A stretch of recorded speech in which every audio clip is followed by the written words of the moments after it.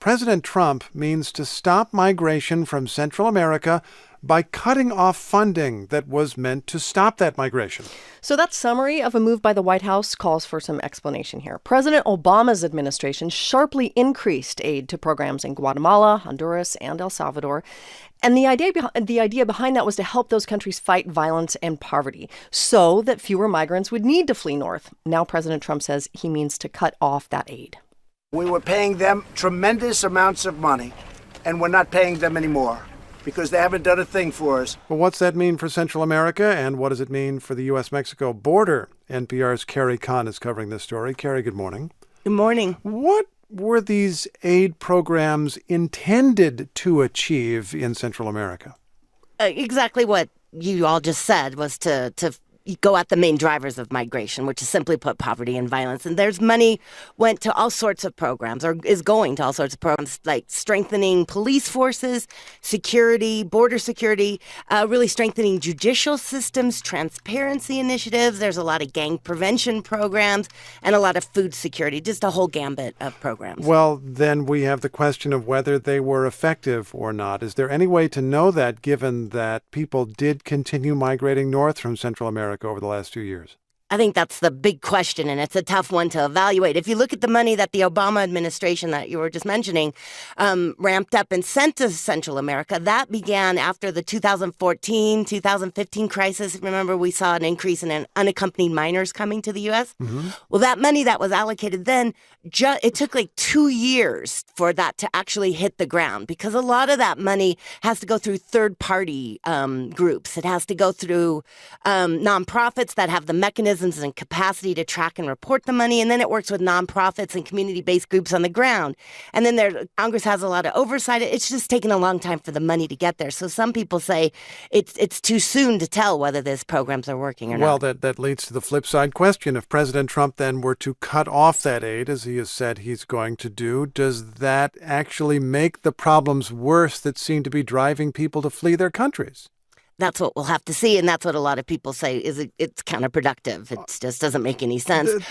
One official in El Salvador, though, I just add, on Friday, the Vice Minister of Justice, he said he claims that the U.S. dollars are actually slowing the flow of migrants from his country. And he said U.S. assistance has had a positive impact in reducing migration from El Salvador. And then he added, but we need more to help continue this fight. Although I guess it's hard to prove because there's so many factors when somebody moves. There's another thing I want to raise here, Carrie Kahn. President Trump, in announcing this, laid out conspiracy theory. He said they set up these caravans. In many ways, they put their worst people in the caravan. The implication being that the countries themselves or the governments or someone in those countries are deliberately sending people north. Is there any evidence of a widespread conspiracy in Central America to send the worst people to the United States? Well, I think that these are countries that are democratic countries, and they cannot force and they cannot control who leaves and enters their countries. These are people with free will that can enter and leave as they want.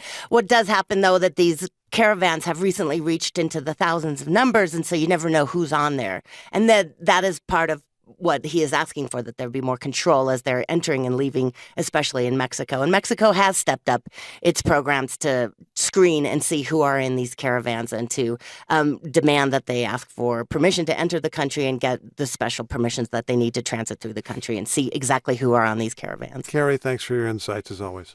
You're welcome. That's NPR's Carrie Kahn. In 2014, Joe Biden, who was then the Vice President of the United States, traveled to Nevada. He was campaigning for Lucy Flores, who was a Democratic candidate for lieutenant governor. And now Lucy Flores is recounting that something that Biden did, just as he considers running for president.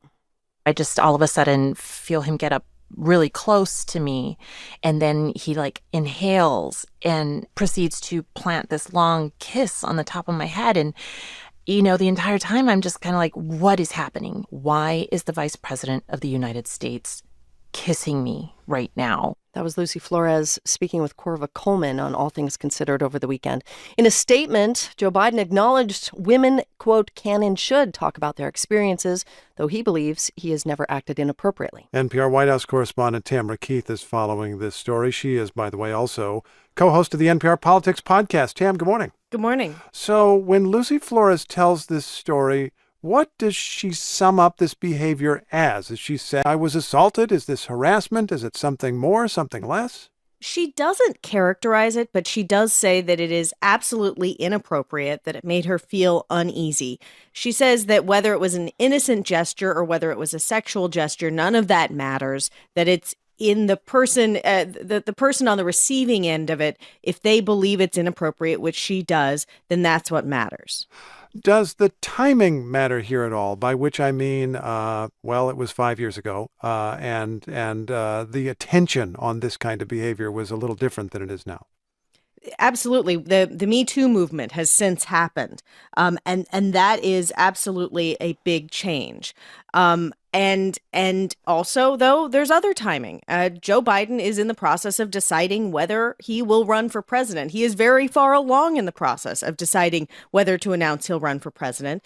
Flores says that she's bringing this forward now because there have been Joe being Joe accusations in the past, and she feels that it needs to be taken seriously, and she doesn't think that he should run for president.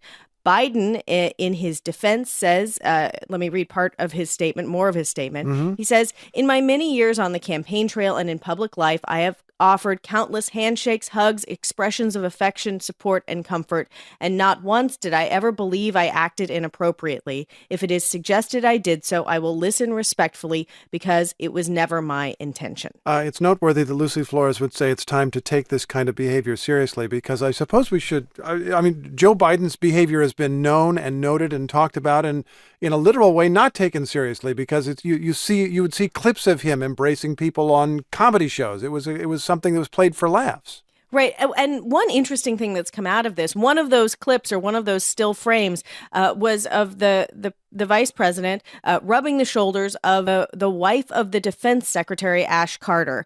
Stephanie Carter is her name. And she posted something on Medium yesterday talking about that moment and saying that it was not an uncomfortable moment for her, and she's tired of these pictures popping up. That for her, it was just a good friend giving her comfort on a difficult day. There's one still photo where she looks like she's uncomfortable, and she says she wasn't uncomfortable at all. Very briefly, how uncomfortable are the various presidential campaigns in dealing with this kind of issue?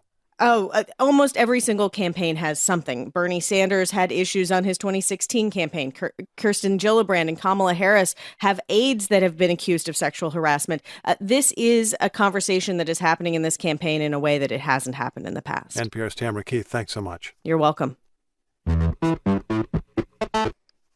Okay, on this day, we are 1 year away from the start of the United States Census. Census Day, it happens every 10 years. And it is a really big deal. The census helps guide how the federal government spends more than $800 billion every year. The data also affects redistricting and therefore shapes the sway of political power in this country. There are, though, plenty of challenges to an accurate count this time around, including a Supreme Court battle. Hansi Lo Wong covers the census for NPR News, and he's in our studios. Good morning. Good morning. This is going to be a different census than in the past. In what way? This is going to be the first time all U.S. households can either respond online, return a paper form, or call a 1-800 number. The Census Bureau is more than doubling the number of languages you can respond to compared to 2010. Total of 13 languages, adding for the first time Arabic, Tagalog, Polish, French, Haitian Creole, Portuguese, and Japanese. And there's an interesting change to the race question. If you identify as white, you'll be asked to write in your non-Hispanic origins like German or Irish. Or if you identify as black, you can also check off black. If you identify as white, you have to ask write in your origin, such as Jamaican or Nigerian. Two things I want to follow up on. First, I remember many years ago being hired as a census worker, and I went door to door and had to knock on people's doors. You're telling me that doesn't have to happen in every case anymore. People can file their own information. People can file their own information, but if you do not respond yourselves online, by phone, or by paper, someone will be knocking on your door to try to collect your information. And the other thing you mentioned when you talk about changing the race question, that ends up changing the demographics of the country as we understand them, which influences our politics, the way people's frame of mind might be about this country in lots of ways. That's possible. This is a change from the Census Bureau trying to better reflect how people identify and see themselves in terms of race, in terms of ethnicity. Now, there are these legal fights. We mentioned a Supreme Court challenge. What is still unsettled as we get 1 year away from the census now. One looming question is whether or not this census will include a citizenship question that the Trump administration wants to add. This is a question that asks, is this person a citizen of the United States? 2 federal judges so far have ruled to block plans to add this question, and the Supreme Court has stepped in, and they're going to hear oral arguments about this on April 23rd. The issue that the judges have brought up is they think this is the decision that violates administrative law and also is unconstitutional because it harms the government's ability to count every person living in the country. Is there some kind of desperate deadline to get that decided so that census forms can be printed, so the websites can be ready, so the census is able to do this in an orderly fashion? The most urgent deadline is June. That is when the Census Bureau says it has to have a decision, has to finalize this census form. We have Census Bureau official Al Fontenot. He recently emphasized that a printing company is preparing 2 versions of the census form, one with the citizenship question, one without. Let's listen to what he said recently. The printer knows that when the Supreme Court decision is made, we give them the go to start the process with the set of plates they're ready to use.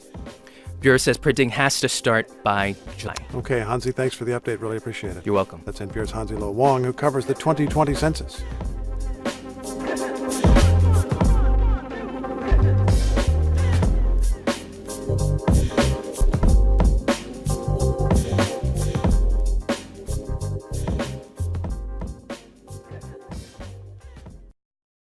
For 18 years now, the White House staff has included a woman named Tricia Newbold. She served a Republican president, then a Democrat, and then President Trump, whose administration she now accuses of security lapses. Newbold has told her story to a House committee. A summary of her interviews says that she was involved with vetting people for security clearances, and she listed more than 24 White House aides granted access to classified information despite, quote, disqualifying issues.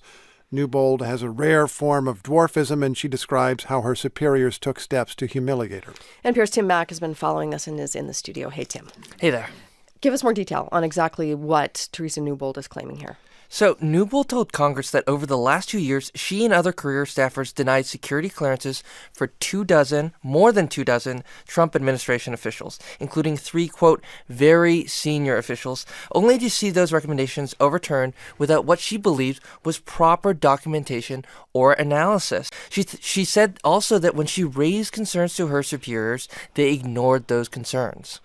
And did the administration give any reason as to why those concerns were overridden? Well, that's right now not very clear.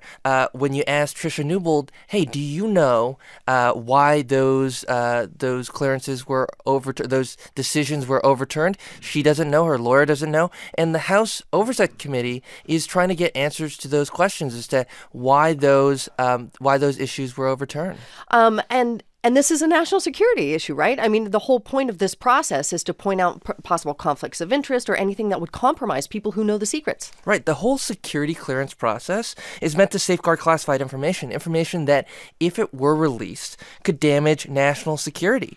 And over the course of the Trump administration, Newbold said that security clearances were granted to individuals in the executive office of the president, despite their having some serious red flags, including foreign influence concerns, conflicts of interest, concerning personal conduct, financial problems, drug use, and criminal conduct. Wow, criminal conduct even.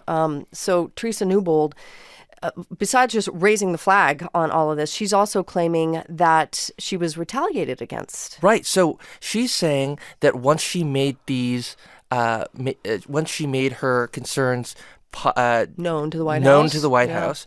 She claims to have been retaliated against in a number of ways, including being suspended for 2 weeks without pay.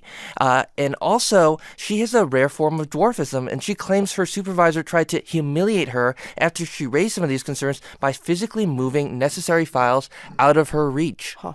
So Democrats are clearly leading the push on this in the House. Is this strictly a partisan issue, or are there any Republicans concerned here? So in the past, Republicans have joined with Democrats to investigate this security clearance process. But in this particular Congress, Republicans and Democrats haven't quite seen eye to eye. Jared Kushner, who has had some questions raised about his security clearance in the past, he weighed in on this issue last night during an interview on Fox. Well, I can't comment for the White House's process, but what I can say is that over the last 2 years that I've been here, I've been accused of all different types of things, and all of those things have turned out to be false. Republicans are saying that Democrats on the committee are releasing cherry-picked excerpts of their interview with Newbold, and they're trying to, quote, manufacture a misleading narrative that the Trump White House is reckless with our national security, that Democrats are playing politics with this. What happens next? So the House Oversight Committee is expected to vote on a subpoena for the director of the White House Personnel Security Office today. But he also says he's willing to do an interview with the committee, so we'll see how that all shakes out. NPR's Tim Mak. Thanks, Tim. Okay, if President Trump goes through with his threat to close the U.S.-Mexico border, it could be an expensive decision. The administration made that threat after an increase in the number of migrants seeking asylum. Of course, goods cross the border as well as people. More than $1.5 billion worth of trade goods daily. The fear is that a closure could paralyze businesses, leading to food shortages, soaring prices, people out of work. Lance Youngmeyer heads the Fresh Produce Association of the Americas, and here's how he puts it. There's jobs that depend on moving goods back and forth every day, and if that's not moving, those people are laid off. NPR's chief economics correspondent Scott Horsley has been talking to business owners and industry leaders who depend on an open border, and he's with us now. Good morning, Scott. Good morning. How big a hit would the economy take if the border shuts down? It would be a major disruption. Mexico is one of our biggest trading partners. It's pretty deeply woven into the fabric of the U.S. economy. We got a small taste of what a shutdown would look like last November in San Diego when, in response to a migrant caravan, U.S. authorities closed just one of the official ports of entry during the busy holiday shopping season. That shutdown lasted only a few hours, but San Diego merchants lost an estimated $5.3 million in sales. So multiply that by a 2,000-mile border, and you get some sense of what a shutdown would entail. And at this point, I mean, this is just a threat. We have no idea if this is going to happen, or if it does, for how long the border would be closed. But I imagine business leaders and industries are trying to project into that unknown future. I mean, which industries would be especially hard hit? It would be wide-ranging, from the churro vendors at the shopping malls right along the border who cater to foot traffic from Mexico to suburban grocery customers, pushing their carts through the produce section. A whole lot of our winter produce in this country comes from Mexico, more than 50 million pounds a day. And, of course, that produce is perishable. So if the border were closed, you would quickly see higher prices for tomatoes, bell peppers, eggplants, melons, and, of course, avocados. In some cases, there are alternate suppliers for those goods, but in others, supermarkets would just have to put up the out-of-stock sign. Right. So clearly not just the border area that's going to be affected if this happens. No, the effects would stretch far from the border, including to auto plants in places like Michigan and Ohio. The North American automobile industry is highly integrated. Well over a third of imported auto parts come from Mexico, and for some critical components, that share is more than 70%. I talked with Kristen Gicek of the Center for Automotive Research, and she gave the example of wiring harnesses. More than 70% of wiring harnesses come from Mexico, and this is the kind of part where you can't, build the rest of the car and then put the wiring harness in later. It's central to the assembly line process. And so if those wiring harnesses couldn't come over the border, assembly lines would grind to a halt, and that in turn would idle a lot of auto workers in this country. We'll see auto production in the U.S. shut down pretty quickly, some in hours and certainly the whole industry within days. So, I mean, what can these businesses, what can these industries do besides just sit and wait for the president to make some kind of decision? You can try to make contingency plans and back up your supply line as an industry, but it's pretty hard to prepare for something as big as closing the Mexican border. The consequences would be so self-defeating. I've had business people tell me it's hard to take the president's threat seriously. At the same time, White House aides insist Trump is not bluffing. NPR's Scott Horsley for us this morning. Scott, thanks, and thanks You're to your doggy.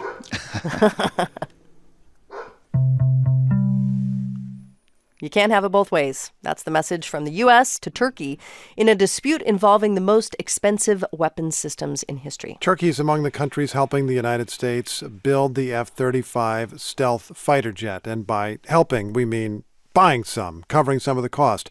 Turkey has purchased 2 F-35s, but Turkey is also committed to purchasing an advanced Russian missile defense system. And Uncle Sam is not pleased. The government has issued an ultimatum to Turkey. You got to pick one.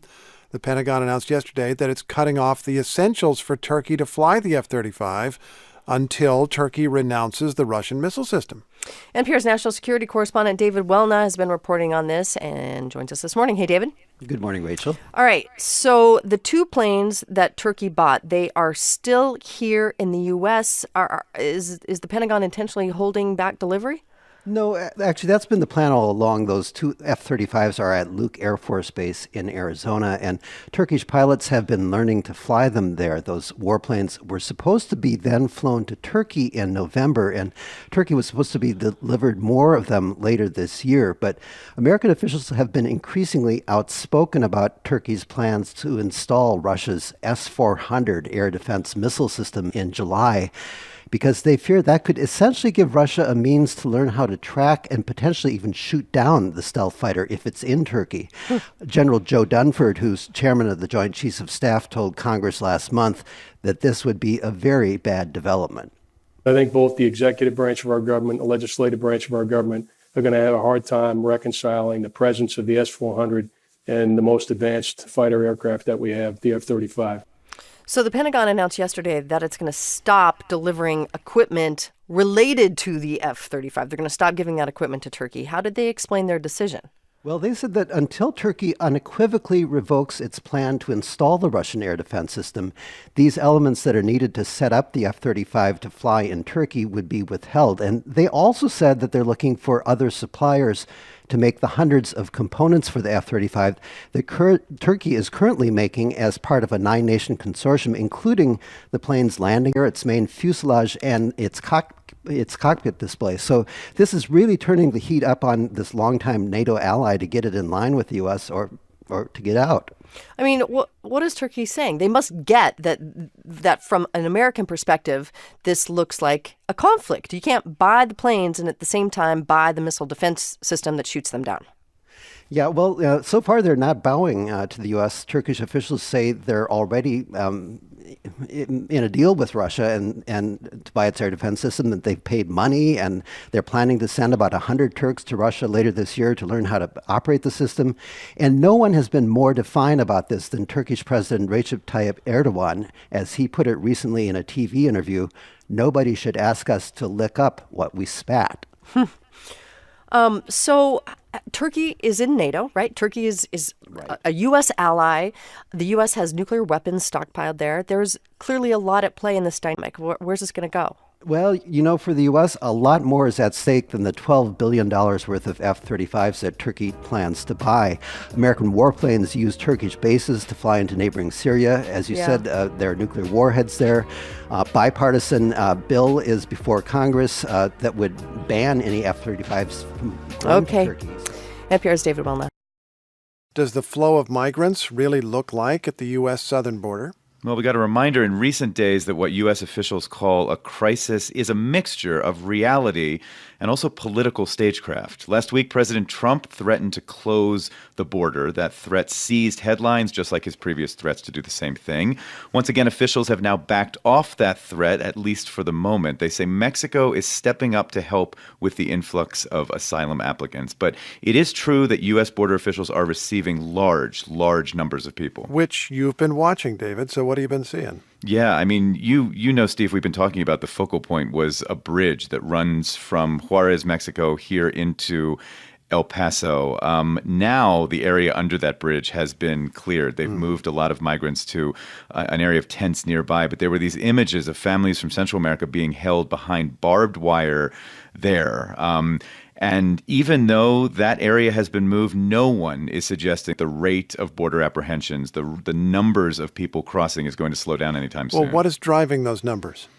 Well, you ask different people, you hear different people emphasize different things. U.S. officials say that smugglers in Central America are really active right now. I mean, they're marketing themselves to families in Honduras and El Salvador and Guatemala, saying that the U.S. border is essentially open to families who arrive with their own children. And that's really an important thing to know. If you bring your own child with you, you are generally being processed within a few days and set free into the United States with a court date scheduled. So word seems to be spreading about that. And Steve, I'll also tell you, I spoke to our colleague John Burnett, who is reporting as we speak in Mexico, right near the border with Guatemala. He says there's been a lot of information spreading on social media suggesting to people that President Trump could close the border at any moment. The message being, if you're going to make this trip, now is the time to do it. Oh, so the president's regular threats that get headlines to close the border may actually drive people to hurry up and make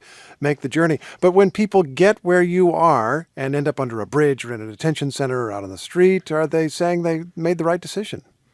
Well, I think they're grappling with that. I mean, we've been hearing from some asylum seekers who just didn't seem to grasp how difficult the journey is, including after their crossing into the United States. We spoke to one man from Honduras. We're not going to give his name for security reasons, but it was at a church here in El Paso. He was with his two kids, a girl 11 years old, a boy 12, and his family had been held under that bridge for 4 days after an 18-day bus trip from Honduras. I spent 8 days, 4 days under the bridge, and then they took me to jail. It was a very cold place. We were on the cold floor. If I knew we would be going through all this, I would have not come. Money is not everything in life, but we risk a lot for our children and for their future. Are you hearing a lot of people saying they wish they hadn't made the journey? I wouldn't say a lot. I mean, many families, they look exhausted, but really relieved to be here and getting help from nonprofit groups and shelters. One Salvadoran mom we met, I mean, she made this extraordinary journey, walking some of the way through Mexico, just in torn socks. She had a 5-month-old son who nearly died. I mean, fever, vomiting. Someone asked her, like, why would you do that? How dare you bring a baby through this experience? And she said the gang violence was so awful in El Salvador, she just had no choice. Okay, David, thanks for your reporting there, and let's move on now to some other news. News about Lori Lightfoot, who was a relative unknown in Chicago politics until recently. She had never held elective office, and when she announced a campaign for mayor last year, she was in a crowded scrum of 14 candidates. Yeah, but then last she made history. She secured victory in the nation's third largest city. The former federal prosecutor who worked in police oversight is becoming the first black woman and openly gay person to win this office. And she spoke to her supporters after the results were announced. You know, when we started this journey 11 months ago, nobody gave us much of a chance. We were up against powerful interest, a powerful machine, and a powerful mayor. The mayor Lightfoot is speaking of is, of course, Rahm Emanuel. His popularity suffered in his second and final term as he was grappling with the city's financial woes and also an increasingly volatile relationship between the police and the black community. NPR's Cheryl Corley has been covering this story from Chicago. Cheryl, good morning. Good morning. How did this person emerge from that crowded field of 14 candidates? Well, Steve, it was just incredible. As you mentioned, Lori Lightfoot's never held political office. She has held a variety of positions in city government, though, and Rahm Emanuel actually appointed Lightfoot to head the Chicago Police Board, the independent agency that rules on disciplinary cases of police. And Lightfoot began this journey in part because of a 2014 fatal shooting of a black teenager, Laquan McDonald, by a white police officer. It spurred a lot of protest in Chicago, the ouster of a lot of city officials, and led to Lightfoot declaring a run for mayor. And she promised to get rid of City Hall corruption and to help low-income and working-class people, and that kind of made an impact. She promised to make change. And when Mayor Emanuel decided not to seek a third term, lots of other people declared a run for mayor after that. As you mentioned, 14 people in all. And Lori Lightfoot was one of the top vote getters, along with Tony Preckwinkle, who is the chairman of the Democratic Party here. And, well, let me just ask you, Cheryl Corley, if I can, how is it that the mayor-elect intends to address this closely followed relationship between the city and its police? Well, she was the chair of a police accountability task force, which really blasted the police department and led to a Department of Justice investigation. And during the campaign, she promised to adhere to a consent decree, which came out of the Department of Justice investigation, or which was at least spurred by it. And that calls for a detailed list of reforms.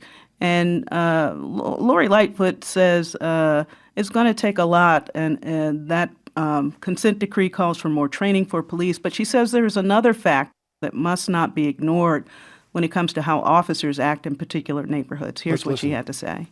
We also know that if our police officers are culturally illiterate, which stems from the fact that we live in one of the most segregated cities in the country, we recruit from those segregated neighborhoods, and we do not adequately, in my view, deal with the fact that race matters in policing. Didn't she also talk about entrenched poverty as she was claiming victory last night? She did, indeed, and she talked about the differences about how the west side and south side of the city are treated differently than the downtown area. So she's going to have a lot of things that she wants to focus on as she comes into office. Cheryl, thanks so much. You're welcome. NPR's Cheryl Corley. Okay, it takes votes to win an election, but it takes money to compete for them. And this week we have new fundraising details from high-profile Democrats. That's right. These numbers are for the first quarter of the year. The Bernie Sanders campaign Tuesday announced that it raised more than $18 million from 500,000 donors. Kamala Harris raised $12 million, and South Bend, Indiana Mayor Pete Buttigieg, largely unknown before his presidential campaign announcement, has taken in $7 million. NPR national political correspondent Mara Liasson has been following the money primary. Hey there, Mara.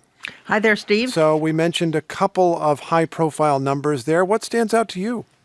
Well, all those numbers are pretty eye-popping, shows you the enthusiasm of the Democratic base. They're willing to open their wallets. But I would say Bernie Sanders, of all the declared candidates, is the front runner, not only in polling, but now in fundraising. $18 million, 500,000 donors. That is a tremendous amount. Now, history tells us that Democratic frontrunners don't usually stay that way, but that's where he is today. Well, I'm thinking about the different ways that people talk about fundraising in politics. You will say the person who raised the most is the front runner in a way. Other candidates will say you don't need to raise the most, but you need to raise enough. How much does the money really matter? Well, money matters. Of course, he's raised the most, and he's at the top of the polls right now. Yeah. But if you ask President Jeb Bush if a lot of money matters, you'll find out that it doesn't really make the difference. But it's he a raised sign a ton of money, we should remind people, yes, in 2016 and got right. nowhere. Right. It's a sign of grassroots support. It is very important. And it's not a guarantee that you're going to be the nominee, but it means you can scale up your operations. And especially if you're raising money in small amounts, you can go back to those people again and again. You know, there would be a time in presidential primaries where we would presume, looking from the outside, that it's bad for a party to have a fragmented field and a huge number of candidates. But are there Democrats who are looking at this as promising to have so many people who are all strong in fundraising and clearly have a strong support base building up? Yes, absolutely. It's a sign, as I said, of overall Democratic enthusiasm. People are turning out for these events to see the candidate. They're willing to open their wallets. It shows you that the Democratic base is energized and willing to do more than just cast a vote. They're willing to give money and work. How does that compare to President Trump's fundraising? Well, President Trump has raised a tremendous amount of money. He's the first president to raise money in his first 2 years. By the end of 2018, the Trump campaign had raised about $68 million. Two additional political action committees that function as joint fundraising committees with the Republican Party had raised an additional $100 million. So that is a tremendous amount of money. Shows you the power of incumbents. It's one of the reasons why it's so hard to beat an incumbent president. In recent memory, only two have been defeated, Jimmy Carter and George H.W. Bush. I'm also looking at this figure. The president has not only raised almost $68 million, it's said that he's spent well over $50 million already in the early phases promoting his reelection. Right. Mara, thanks so much. Thank you. That's NPR's Mara Liasson. What went wrong in the crash of a Boeing 737 MAX plane in Ethiopia that killed all 157 people on board? We have some answers this morning. Answers from Ethiopian investigators. They have released their report. And the question here is, do you blame the plane or do you blame the pilots or some combination? They conclude that the pilots didn't do anything wrong. They followed instructions from Boeing on how to operate the plane, but they still could not control the aircraft when something caused it to begin begin to go down. This, of course, was the second crash involving that line of Boeing planes in 5 months, and it prompted countries around the world to ground 737 MAX planes. NPR's Russell Lewis has been following this story for us and joins us this morning. Hey, Russell. Hey, good morning. So the pilots basically did everything right. Is that what the report is saying here? Yeah, and we should point out that this is the preliminary report. The final report is not expected for a year, but this is the first time that we've had some sort of official guidance from, these aviation authorities. And what they said basically is that the takeoff appeared very normal, and it wasn't long after that the nose of the plane pitched down violently towards the earth. And really, here's the key part, which Ethiopian Airlines tweeted out in response as that news conference was still going on, that the pilots followed the recommendations that Boeing had put in the checklists and approved by the FAA, but that was still not enough to prevent the plane from plummeting to the earth and killing, as you mentioned, all 157 people on board. A lot of the focus in the past few weeks has been on this new flight control software. What did we learn about the role that might have played in the crash? Well, I think that this preliminary report certainly increases the pressure on Boeing, and it's probably why Boeing delayed its software fix. You might remember that last week the company indicated that it had been expected that it was going to release its software patch in days. But on Monday, they actually said, wait a second, it's going to be a few more weeks. And it's probably because they were given a heads up about this report, which also gave some of the details that Boeing had sort of maintained that it was clear that the pilots, didn't follow their checklists and procedures, but what you have the Ethiopian government saying here is actually not. That is what happened. So, as you point out, Boeing had already been working on a fix to this software problem. So what does this report change? Basically that it's not the pilot's fault at all. It was all a problem associated with this software, so you better go back at it? Well, I think that's certainly part of it. And I think it's important to remember that in any aviation crash, that it's not just one thing that causes the accident. It's a series of things that compound upon each other. So part of it is going to be looked at, is going to be the crew. It's going to be the crew training. It's going to be the aircraft. And there's a lot more still to look at. But really what we're hearing from this preliminary report is that what the Ethiopian government is saying is that the pilots did what they were supposed to do and what Boeing told them that they should do in the checklists, but was not enough to still prevent the plane from crashing down into the earth. Boeing yesterday tweeted out this photo of their CEO. Did you see this? He's testing the safety updates to the 737 MAX. This has been a huge PR hit for them. Are these planes going to get back in the air anytime soon? We don't know. It could be weeks, it could be months, but it is something that is still going to take time, and it is a huge PR hit for Boeing. It's also a huge financial hit as well. All right. NPR's Russell Lewis for us this morning. Thanks so much. You're welcome. Okay, we're going to talk about developments with the report by Special Counsel Robert Mueller. But before we do, a reminder that almost no one has seen this report. That's really the central fact. Officials now offer competing interpretations of what we haven't seen. You will recall that Attorney General William Barr offered the first information. He said Russia worked to elect President Trump. He said the special counsel did not accuse the president's campaign of a criminal conspiracy with Russia. Barr himself decided against charging the president with obstruction of justice. Differing interpretations now come from government officials who talked with the New York Times and Washington Post. They say some members of the special counsel's investigation think that Barr downplayed the evidence that they gathered. NPR lead political editor Domenico Montanaro joins us now. Good morning, Domenico. Good morning, Rachel. All right, so we laid out the key concerns that are being leveled by these anonymous sources. What else did they have to tell both the Times and the Washington Post? Well, they didn't say a lot. What we know is that Barr put out a 4-page letter to Congress describing an approximately 400-page report. And there's been a team of investigators working with Mueller looking into potential Trump campaign collusion with Russia, possible obstruction of justice, as you guys laid out, for almost 2 years. So it's not surprising there would be some gaps between the Barr letter and the fuller Mueller report. And also not surprising that there would be people on Mueller's team, some anyway, unhappy with what they see as a sanitized version of their work. Right. They actually say that they had done the work in building their own summaries that could have been released immediately instead of Barr having to do his own. How's the White House responding to this? Well, Trump's counsel, Rudy Giuliani, was on Fox News last night. Here's some of what he had to say. They're a bunch of sneaky, unethical leakers. and they are rabid Democrats who hate the President of the United States. I am absolutely confident that the report will bear out the conclusions. No obstruction, no Russian collusion of any kind. It will bear that out. Clearly, this is going to irritate the president and the people who support him, especially because the narrative over 2 years has been something that has so gotten under the president's skin. I expect we'll hear more from the president in tweets and in public statements.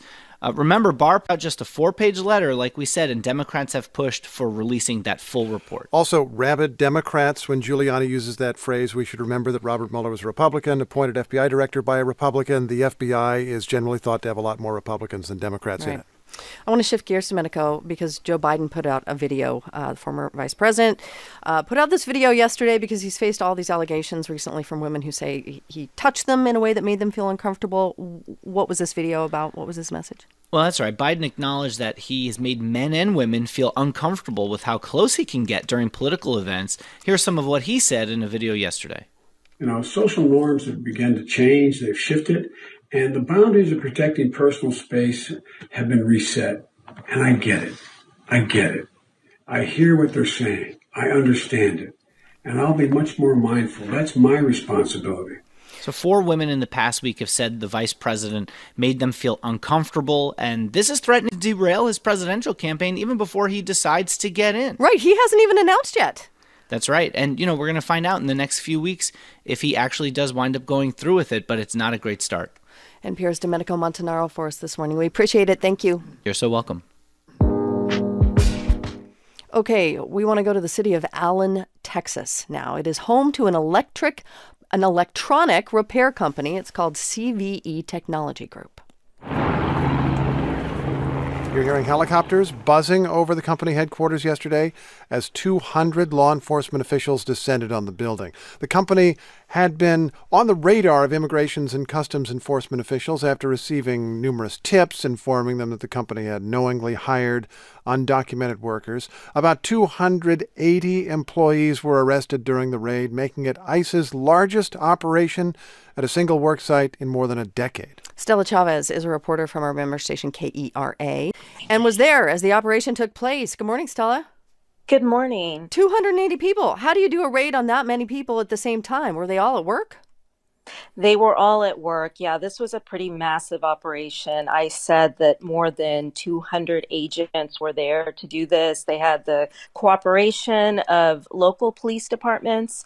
I got there a little bit before 10 a.m. and the entrance to the parking lot where this company is located was blocked off. And I saw ICE agents checking, walking around the parking lot, checking cars, I guess to make sure people weren't hiding in there. And then, I spent the next several hours waiting outside as family members arrived. Some of the family members were receiving text messages and phone calls from the people who were inside. Right. You talked with some of the employees who weren't arrested, but were there when this whole thing went down. What did they tell you? Right. They were pretty upset. I mean, the employees who were let go, these are people who either are here on work visas or have green cards. They were relieved that they were released, but they were very upset about the people who were still inside. I spoke to one woman, Yesenia Ponce, who was there when this happened, and she talks about what that was like. It was so fast that a lot of people, they were trying to give me their personal information, to contact their family, but they couldn't. It wasn't enough time. So, if all these people were in fact working in the country illegally, that would be a huge deal. There's obviously going to be consequences for the owners of this company, right? Who are operating with impunity.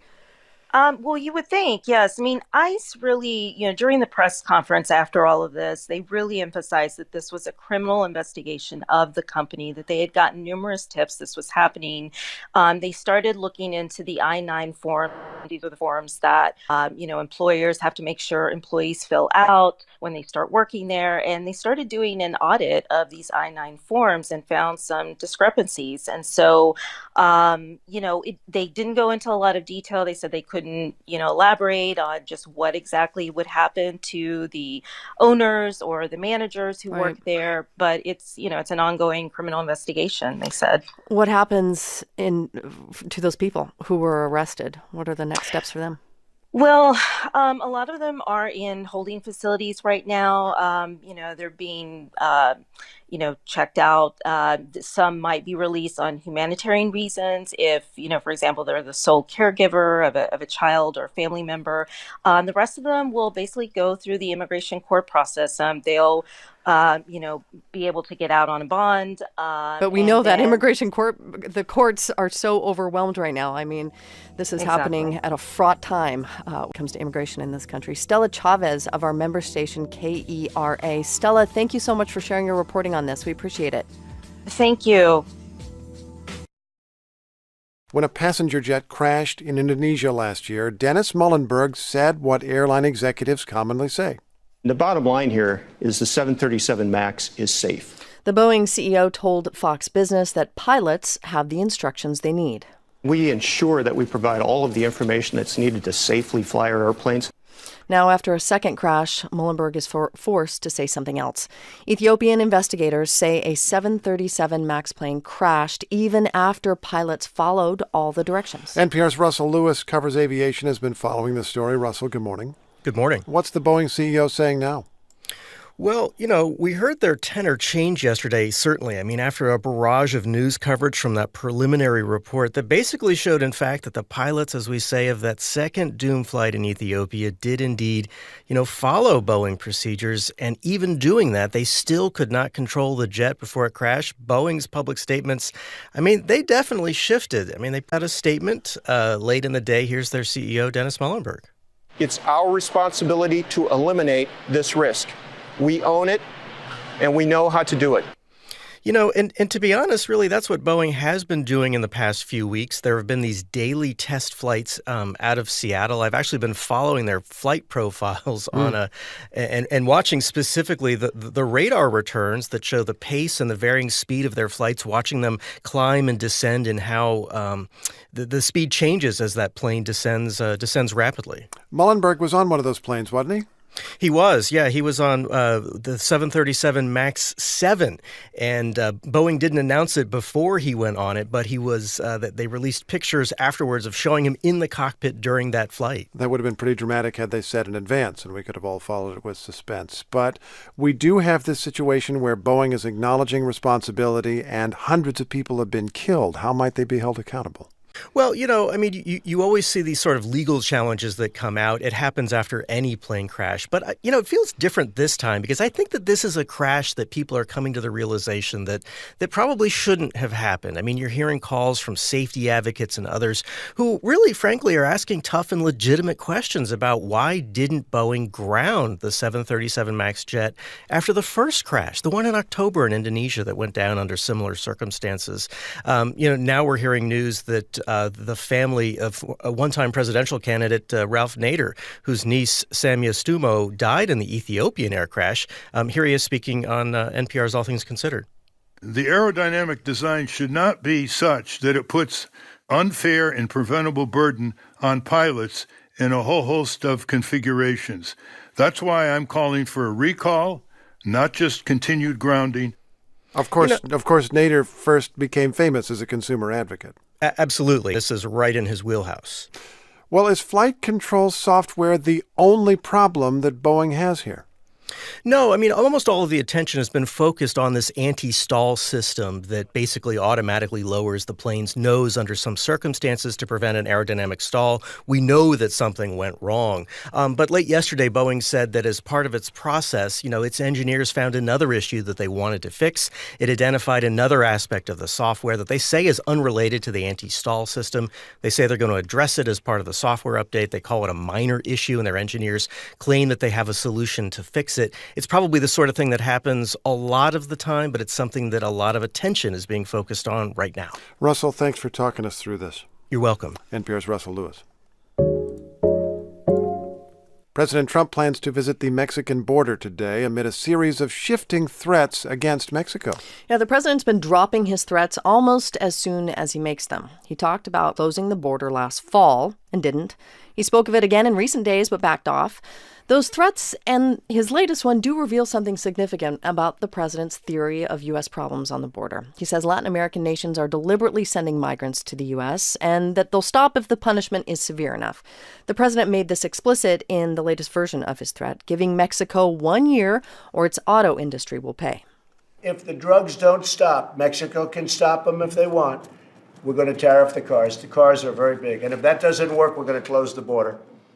But I think that'll work. That's massive numbers of dollars. NPR congressional correspondent Susan Davis is following all this. Sue, good morning. Good morning, Steve. Why does the president keep making such grandiose threats and then dropping them?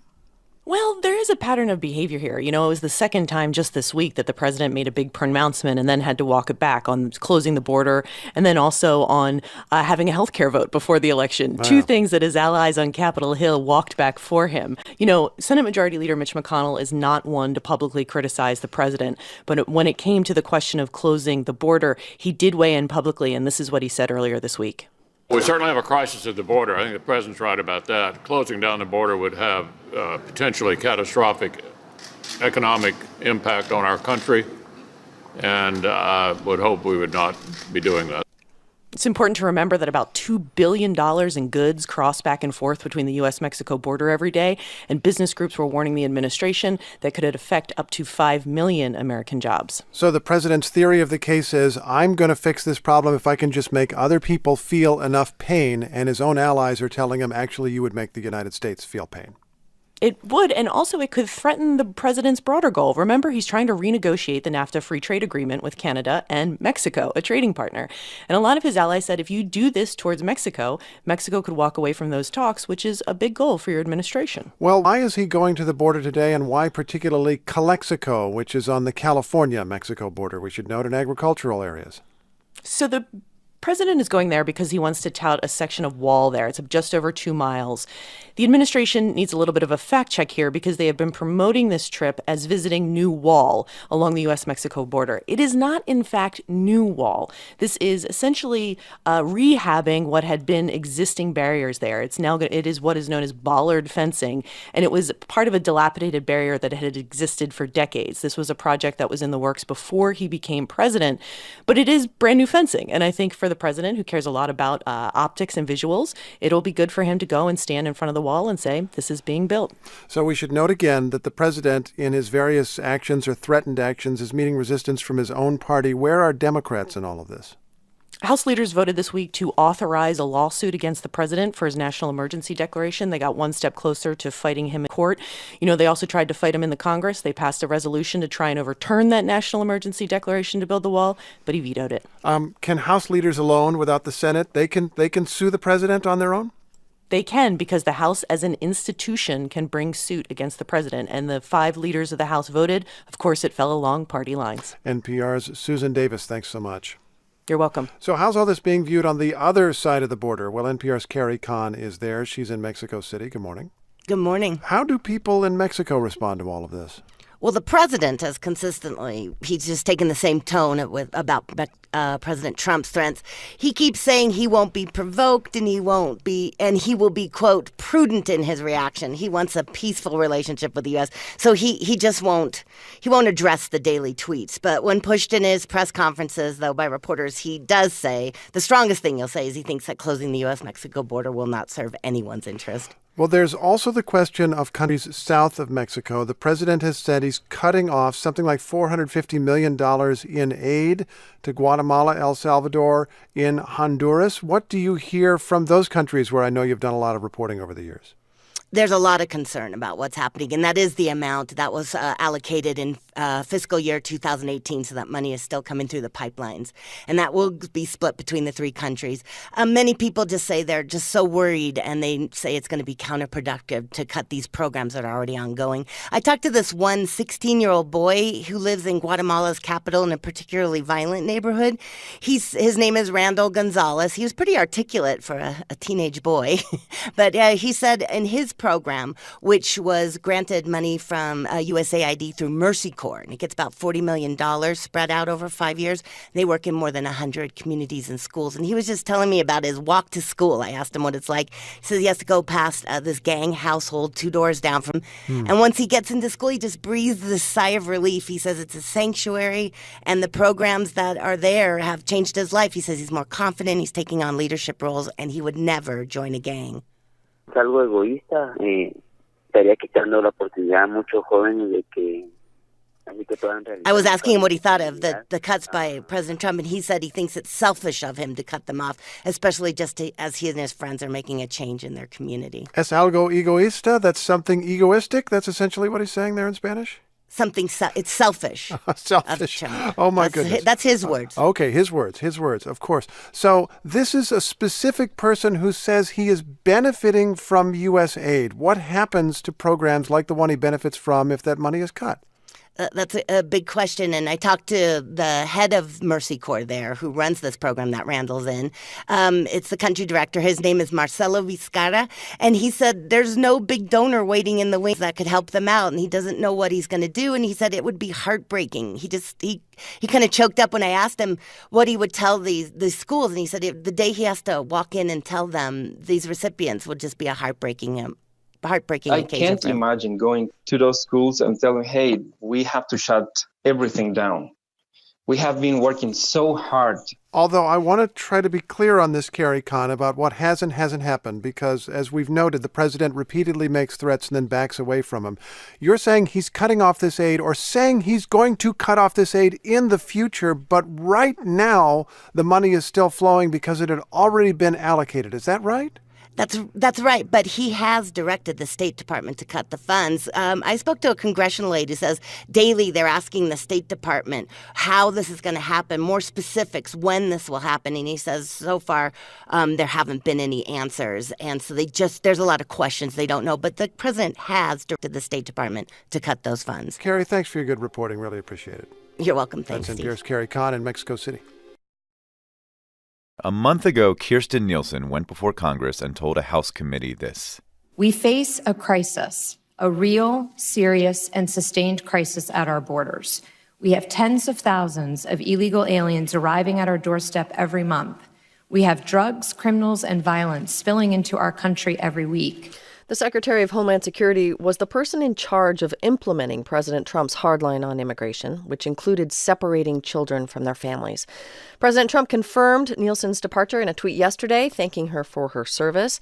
The president also confirmed that the current commissioner of the U.S. Customs and Border Protection Agency, the CBP, his name is Kevin McAleenan. He's going to serve as acting secretary. And let's talk about this move with NPR lead political editor Domenico Montanaro. Hi, Domenico. Hey there, David. So talk about Kirstjen Nielsen's time at Homeland Security. What is her legacy? Well, it was a controversial one. She oversaw the family separation policy that saw thousands of children separated from their parents and detained, including those seeking asylum. But she also often clashed with the president. He wanted her to go further in taking a hard line on clamping down, especially as migrant border crossings have gone up in recent months. So is that why she's leaving? The president wanted her to be even tougher than she was? He did. I mean, it's been a pretty rocky relationship. You know, Trump was pretty skeptical of her from the beginning because of her ties to the Bush administration and because she was pretty close to his former chief of staff, John Kelly. But what we know now about her departure is that in the administration is that Nielsen met with Trump yesterday afternoon. After that meeting, she tendered her resignation. She touted her legacy. She tried to keep the focus on the fact that she tried to keep the border secure, but she expressed frustration with Congress and her ability within the law to be able to do more. The president wanted her to limit asylum seekers, for example, who he last week said weren't people but animals. And now this is really a department that's facing a leadership crisis. Trump withdrew his nomination, remember, for the head of Immigration and Customs Enforcement, ICE, and just named the head of Customs and Border Protection to lead the agency while he threatened to close the border last week. So a lot happening at a moment when there is going to be this leadership vacuum, it seems. And you mentioned ICE, Domenico. When the president dropped his nominee to lead that agency, he told reporters he wants a tougher direction. What does that mean for his immigration policy, and what does this mean in terms of the political challenges that a new secretary might face here? Right. Well, I mean, the new challenges are going to be the same as the old challenges. You know, a secretary is going to come in dealing with a president not happy about immigration law limitations, you know, somebody who saying that the country is, quote, full, he tweeted last night, and asking the secretary to, quote, be creative about stopping immigration. You know, overall, though, I really do think, I mean, when you talk about the politics of this, we should remember this is less about any secretary and more about Trump himself. Curbing immigration was Trump's core fundamental issue that helped launch him onto the national scene, really, and get elected. And we're talking here a year before he faces re-election before voters. He wants to continue to channel this grievance about demographic and social, cultural change in a country that's really at a pivot point on this issue. There's also a lot of acting happening right now, we should just say. There's currently in the country not a confirmed Secretary of Defense and now an acting character in at Homeland Security. Absolutely.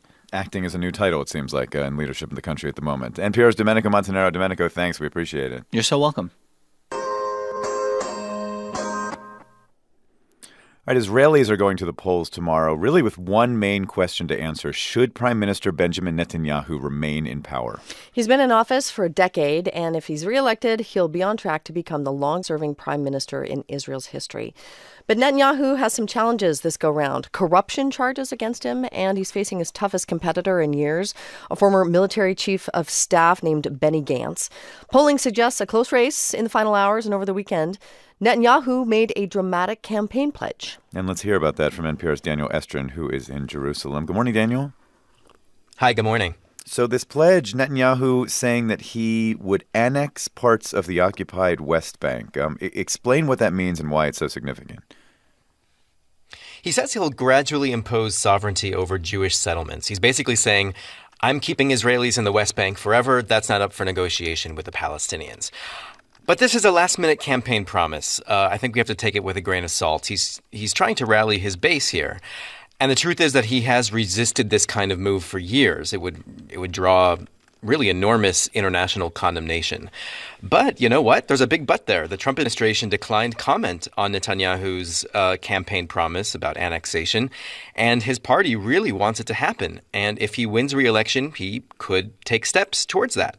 And I think for Palestinians watching these elections, it's a sign of how dim the prospects are for peace and also how little say they have in this election.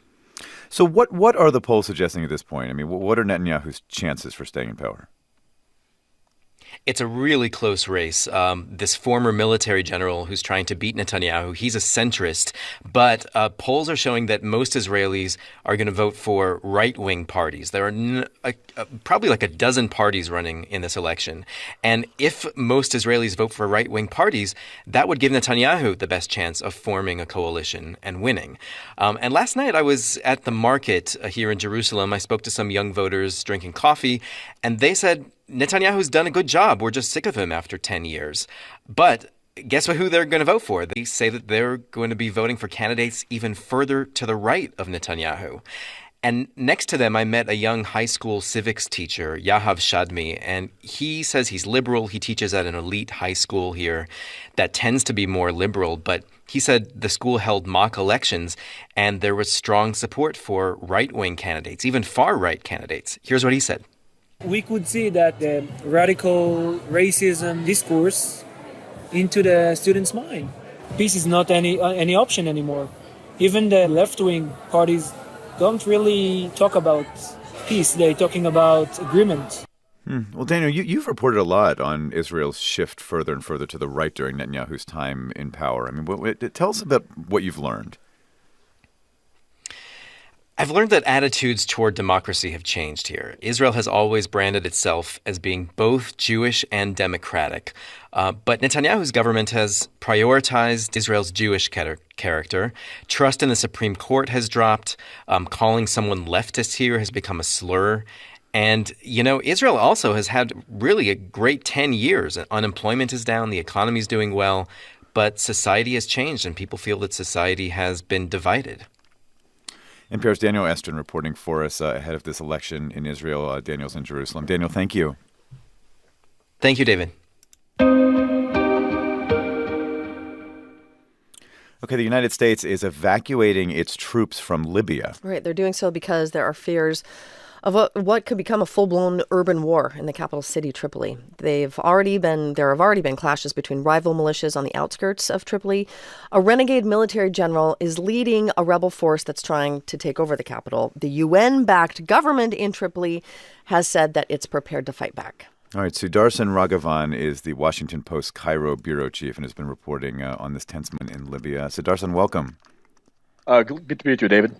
So we should say, Libya has just been it's been unstable, it's been violent, it's been in chaos since Muammar Gaddafi was deposed, like back in 2011. So explain why this situation is important and stands out. That's a very good question. Unlike 2014, the last time Khalifa Haftar, the renegade general you just mentioned, clashed intensively with militias in Tripoli, he now has stronger backing of portions of the international community, including France, the UAE, Egypt, and Russia. And even though all these powers are now urging him to halt his offensive on Tripoli or show restraint, the fact is they supported and fueled his ambitions and gave him political legitimacy. There's also much greater frustration among Libyans. Their economic woes have deepened since 2011, and they really want a solution. And with the UN-installed internationally recognized government, the international community now has more of a vested interest in Libya's success. And the UN, as of this weekend, they're trying to reconcile the warring sides like no other time since 2011, trying to organize long-delayed elections. And these clashes now threaten to torpedo this reconciliation conference that is still, by the way, scheduled for this weekend. It sounds like things are particularly bad if we're hearing the United States pulling its forces out. They were there for peacekeeping purposes, right? What exactly led to this decision by the United States? Well, they were there not just for security purposes, but also for counterterrorism. You still have a strong Islamic State presence around Libya. But the stated reason by the U.S. is to evacuate, is that the security situation is worsening. But there's also concern that U.S. forces could possibly get entangled in the clashes. The U.S. backs the Tripoli government, but it also has open lines of communication with Haftar. So they want to remain neutral. And really the best way of doing that at this moment is not be in Libya. And what is the current state of things in and around Tripoli right now? Have these clashes gotten to a point where civilians are being threatened? Are they evacuating the city? Well, the picture is mixed.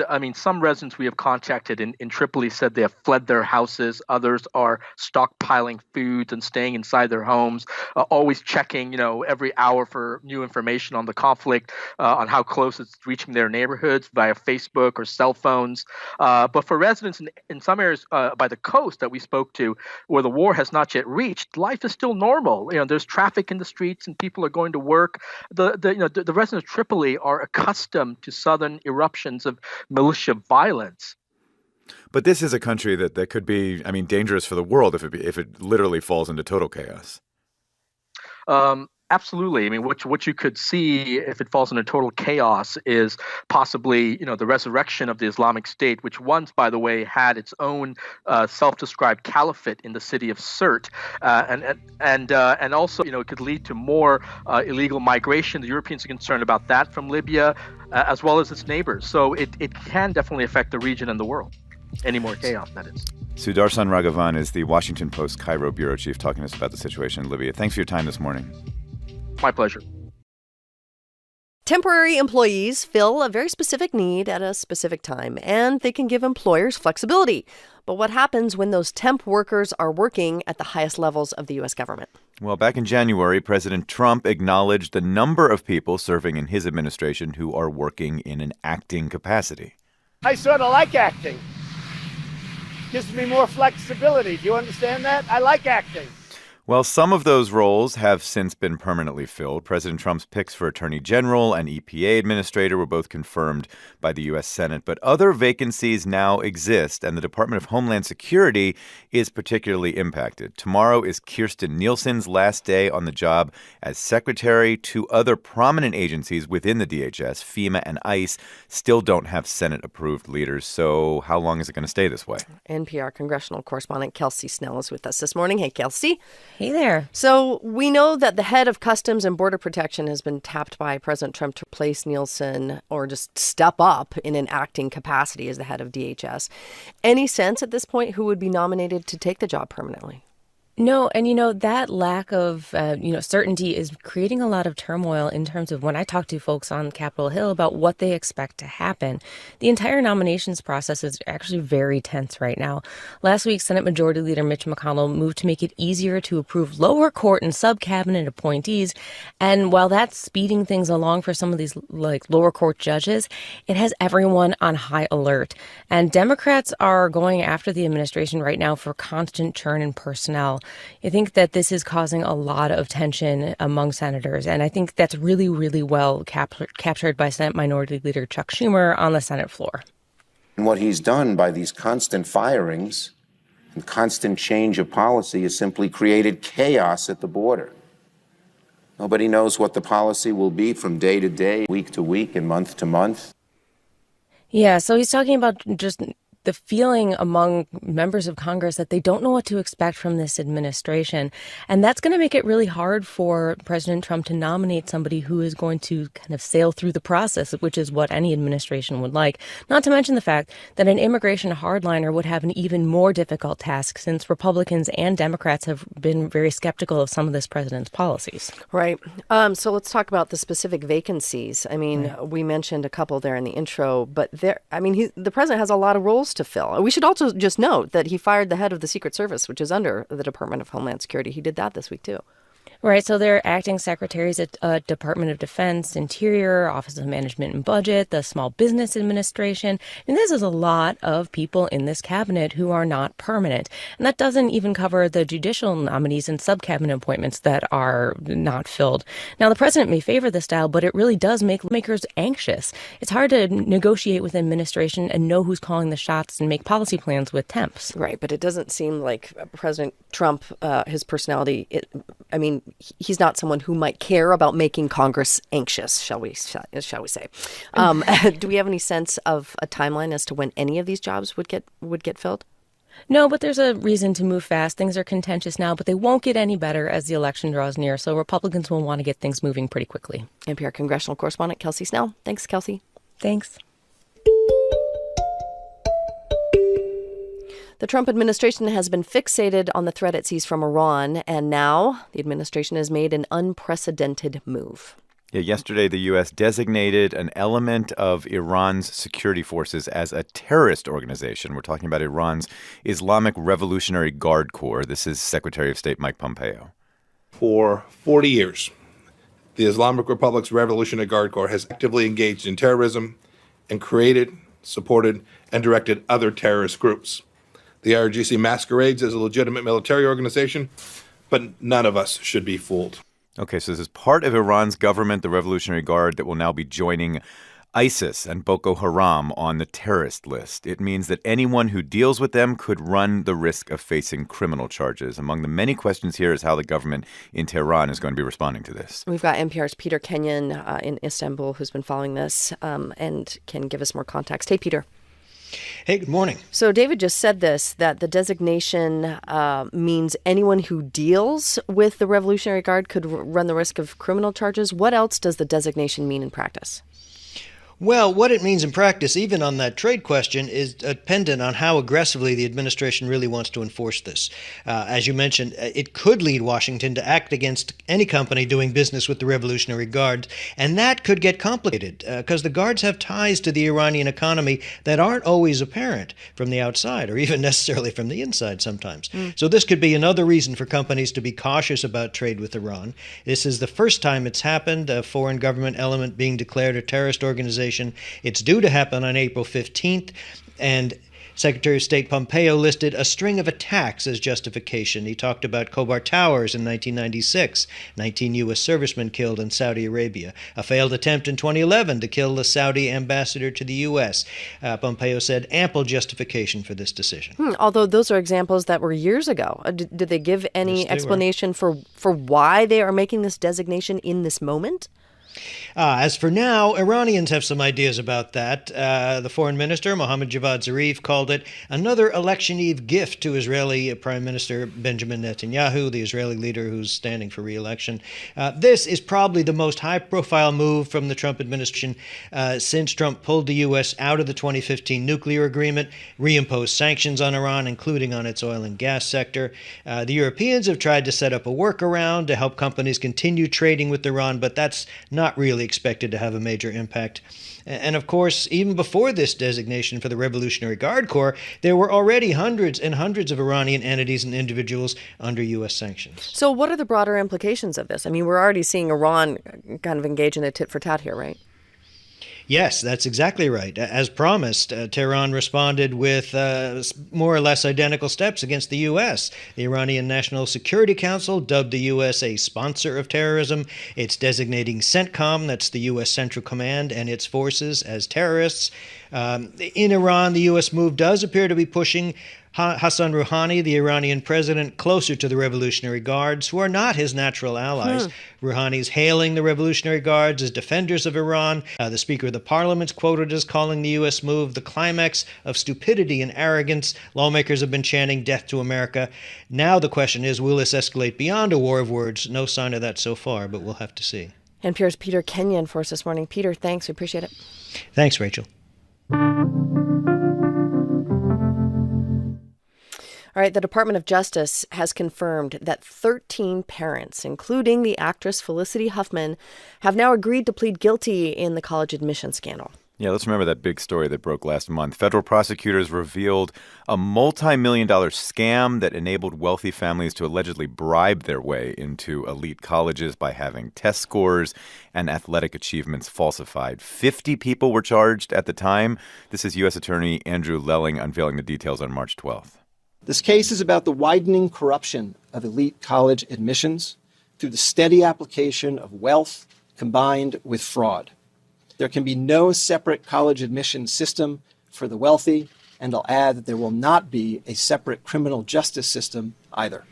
We're joined in the studio by NPR's Alyssa Nadworny, who's been following all this. Thanks for coming in, Alyssa. Good morning. So let's start with the news. Exactly what are these 13 parents? What are they agreeing to plead guilty to? Yeah, so more than a dozen parents and one college coach have agreed to plead guilty, and they were charged with conspiracy to commit mail fraud and honest services mail fraud in connection with this scheme. So according to prosecutors, those charges carry a punishment of up to 20 years. But if parents cooperate with prosecutors, they're likely to get a much lighter sentence. Felicity Huffman, the actress best known for the TV show Desperate Housewives, her plea agreement, plea agreement, prosecutors recommended a prison sentence at, quote, the low end of the sentencing range. In other cases, they've recommended 12 to 18 months behind bars. But that means that people involved in this, including Felicity Huffman, could see jail time. Yeah, absolutely. And yeah, we've actually heard from Huffman. She released a statement with an apology saying she was, quote, ashamed and has deep regrets over what she's done. And she also says her daughter knew nothing about her actions, and she apologized to students who, quote, work hard every day to get into college. I mean, yeah, that's what this has been all about, right? This huge awakening, really, about how privilege and class play into something that everybody aspires to get, like a college education in America. Yeah, I mean, absolutely. How have you watched this all unfold, this reckoning, really, that's happening? Yeah, I mean, this has really tapped into a lot of frustrations over wealth and privilege, and then how that mixes with this idea of higher education being accessible. So, yeah, exactly as you said, we love this idea that if we work hard, if we have talent, we're able to get into these schools. And this story has kind of shown that that's just not true. It's pretty amazing. These schools are almost mythical. You know, like Yale, Stanford, students dream about getting in these schools. And that's despite the fact that just 1% of all college students go to these highly selective schools. Right, because there's data that says that for a certain segment of really wealthy, white students in particular, it makes a marginal difference in your life. But for certain students who come from less privileged backgrounds, it can really change your whole trajectory. Absolutely. And it's been kind of a re-examination of then, if these schools are serving those wealthy students, it's really hard for low-income students to actually get that path. Right.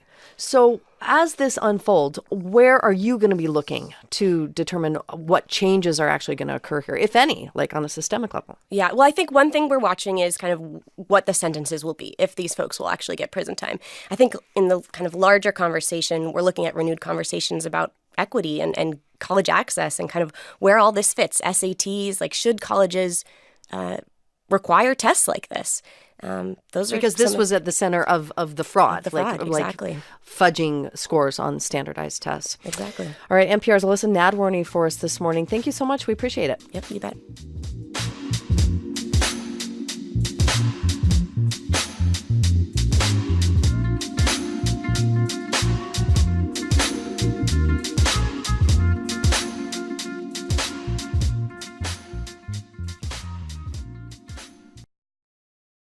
There are more departures at the Department of Homeland Security. The second in command there, Claire Grady, offered her resignation last night, and she'll be leaving office today, the same day outgoing Secretary Kirstjen Nielsen is departing. Grady's exit paves the way for Kevin McAleenan, the commissioner of the U.S.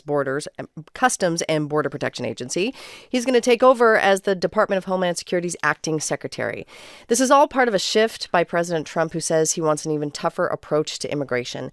That shift appears to be heavily influenced by the president's senior policy advisor, Stephen Miller. And let's learn more about the man who seems to be behind a lot of the president's border policies inside the White House. NPR national political correspondent Mara Liasson is here to talk about him. Hi, Mara. Hi, David. So who is Stephen Miller? Stephen Miller is a young White House aide who's been with Donald Trump since the beginning of the campaign. Before that, he worked for former Attorney General Jeff Sessions in the Senate. And Miller has been an immigration restrictionist since long before Trump ran. He has an interesting background. He grew up as a teenage conservative contrarian in liberal Santa Monica, California, and then he became a right-wing media star when he was a college student at Duke University. But he got an opportunity with Trump. Now he's the strongest voice inside the White House on immigration. The president has tasked him with this, said he's in charge of immigration policy. He really knows his brief. He's also been one of the most fiercely loyal defenders of Donald Trump on television. Which Trump loves. I mean, that's very important to be in. Yes, very important. Here he is in 2017 talking about the Muslim ban, which is the first big restrictionist immigration fight that the president picked. Our opponents, the media, and the whole world will soon see, as we begin to take further actions, that the powers of the president to protect our country are very substantial and will not be questioned. So, yes, the president's powers on immigration are substantial, but they also have been questioned by other institutions like Congress and the courts. And one of the reasons that Donald Trump was so frustrated with Kirstjen Nielsen was that even though she didn't push back against his immigration goals, she would explain to him on occasion that some of what he wanted to do was probably unconstitutional. She was a reality check he didn't want. But now, with the house cleaning at the Department of Homeland Security, Trump gets to remake the personnel in charge of immigration more in his own image, and Miller will be guiding that. Okay, well, if he's remaking the personnel and in theory remaking the policy to make it tougher, but what exactly would that mean? What would it look like? Some of the things that the president wants, we know about. He wants a wall. He wants to stop the immigration lottery. He wants to stop chain migration. There's been some talk at the White House about creating an immigration czar. The president has also talked about maybe stopping the asylum process altogether or closing the border, putting punitive tariffs on Mexico if they don't stop immigration. And what he wants to do is find deterrents to make it harder for asylum seekers to get in so that he can stop this surge at the border. But the kinds of things you're talking about, even without Kirstjen Nielsen as the reality check, like you said, there's another reality check, which is Congress, right? Right. And the president has been either unwilling or unable to make a deal with Congress. But White House officials believe that just changing some regulations at DHS, they could accomplish a lot. For instance, they'd like to toughen up the criteria for credible fear. They believe that immigration officials have a, quote, reflexive tendency to believe asylum seekers. They want DHS to give fewer work permits to people in the asylum process. The White House believes even without congressional action, that would make a big dent in the numbers of asylum seekers and asylum winners. Okay, so some executive moves that the president could theoretically make here. That's NPR national political correspondent Mara Liasson. Mara, thanks. Thank you. All right, Benjamin Netanyahu is fighting for his political survival after one of the closest fought elections in Israeli history. Yeah, Israelis went to the polls yesterday, cast their votes. Exit polls showed a race too close to call. Both Benjamin Netanyahu and his rival Benny Gantz declared victory at their respective rallies last night. The question now is who is better positioned to form a government. All right, let's turn to NPR's Daniel Estrin, who is in Jerusalem. Hi, Daniel. Good morning. So what is the latest here? I mean, does Benjamin Netanyahu have a clear path to victory here? It looks like Netanyahu has the best chances. Over 97% of the votes have been counted, and it looks like the prime minister is set to extend his term. He and his centrist challenger, the retired General Benny Gantz, were tied in the number of seats they won so far as the votes have been counted. But to become prime minister, you need to form a coalition of parties that adds up to a majority in parliament.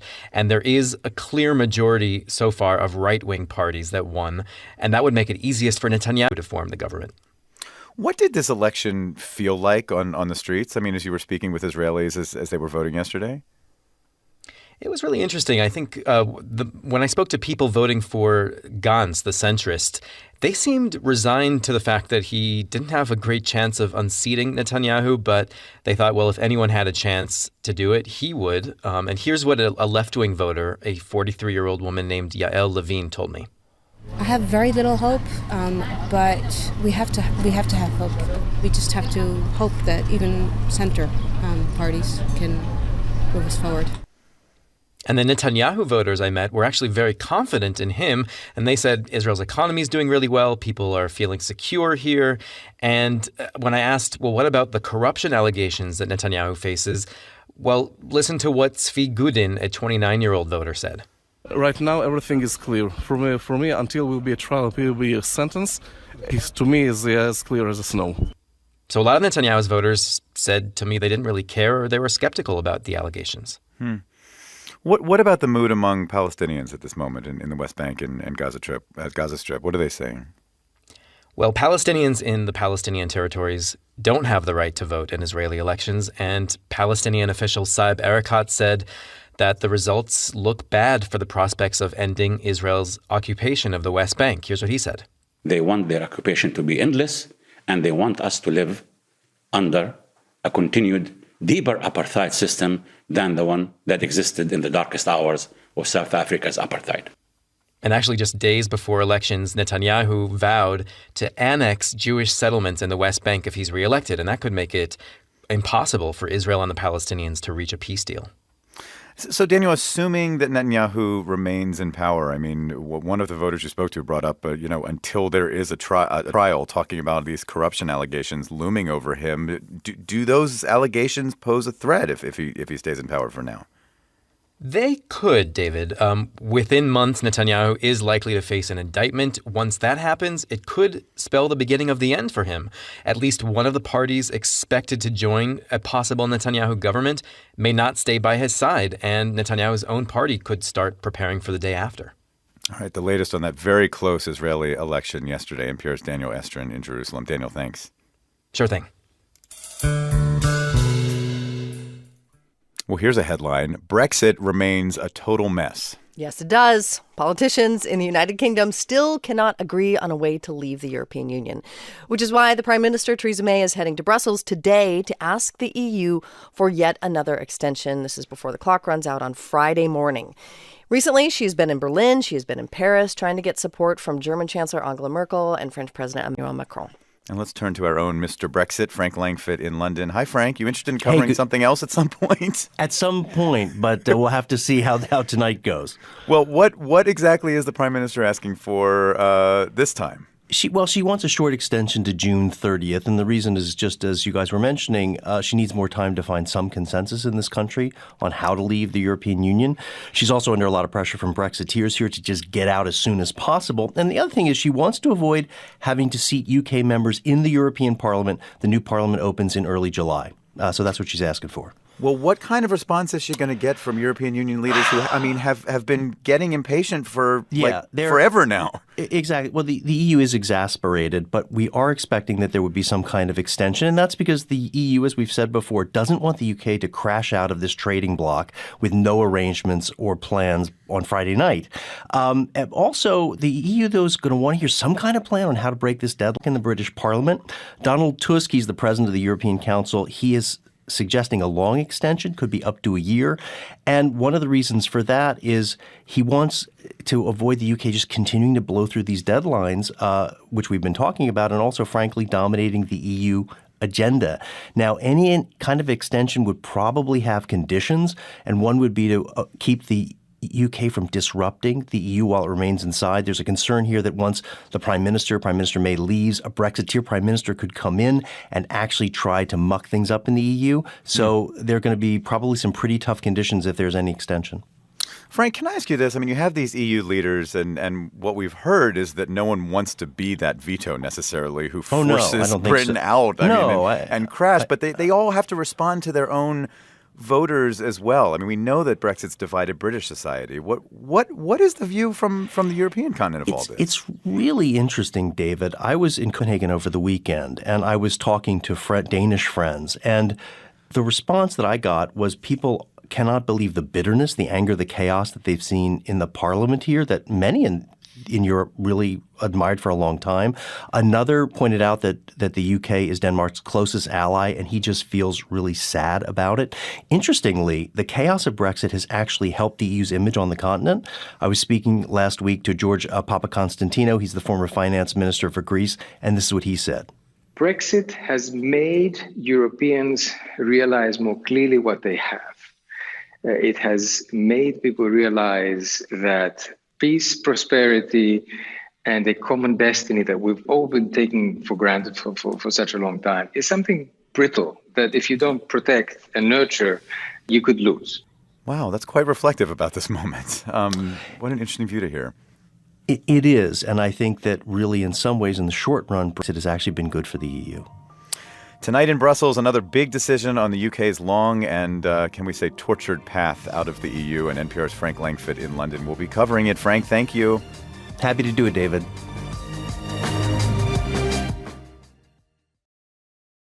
As soon as the Mueller report came out, President Trump was quick to go on offense, saying it's time to investigate the investigators. Now his attorney general is following suit. Yeah, William Barr told lawmakers yesterday that he's going to launch his own inquiry about the origins of the FBI investigation into the Trump campaign and Russia. The attorney general said he was interested in determining whether what he called spying by American intelligence agencies was properly carried out. And that led to this exchange with Senator Jeanne Shaheen of New Hampshire. You're not suggesting, though, that spying occurred. I don't, I guess you could, I think spying did occur. Yes, I think spying did occur. Although we should say the Attorney General did not provide any evidence to back up that claim. Oh, and that was sort of an excruciating pause. I am joined now by NPR national political correspondent Mara Liasson. Hey, Mara. Hey, Rachel. So Barr makes this claim about spying against the Trump campaign. Did he give any more specifics? I mean, who allegedly did the spying? Well, he didn't give any more specifics, but we know that the president and the president's allies in Congress have been saying for quite some time that they believe that the FBI opened its surveillance of a former Trump campaign official, Carter Page, in an inappropriate manner. That's their charge. And they say that this whole investigation, which led to the Mueller report, was done because of animus towards Donald Trump on the part of the FBI. And they have been clamoring for an investigation of the investigators. And that's what was so significant about Barr's comments. It sounds like he wants to start one, even though the Department of Justice's own Inspector General is looking into this already. So that was what was significant about yesterday. What Barr is saying is he knows there was surveillance or spying, as he put it. He wants to find out if the spying was appropriate. And he says, I feel an obligation to make sure government power is not abused. So, I mean, how is Congress responding to the idea that there would be yet another investigation into the origins of the investigation? Well, Democrats were hopping mad about this. What they feel is that after, as you said, 3 years of investigating the president's campaign and Russia, now the Justice Department is going to focus in the direction that Donald Trump has wanted it to, which is to investigate the investigators. And they were quite infuriated because they feel that the suggestions about an abuse of power or illegal surveillance have already been put to rest. Here's House Speaker Nancy Pelosi. I'm very concerned about the statements made by Attorney General Barr. I think that they undermine our Constitution. They undermine the role of the Attorney General. He is not the Attorney General of Donald Trump. He is the Attorney General of the United States.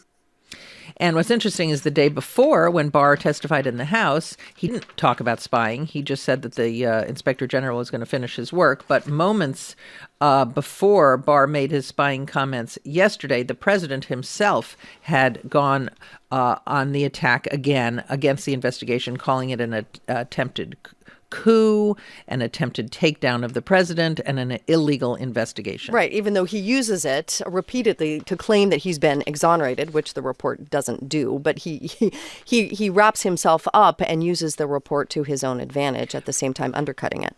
Right. Well, he's making two contradictory arguments. One, it exonerates me. The other is it's totally incredible and illegal and a witch hunt. Right. NPR senior political correspondent Mara Liasson. Mara, thanks. We appreciate it. Thank you. All right, you've seen the headlines on the National Enquirer at the grocery store. Maybe you don't want to admit it, but I bet they caught your eye, which is the point. The National Enquirer is all about sensational news, sensational headlines. Right. And in recent months, those headlines haven't always appeared on its own front pages. The headlines have tended to be about their own alleged controversial operations. The tabloid reportedly paid a former Playboy model, Karen McDougal, for claims that she had an affair with President Trump. They never published that story, a practice that's known as catch and kill. The CEO of the National Enquirer's parent company, American Media, is David Pecker. He's a Trump ally, and yesterday he confirmed that they are now exploring a possible sale of the publication. So who wants to buy the National Enquirer? I'm joined by NPR's media correspondent David Folkenflik. David, do you want to buy the National Enquirer? I'm going to look around in my couch to see if I have enough coins to do it at the moment. I bet it's expensive. So the Karen McDougal story wasn't the only scandal, right? Amazon CEO Jeff Bezos accused the publication of blackmail earlier this year. Talk us through these controversies. Well, the McDougal case was fascinating because, as you said, it introduced us to the phrase catch and kill and showed you the lengths to which the tabloid could go to harm the celebrities it writes about or to boost them, in this case, pocketing that story after helping arrange a $150,000 payout to McDougal to make sure that story never saw the light of day, particularly before the November 2016 elections. In the case of Jeff Bezos, he took to Medium this year, posting an essay and said, hey, these guys are trying to blackmail me. They're trying to report on my extramarital affair with my girlfriend. And Bezos has subsequently announced he's divorcing. Bezos said they were threatened to post intimate pictures of me that he exchanged with his girlfriend in order to try to elicit from him a statement that its reporting was not in any way politically motivated. And Bezos, of course, is not only the richest person on earth, not only the founder and controlling owner of Amazon, but the owner of the Washington Post, which has done aggressive reporting on President Trump and been a target of President Trump. And Bezos said, hey, I think I am being targeted because of this friendship, and I'm not going to sit for it. So why is the up for sale right now? You know, if you look at the statement, it would seem as though corporately they're trying to refocus on their more upscale lifestyle brands. You got Us Weekly and Men's Journal among them, which they bought in 2017.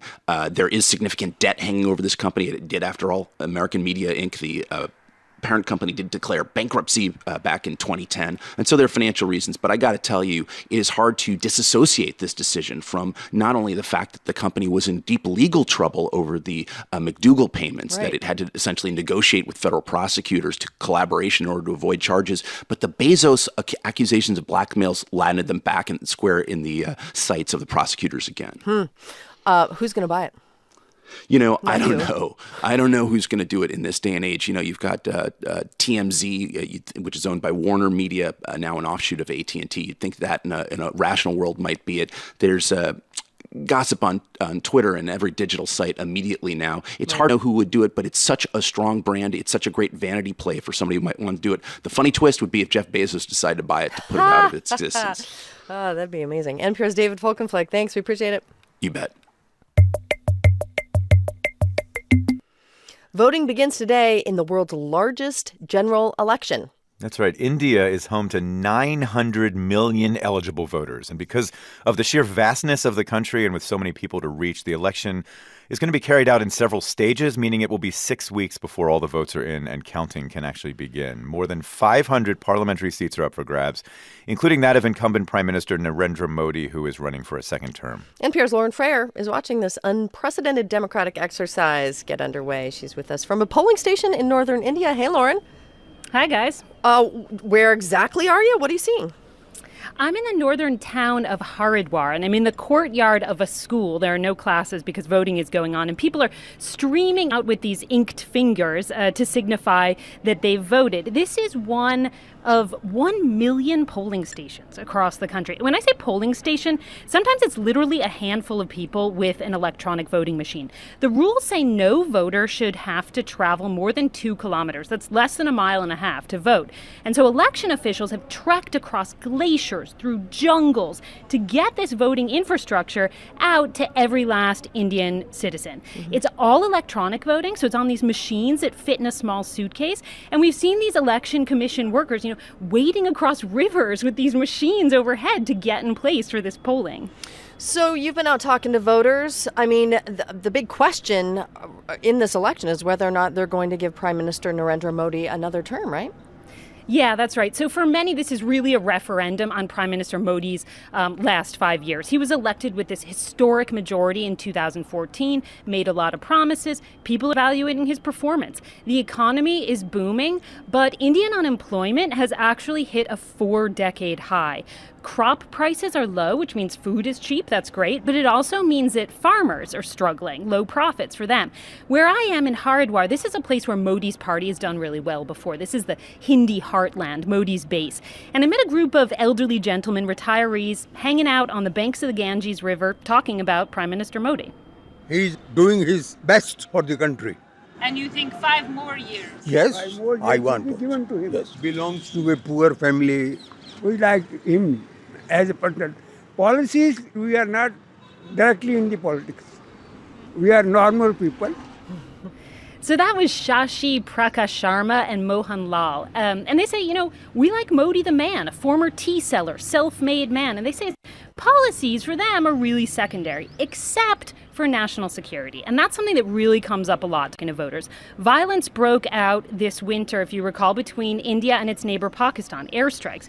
Both India and Pakistan are nuclear powers. It was pretty scary. And right. Modi cast himself as this sort of safe pair of hands through all of that. I do love the image of those guys hanging on the bank of the Ganges talking about international national security issues. They were really sweet. So we should talk about Modi's challenger, though, right? Who is it, and what kind of chance do they have of defeating him? So the main opposition party is the Congress Party. It's a center-left party. It's sort of dominated Indian politics really since independence from the British in 1947. It's run by descendants of India's first prime minister. Polls show Modi's Hindu Nationalist Party with a slight lead. So he could actually lose seats but still manage to govern. Broader implications of the outcome of this, Lauren, when you think about India and its alliances, its trade interests, its relationship with the U.S.? Yeah, so one more thing that Modi has done is he's brought Hinduism, the country's majority faith, into politics in unprecedented ways. Now, India's constitution defines it as a secular state. Right. This election could be a turning point. NPR's Lauren Frayer for us. Thanks so much, Lauren. You're welcome. So what happens now that the wall has come down? It's a question on the mind of Game of Thrones fans, of course, but also Democratic presidential candidates. Yeah, for the Democrats, it is the so-called blue wall. This is a term used by political scientists to refer to this cluster of eastern, western, and midwestern states that have consistently gone blue in recent presidential elections. But in 2016, this happened. There's a big old call to make right now, and that is Fox News is projecting that Donald Trump has won the state of Wisconsin.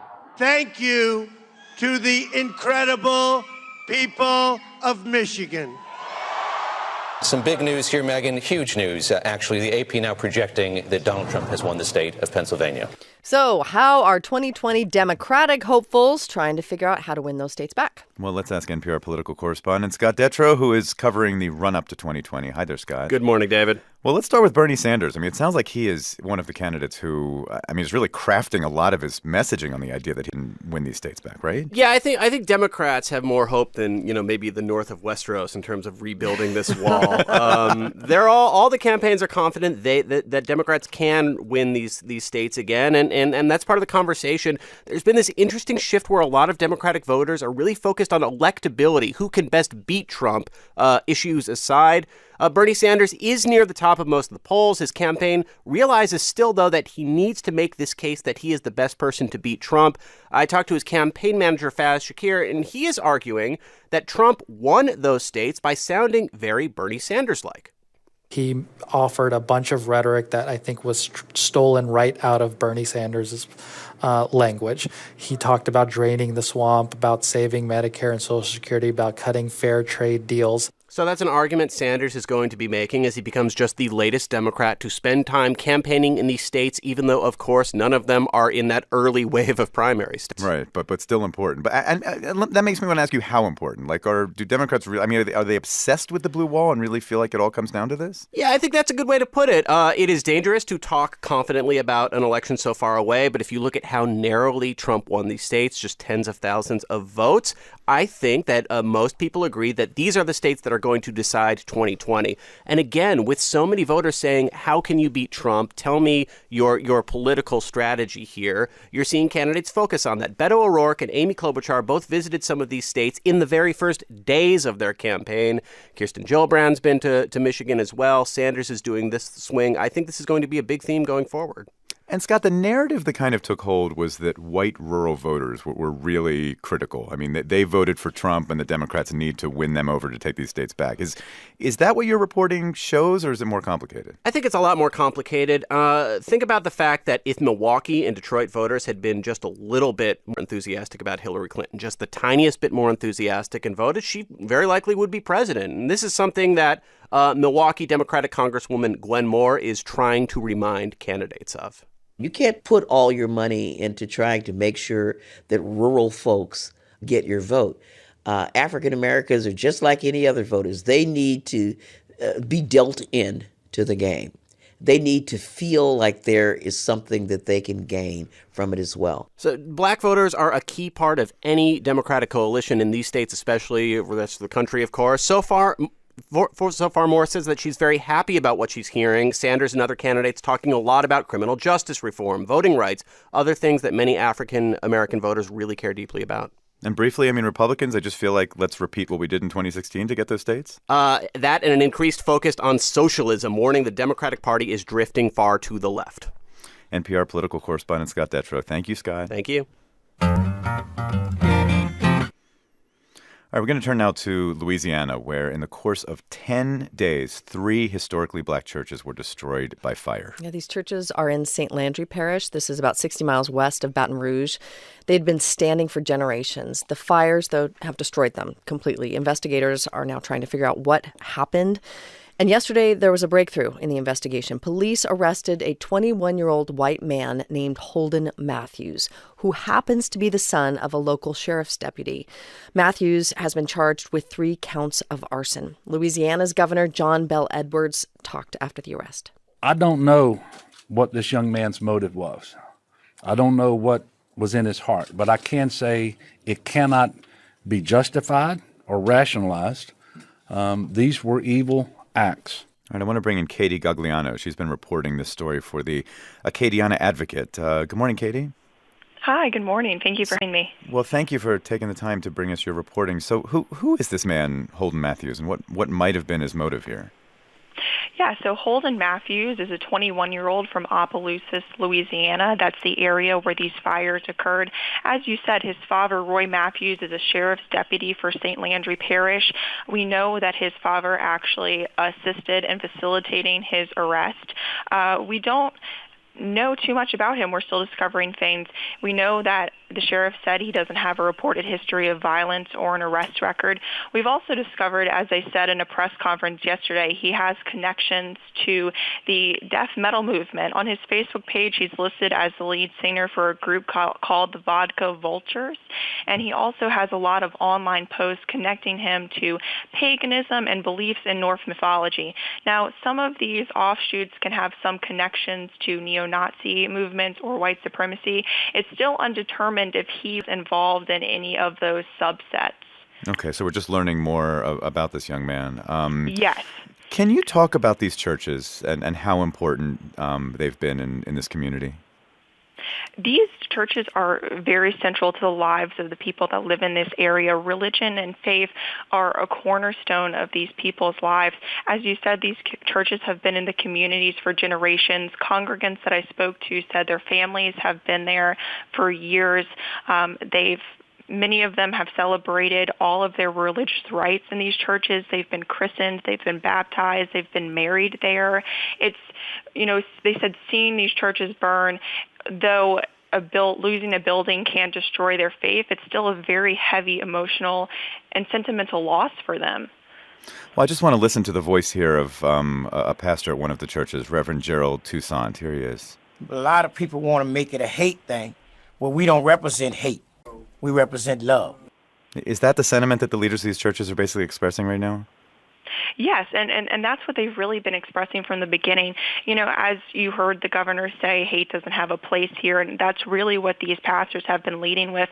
They've been wanting to keep the focus on, the endurance of their faith, the importance of love, and spreading that message. We're still trying to determine, as you said, what the motives are in this case. And of course, given the nature of these fires, they are looking at this as, a potentially bias-motivated event. But until they determine that, the pastors are wanting to keep their communities calm and keep the focus on facts. Katie Gagliano with the Acadiana Advocate. Thanks a lot. Of course. Thank you. It's on Thursday morning, Sudan awoke to word from the state news broadcaster that the military would be making an important announcement. Later came a declaration from Sudan's defense minister. The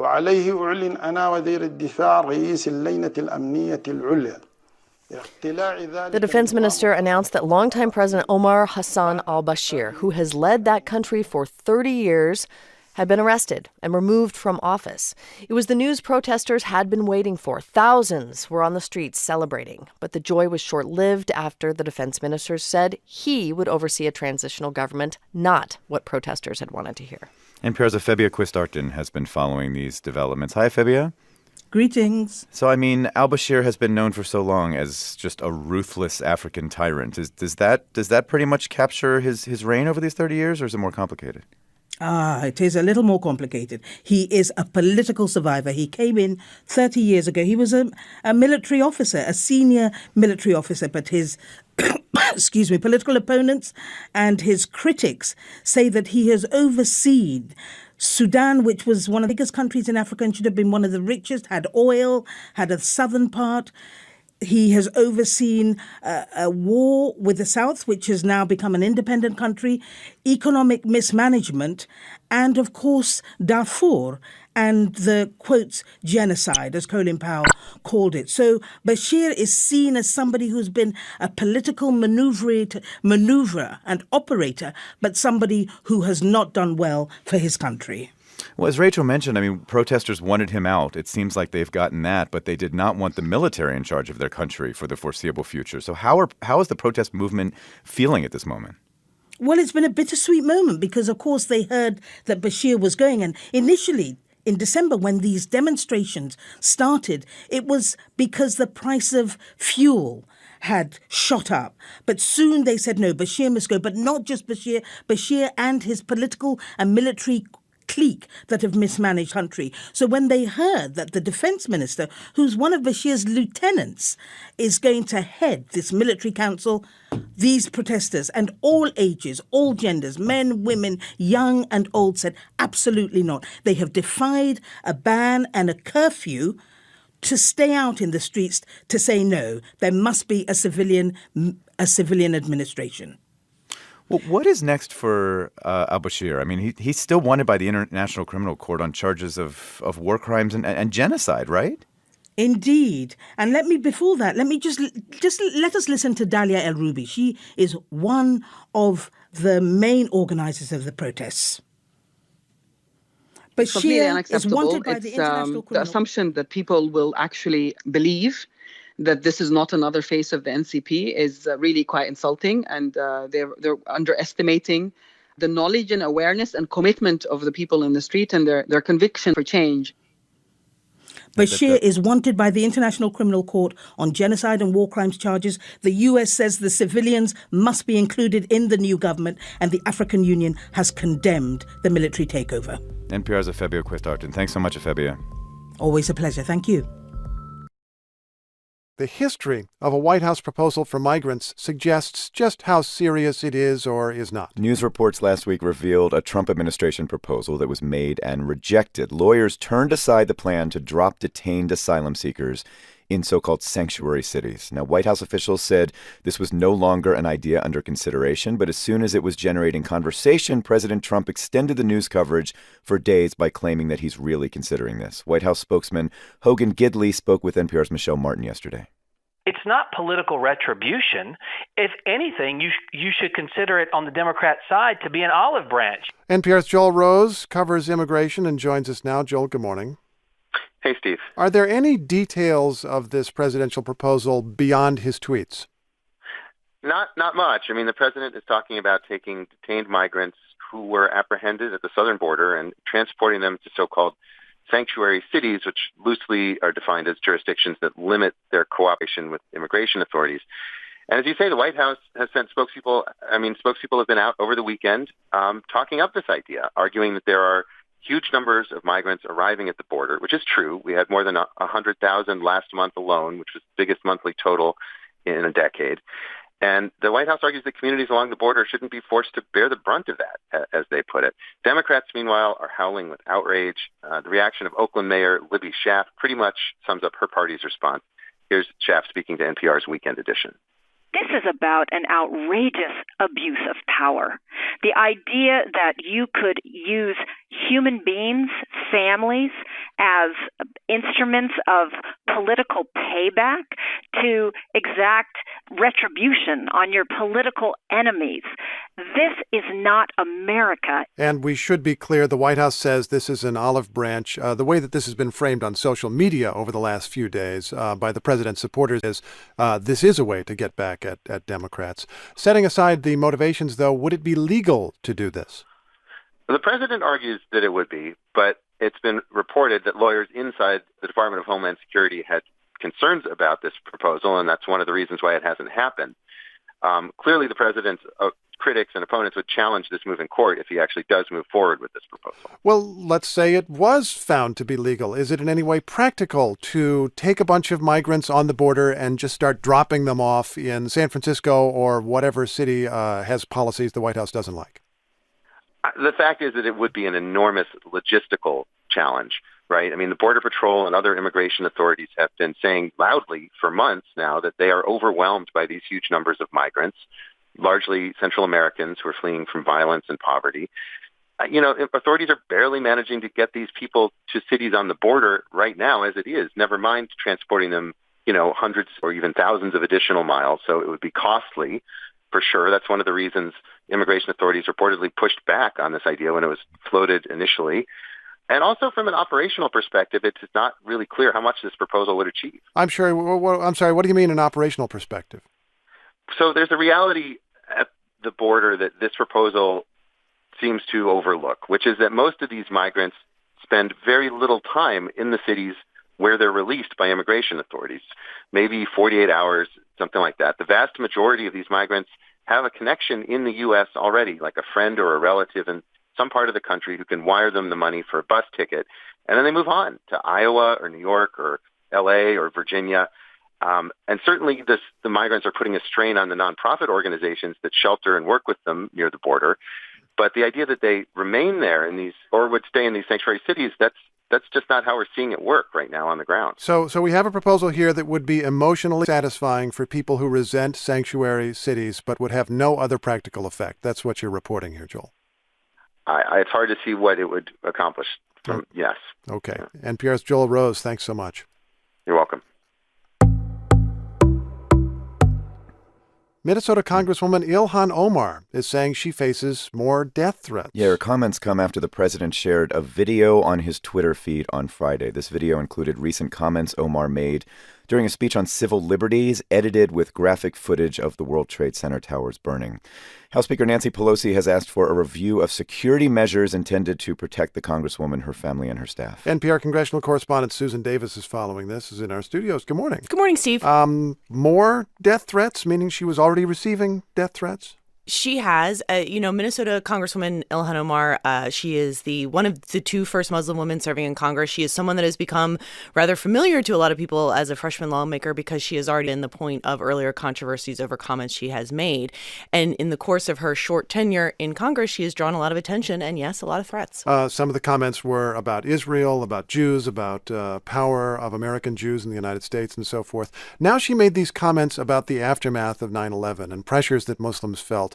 And at one point, there was a phrase in there, some people did something, which was taken as her description of 9/11. How strong has the response been to that reference? Well, it's interesting on the Democratic side because in this instance, I think you see so many more of her colleagues in her party coming to her defense, that the president, in using these words and juxtaposing her image against the 9/11 attacks, has, in their words, attempted to incite violence against her, and that her comments in the broader context of what she was saying was talking about overall Muslim bigotry in the country following 9/11, and that she sees herself as an activist against those forms of bigotry. You said the Democrats are publicly or vociferously defending her in this case. They have been more quick to defend her here, although it's interesting to see the debate inside the party over. They have been angry about who has been fastest to defend her and how quickly and how enthusiastically. And I think you've seen Rashida Tlaib, who's a Democrat from Michigan, is the other Muslim woman in Congress. And she had a really interesting response in which she called out Democratic leaders for not doing enough and suggesting that they were tokenizing women of color in the caucus, where they're happy to use their images to promote diversity, but not defend them. And so the speaker, when she was asked about it initially, kind of deferred and said she wasn't ready to comment, although over the weekend she obviously did call for the security review and call on the president to take down the video, which he has not as of now. You've also got tape here from Alexandria Ocasio-Cortez, another freshman member of Congress. Well, Democrats see this as part of a more broader political strategy, and here's what she said. We are getting to a level where this is an incitement of violence against progressive women of color. An incitement of violence. And her point was that the Republican Party uses images of people like her, like Ilhan Omar, like Rashida Tlaib, and are trying to paint a picture of a party that is extreme or holds political views that is not in line with the country. Well, let's make that clear. The president, by highlighting Ilhan Omar, makes that the subject. This is about deciding what we're going to talk about, and the president determines that. Democrats, are they embracing Ilhan Omar as the face of their party? Given some of her past controversial comments about Israel and so forth, do they want her to be the face of their party? I don't think they see her as the face of the party, but I certainly think that they see an attempt by the president and the Republican Party to make her that, and that is where you're going to see this debate going forward. Susan, thanks so much. You're welcome. NPR Susan Davis.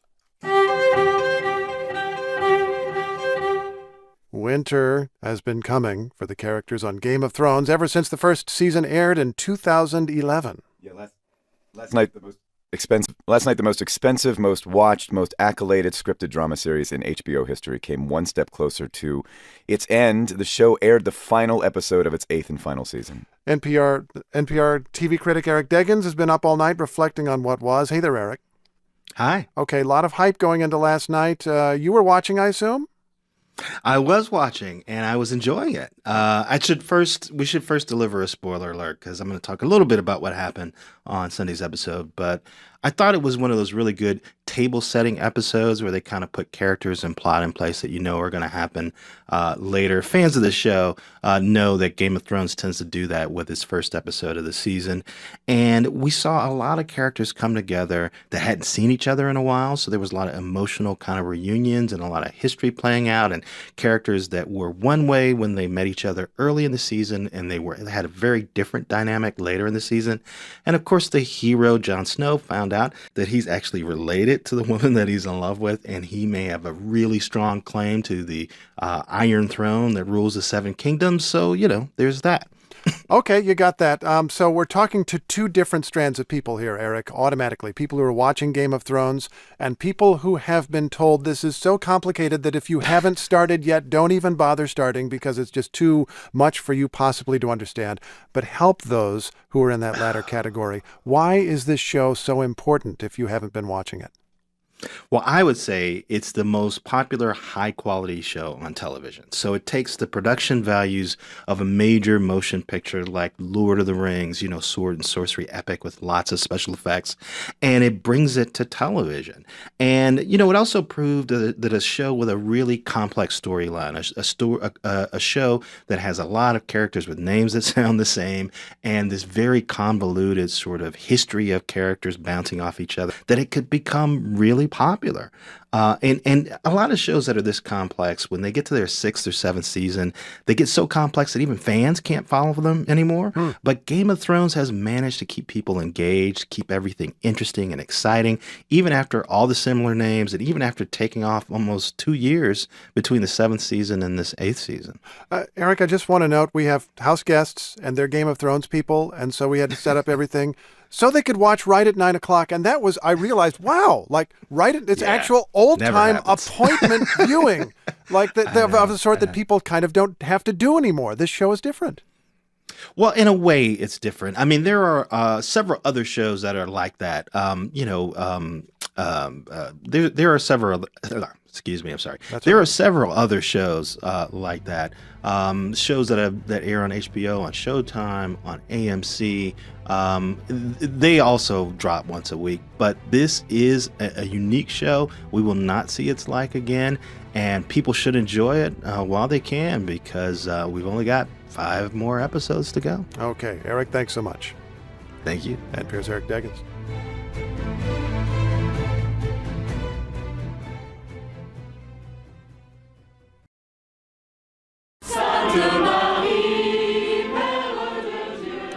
The sound there of Parisians gathering last night on the banks of the Seine River, singing hymns, praying. Across the water, fire and smoke rose from Notre Dame Cathedral. This house of worship was begun in the Middle Ages, took centuries to build. Nobody who began the work could have lived to see it complete.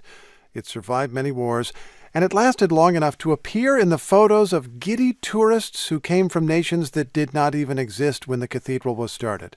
Though fire collapsed its spire yesterday, the crews who put out the flames discovered parts of the cathedral still standing. Parce que Notre-Dame de Paris, c'est notre histoire. French President Emmanuel Macron there saying that the cathedral is part of the country's history, its literature, and its psyche. And let's turn to NPR's correspondent based in Paris, Eleanor Beardsley, who joins us this morning and watched all of this unfold yesterday. Hi, Eleanor. Hi. So where exactly are you, and what does it feel like in Paris this morning? It's very somber. I got up this morning and I thought Notre Dame has been ravaged. And it was a weird feeling knowing that. And I came down here and I'm sitting on a bench beside the river and I'm looking at the charred stone of a stained glass window, and there's no spire anymore. And there's hundreds of people out, Parisians and tourists, just standing here solemnly taking pictures and looking at the damage. How bad is the damage in terms of what we know at this point? I mean, can this cathedral be fully rebuilt? Well, it is very extensive, the damage. Just this morning they were showing footage of inside the cathedral, and it's shocking. You still see heaps of rubble that are smoking, destroyed art figures, and the roof is said to be 2/3 destroyed, and the cathedral is open to the sky. So it's going to cost hundreds of millions of dollars, and they're estimating it could take more than a decade to rebuild it. I mean, you talk about money, that there are just priceless collections of art and relics. I mean, was much of that saved in this fire? They were able to save a crown of thorns and St. Louis tunic. Those are two big things they're naming. They've stashed what they've saved next door in the hotel View, but they're still inside this morning trying to get artwork out. It's dangerous work because cinders were still falling. Beams were still falling inside the church, so they're still trying to secure it. The fire has been pronounced officially out, but it's still cooling down. They're still saving things, so we don't know exactly what they're saying right now. So you said you're sitting on a bench looking over at the cathedral, other people along with you taking all this in this morning. I mean, what are people saying in terms of the meaning of what happened yesterday? People are so shocked. They say 1,000 years of history just went up in a couple hours. People are moved, not just French people, but from across the world. I spoke this morning to a South African tourist, Tito Foster, and here's what he told me. It was quite amazing to be inside on Sunday, and then last night we came back while it was burning, and now for the after effect. We were actually walking around here this morning just saying how somber the mood is. It's almost quiet as you come into the area in comparison to the other areas in Paris. The voice of one Parisian there speaking to NPR's Eleanor Beardsley, who, like so many people in Paris, are just trying to understand all of this, what happened yesterday at Notre Dame. Eleanor, thank you so much. Thank you, David.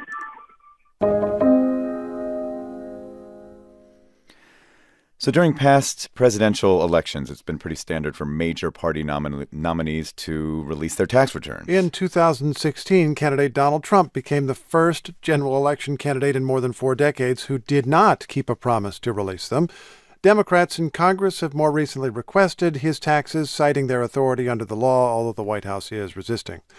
As it's happening, 2020 presidential contenders are putting out several years of their own returns. They include, among others, Elizabeth Warren, Kamala Harris, and, as of last night, Bernie Sanders and Beto O'Rourke. And one person following all of the numbers, NPR lead political editor Domenico Montanaro, who is with us. Hey, Domenico. Good morning. So anything standing out to you so far? Well, look, when we look at these tax returns, we're looking at 3 things to start off with. 1, income. 2, tax rate, what they pay in taxes. And 3, their charitable giving. So just a few top lines from this so far. Kamala Harris's household was the highest income, and they were taxed at the highest rate. Beto O'Rourke and his wife have significant assets and investments, and according to his 2017 tax return, didn't give a whole lot to charity.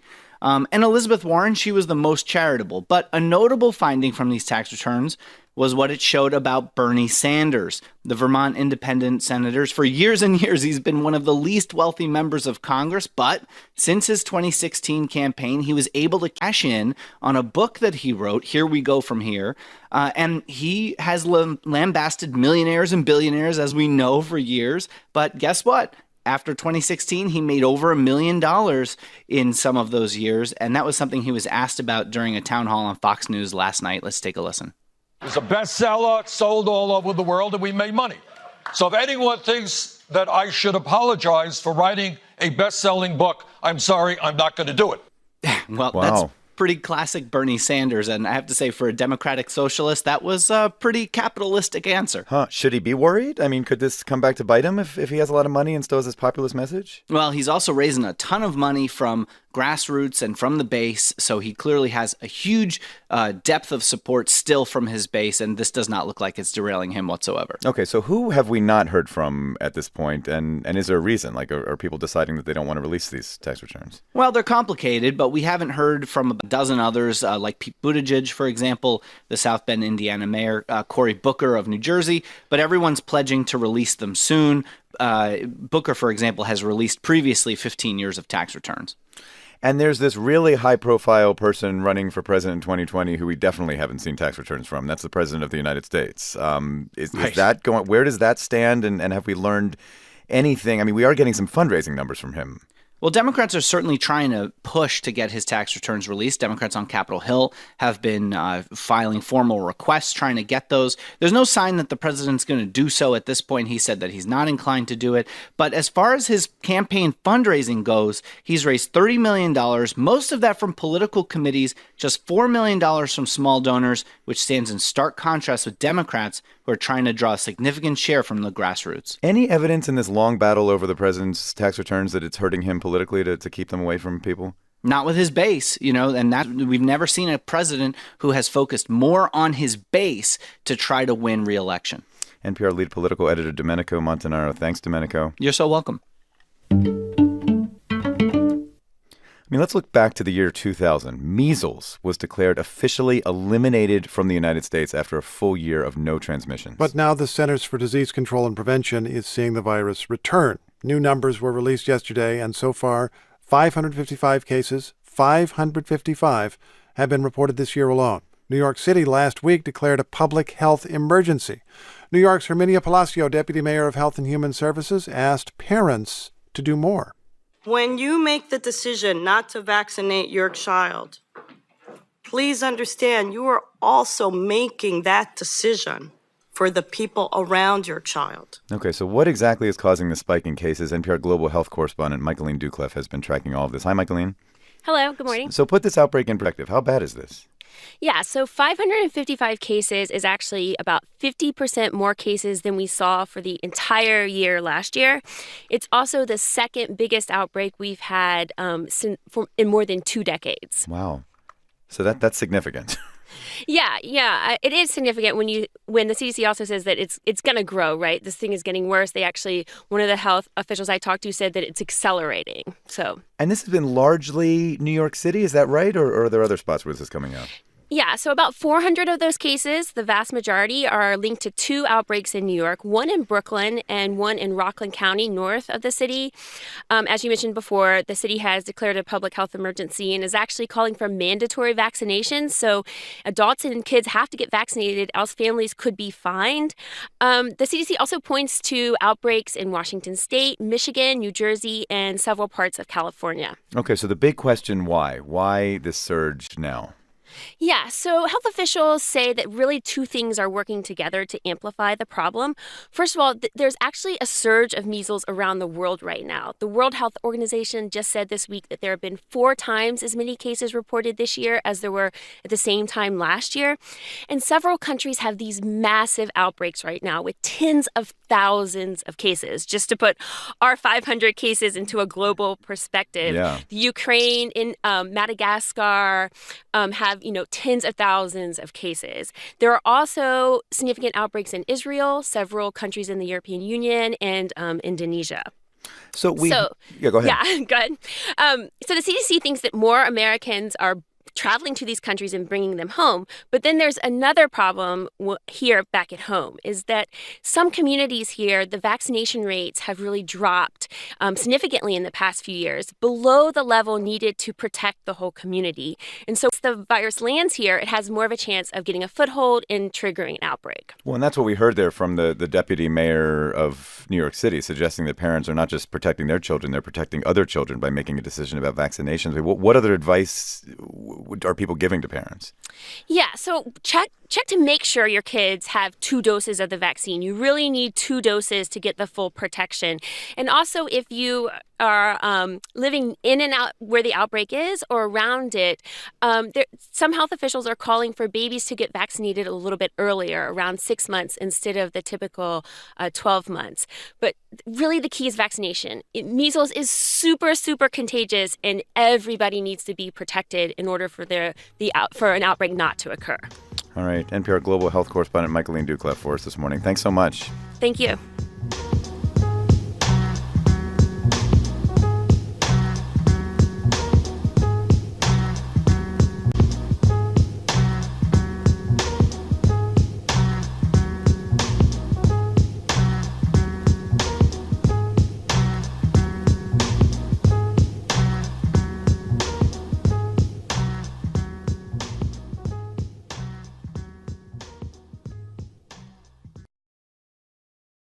How exactly was it that a French cathedral caught fire? Much of the world has a real interest in that question. To be sure, no one was killed as the Notre Dame Cathedral burned.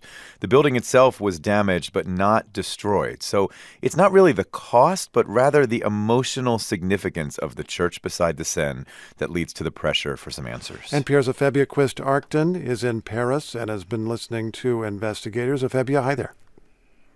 Greetings. How did this fire unfold in the way that it did? Steve, there's a question mark about why, but the how is that these 800-year-old timbers, trees that no longer grow in France, that were a lattice work that made up the roof, just burned.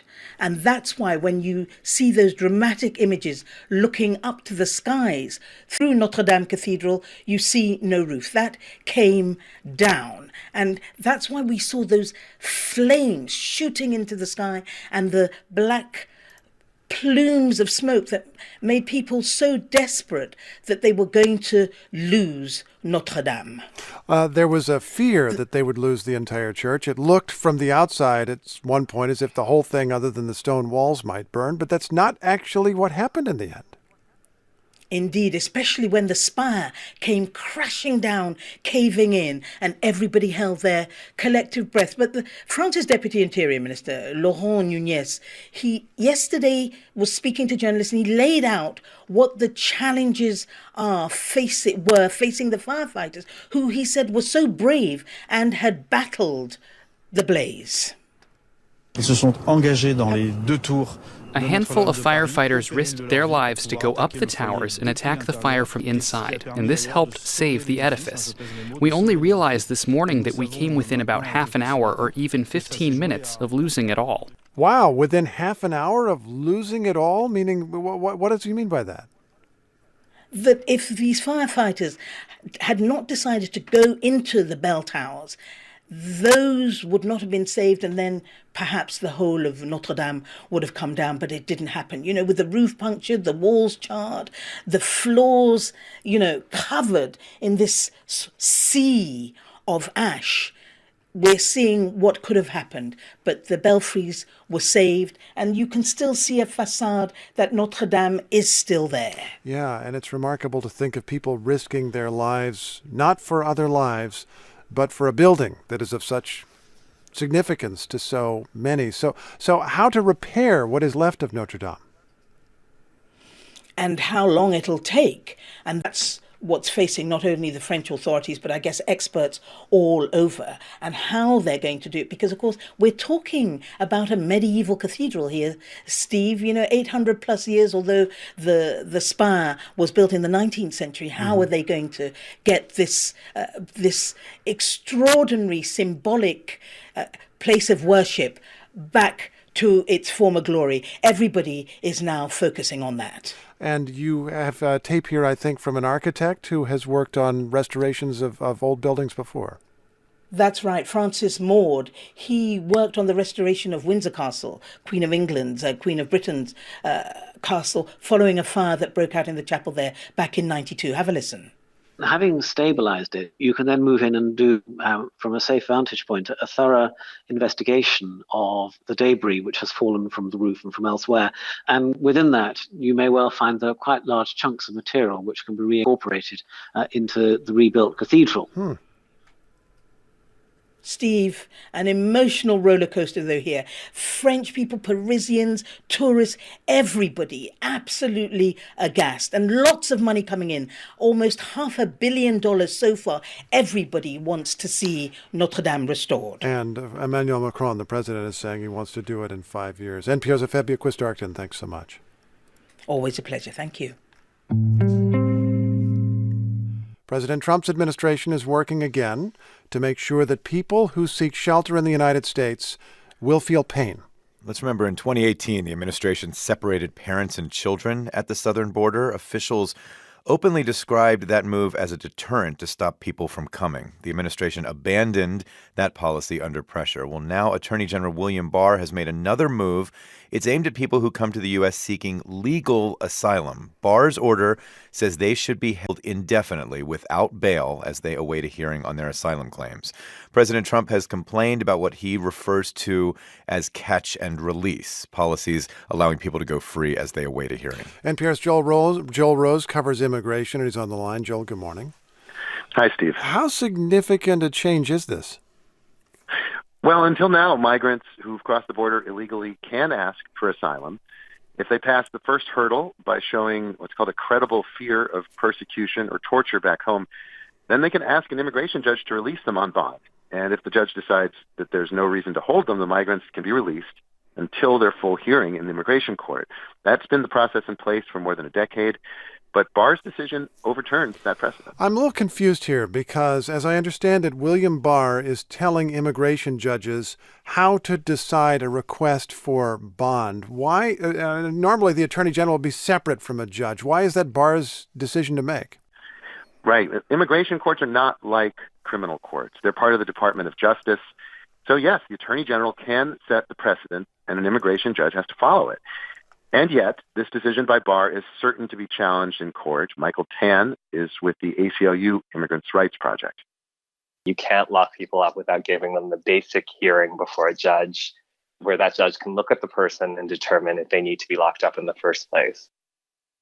So the ACLU and other immigrants' rights groups say they will challenge this decision in federal court. They're already fighting the administration in another case about bond hearings for asylum seekers in Washington state. So that is where their challenge is likely to play out. How does this decision fit into the administration's broader effort to stop people from coming?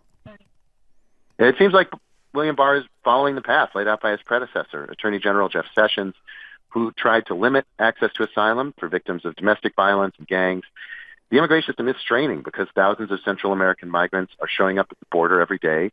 Many of them are claiming asylum, and the Trump administration argues that a lot of those claims are fake, and it wants to deter these people from coming to the U.S. and asking for asylum. Any early indications as to whether people will be deterred?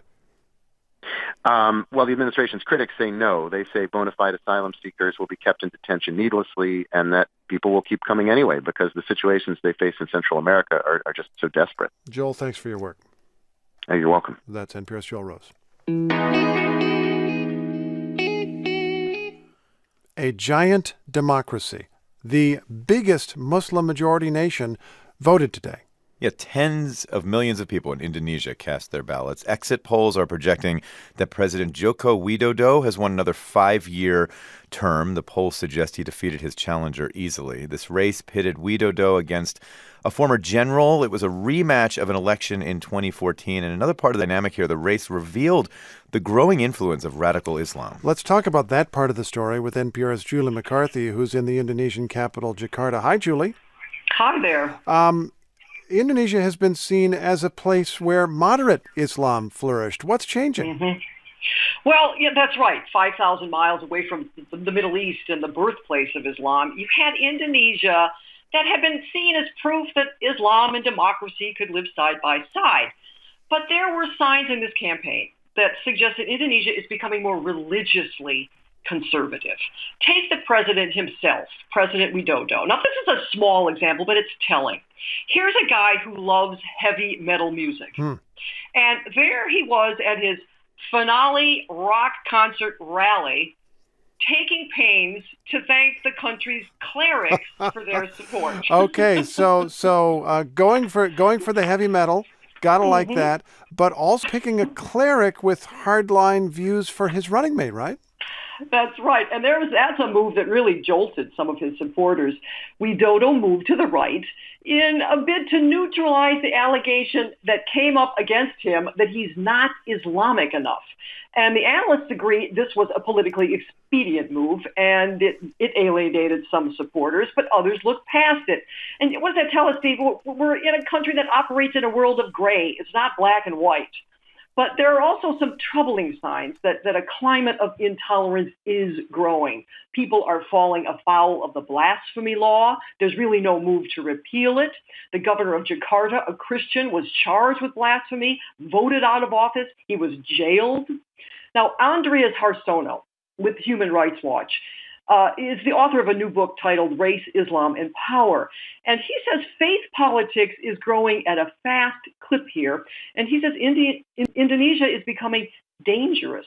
Here he is. The idea to change Indonesia into an Islamic state has been rising. And this is going to be a danger, not only for the Strait of Malacca or for Southeast Asia, but it will bring a problem for the whole world. Now, I would hasten to add, Steve, here, that there are plenty of others who believe that Indonesia has been a moderate state, will remain one, and the re-election of Widodo goes a long way in demonstrating that. The turnout was around 80%. That's quite high, even by Indonesian standards. Although I have to note, Julie McCarthy, we've seen this in the United States. Politicians make promises in campaigns that are seen as cynical pandering, but then they get elected and people expect them to keep those promises. Well, that's right. And so his big balance will be, how is he going to deal with this growing Islamization while he seeks a pretty much of a secular agenda, which is to, focus on human rights and focus less on human rights and more on human resources, like the developing of the human capital of this country. It's a very young place. 42% are under 25. NPR's Julie McCarthy is in Indonesia. Thanks so much. Thank you.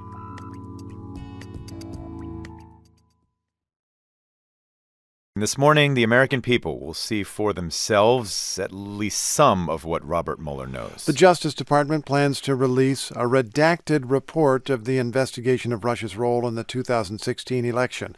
Already, Democrats in Congress are questioning the way that Attorney General Bill Barr plans to release it. He holds a press conference this morning and then makes the report public. His critics dislike that Barr will be able to describe the report before everyone else sees it and then take questions from reporters who don't know what's in it. Well, we are joined now by NPR White House correspondent Tamara Keith to talk us through this. Hi, Tam. Hi. Well, let's start with the controversy that's brewing even before this report comes out. Why are Democrats so upset? Well, there's a lot of anticipation for this report, obviously a lot riding on it. Democrat Jerry Nadler is chairman of the House Judiciary Committee. He held a press conference last night after learning about Attorney General Barr's plan to hold his own press conference later today. The central concern here is that the Attorney General Barr is not allowing the facts of the Mueller report to speak for themselves, but is trying to bake in the narrative about the report to the benefit of the White House. You know, it's pretty unusual that there would be a press conference before anyone in the public or the press or Congress has seen the document being discussed. You know, it's possible that Barr is just trying to explain the process that he went through along with the special counsel's office and other Justice Department lawyers to decide what should be redacted and why. But as Nadler said, Democrats and others are worried that Barr is just trying to set the narrative. And this, of course, follows a lot of sensitivity about last month when Barr released a letter laying out the principal findings of the Mueller report before anyone had seen the Mueller report. Okay, so Democrats keep saying, don't believe Barr's letter, don't believe Barr's press conference. Look at what is actually in some of the words from Mueller and his team. So what might be in this redacted report?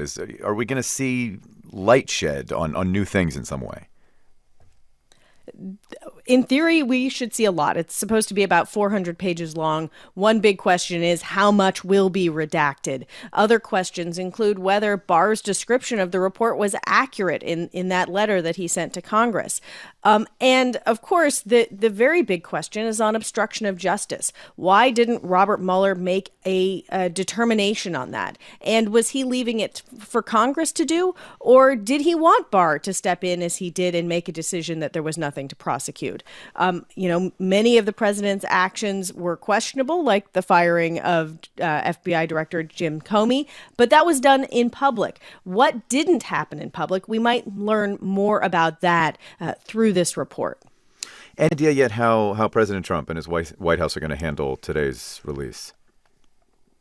Well, President Trump yesterday floated the idea of a press conference in an interview that he did with talk show host Larry O'Connor. He said, you'll see a lot of strong things come out tomorrow in reference to the report. It's unclear whether he based that on some briefings that some outlets have reported the Justice Department gave the White House or what. But President Trump has been pretty consistent from day one. He says no collusion, no obstruction, and that he's fully exonerated.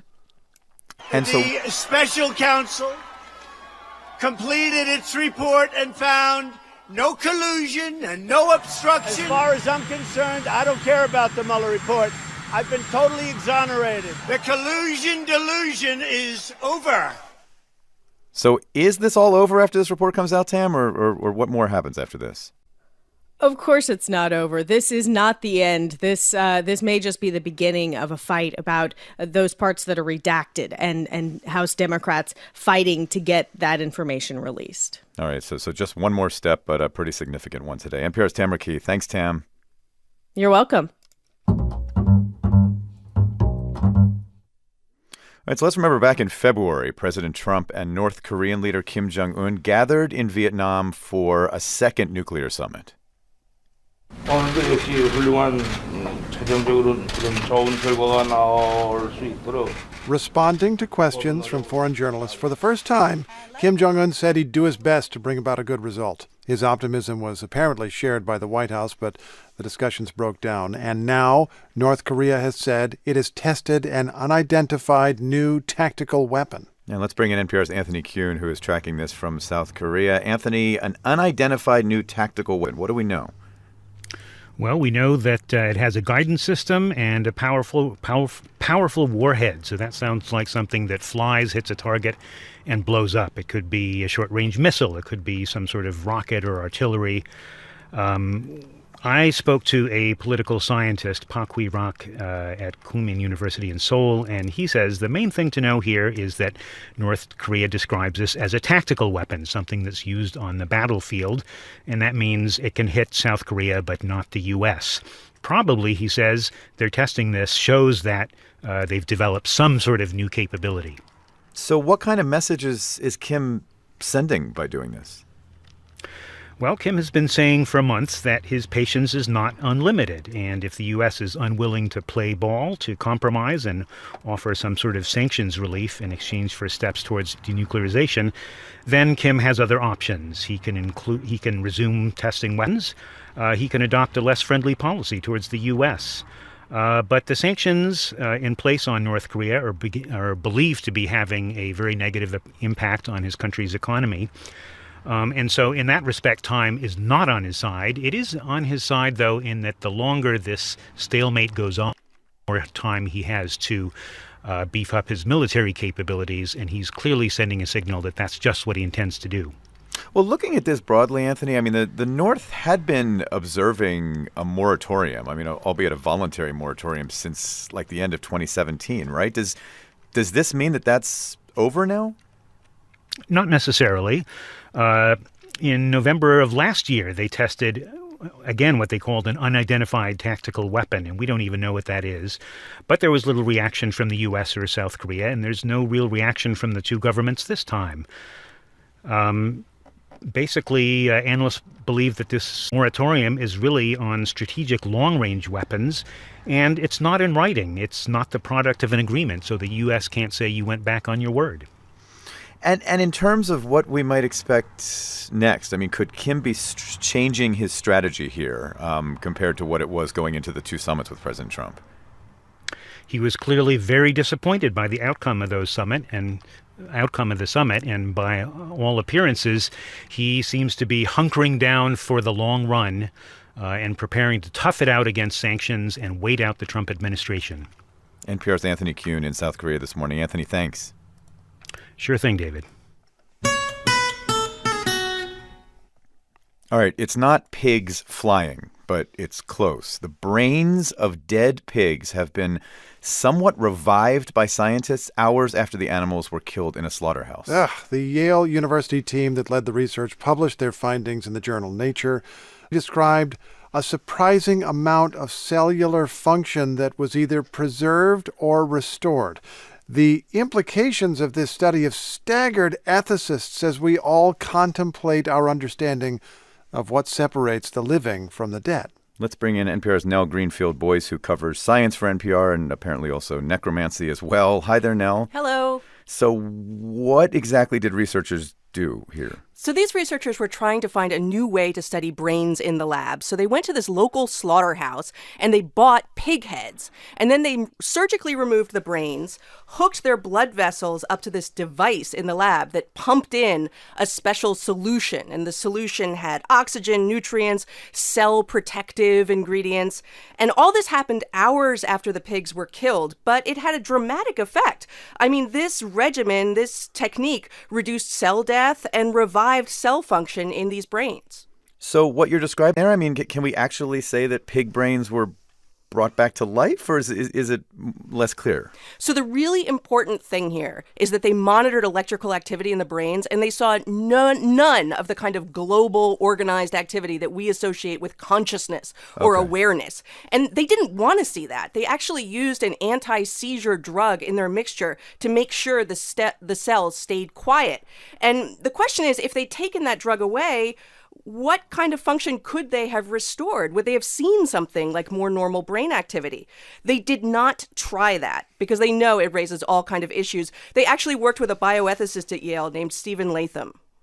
No one has ever thought about how to deal with this question of what if we induced consciousness in a brain that's not connected to any living animal? So nobody has jurisdiction over that. Okay, so that was the big ethical question here. They seem to be working with an ethicist, as you said, but are other people still worked up over this and the possible ethical implications? Yeah, because this challenges a lot of the assumptions we've had in neuroscience about what separates dead from alive. And those assumptions underlie all of our research regulations. Like this particular study was exempt from animal welfare regulations because the pigs they used were, dead. So it's still early days. This needs to be replicated in another laboratory.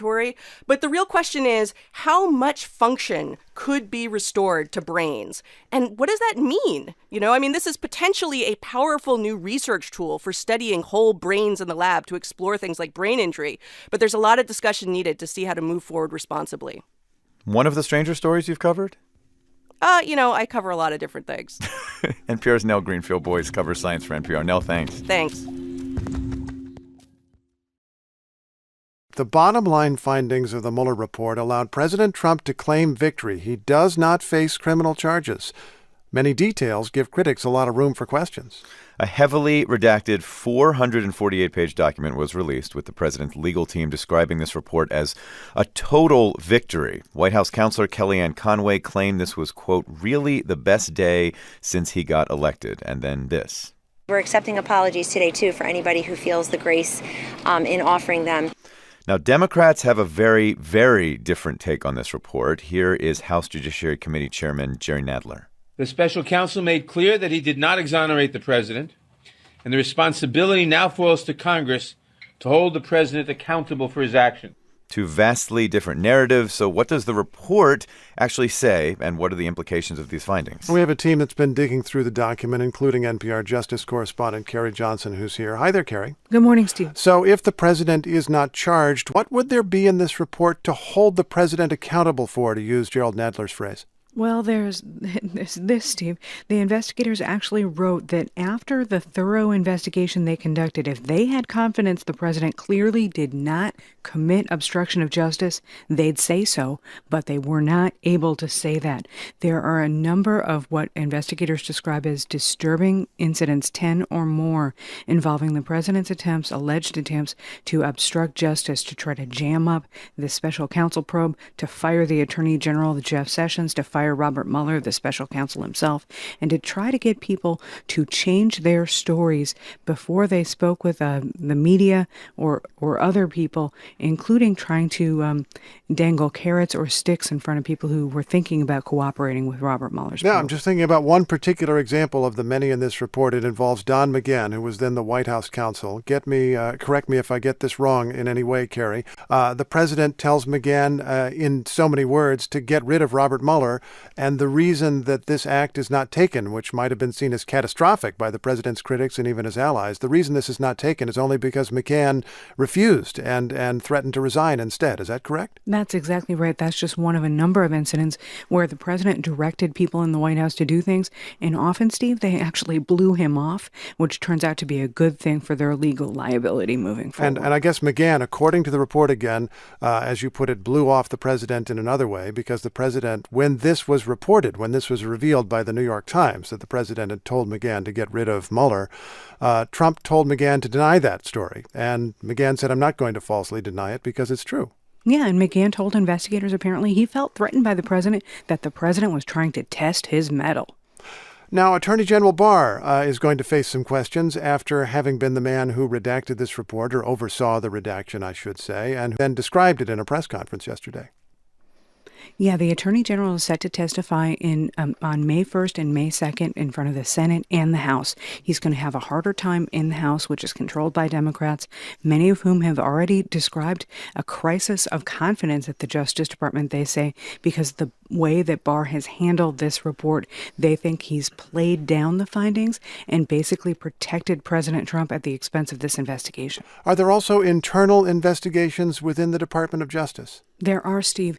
The Justice Department is investigating, the Inspector General is investigating the launch of this investigation, the FISA warrants in the first place, as well as 12 ongoing investigations we don't know anything about. The special counsel has referred to other U.S. attorneys' offices. And when you talk about the FISA warrants, I guess we should be clear on that part. This refers to, I guess we could say, the Republican narrative or the Republican view of this investigation, which is that it never made any sense, it never had a good basis, and they are questioning why some of the surveillance warrants were approved in this investigation. Yes, the Inspector General is investigating the investigators both in the U.S. and some of the sources they relied on overseas. Carrie, thanks for your reporting on this occasion and many others over the past couple of years. My pleasure.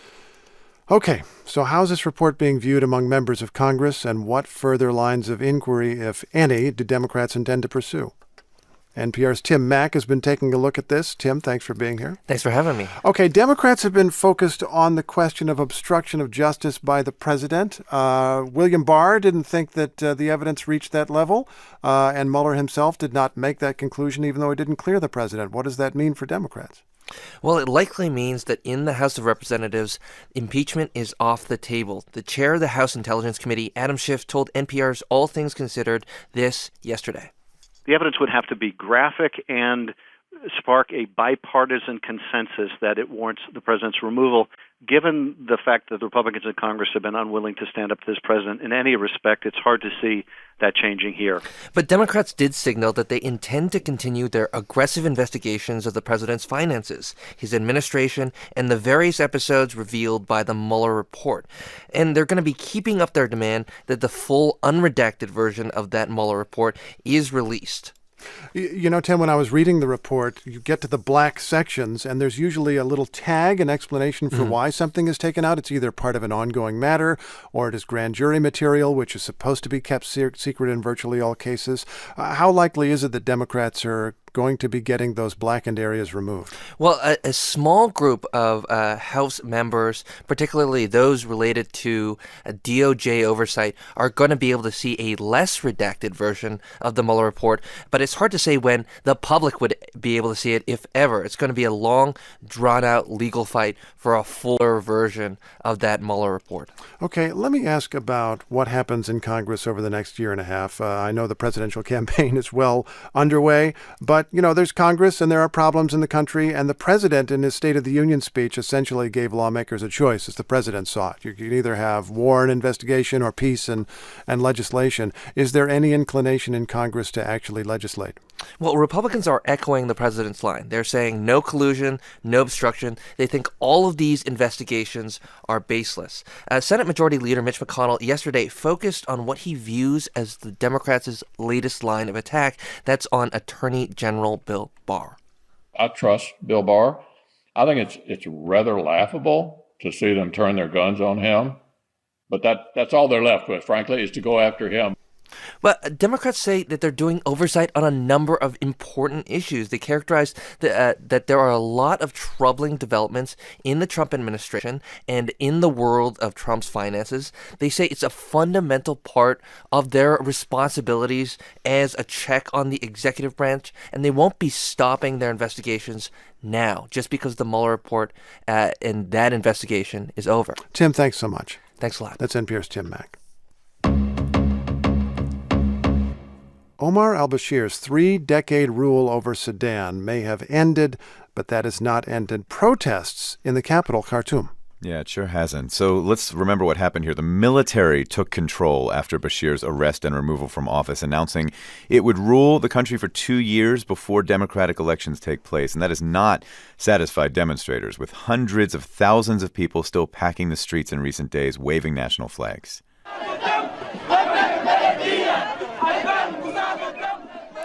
Those protesters have been chanting for freedom. That, for them, means an immediate transfer of power from the current army-led transitional council to a transitional civilian government. Nima Al-Bagher is a senior international correspondent for CNN. She is in Sudan's capital. Could you just describe to us what it's like to move about on the streets these days in Khartoum as these protests continue? Oh, wow. It's incredibly surreal because you see armed forces soldiers, you see rapid support forces, and obviously we're conditioned to have an immediate response, which is to get out of their way. And then you see them waving national flags and engaging and laughing with people. And you have to almost second guess yourself and remind yourself that things have changed in such an extraordinary way.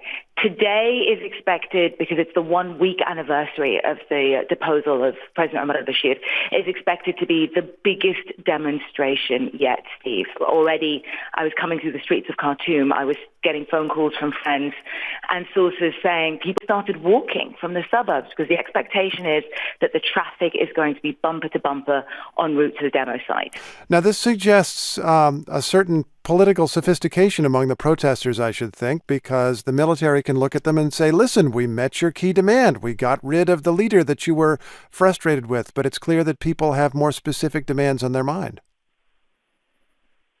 Absolutely. That is what has been so incredible to see up close, how sophisticated the leadership of these protests are. And we should make clear to your audience, these are very young people.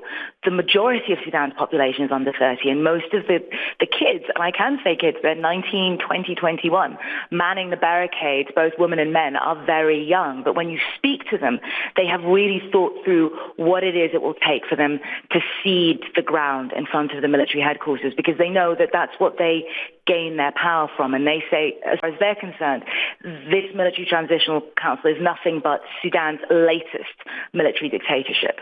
Is this a highly organized set of protests with a specific set of leaders as opposed to a group that is rather collective and working through online social media posts and that sort of thing? It is actually both organized and collective because of the way that al-Bashir and his security apparatus have been targeting any key leadership or anyone who is very clearly a threat to them over the years. What they've done is they've organized horizontally, so it's very kind of communally discussed. Decisions are taken on a communal basis so that when any of their leadership is jailed, immediately there is someone who can step into those shoes, which makes how organized they are even more incredible. But it also means that they have immediate consensus. And the consensus for now is we are not leaving this site. We will remain on the streets. And we see a serious transition to rule and civilians making the decisions. Nima Al-Bagher is reporting for CNN from Khartoum. Thanks for the update. Thank you. The death toll in Sri Lanka is going up after a series of coordinated blasts hit churches and luxury hotels across that country on Easter Sunday. Yeah, 290 people have now been confirmed dead, and about 500 or more were injured. No one is claiming responsibility for the attacks, but the country's defense minister has described this violence as a terrorist attack carried out by religious extremists. These attacks are the most violent since Sri Lanka's long civil war came to a close 10 years ago. U.S. Ambassador to Sri Lanka, Elena Teplitz, spoke to NPR's Weekend Edition in the hours after the attacks. The efforts to try and overcome, a history of strife through 30 years of brutal civil war has been tremendous. There's still a lot more progress that needs to be made, though. It's a sad day for a country trying to overcome this history. Freelance journalist Lisa Fuller is in Colombo, the capital of Sri Lanka, and she joins us now. Lisa, I guess the first question we should ask is, what else do we know about who might be responsible for this? I mean, as David mentioned, the country's defense minister says it's a terrorist attack by religious extremists. Do we know anything more? So for most of the last 2 days, we were getting a lot of conflicting information. But just within the last hour, the Minister of Health went on TV and said that they know who carried out the attack. A group called the National Tawhid Jamaat, which is a Muslim group. that is a Sri Lankan group, but he said they also have international ties. And the information for why we had so much conflicting data was that the prime minister was kept out of the security briefings. So it seems like there's a pretty big split within the government right now, and that's sort of responsible for the mixed messages. So we noted that Sri Lanka has been beset by all kinds of violence, civil war, brutal war, but it ended 10 years ago. Was there a religious element to that conflict, or are the attacks that we saw on Easter, is that something new? I think the attacks we saw on Easter are something new. The Civil War had sort of a religious element on one side, so it was the Sinhala Buddhist majority against the Tamil, a separatist group from the Tamil minority. So sort of there was this idea of Sri Lanka having to be a Buddhist state from the majority, but on the other side it was more about autonomy. But as far as the religious element of this, it's still becoming clear, and it definitely doesn't look anything like the war. Huh. It's my understanding a relative of yours was actually right outside one of the churches when the explosion happened, the one on that church. Can you tell us what happened? Yeah, my sister-in-law was parking her motorcycle outside of the church in Battikalo, which is in eastern Sri Lanka, when the blast went off. So she wasn't hurt, but there were children that were sort of thrown out by the blast, sort of right next to her. So yeah, she was pretty close by.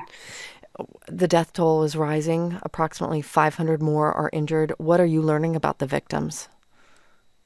I was at the hospital yesterday. You had some tourists and foreigners, as well as mostly locals. I think it's a very wide variety of people.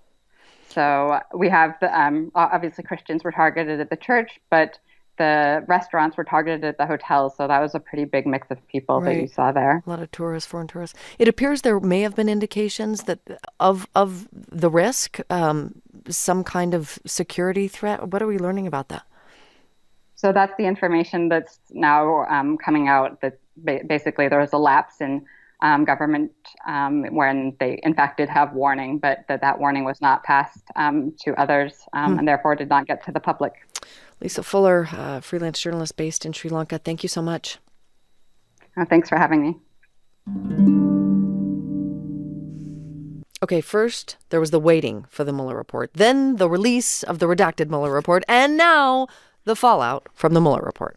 Right, and that fallout includes some very different interpretations of that report. Democrats now have even more questions. The White House is looking to have it both ways. They're claiming that the Mueller report was rigged, but also insisting that it exonerates President Trump of any wrongdoing, despite the many troubling details about his behavior in it. They tried very, very hard to create a case that the president was involved in Russian whatever. Couldn't do it. The Mueller report itself says that there was no interference. There's nothing wrong with taking information from Russians. This has been a frustrated president about an ill-conceived, illegitimate investigation from the beginning. The voices there, the president's lawyer, Rudy Giuliani, also senior White House counselor Kellyanne Conway, appearing on Fox News Sunday, ABC's This Week, and CNN's State of the Union. Well, we have NPR White House correspondent Tamara Keith with us. She's also a host of the NPR Politics podcast. Hey, Tam.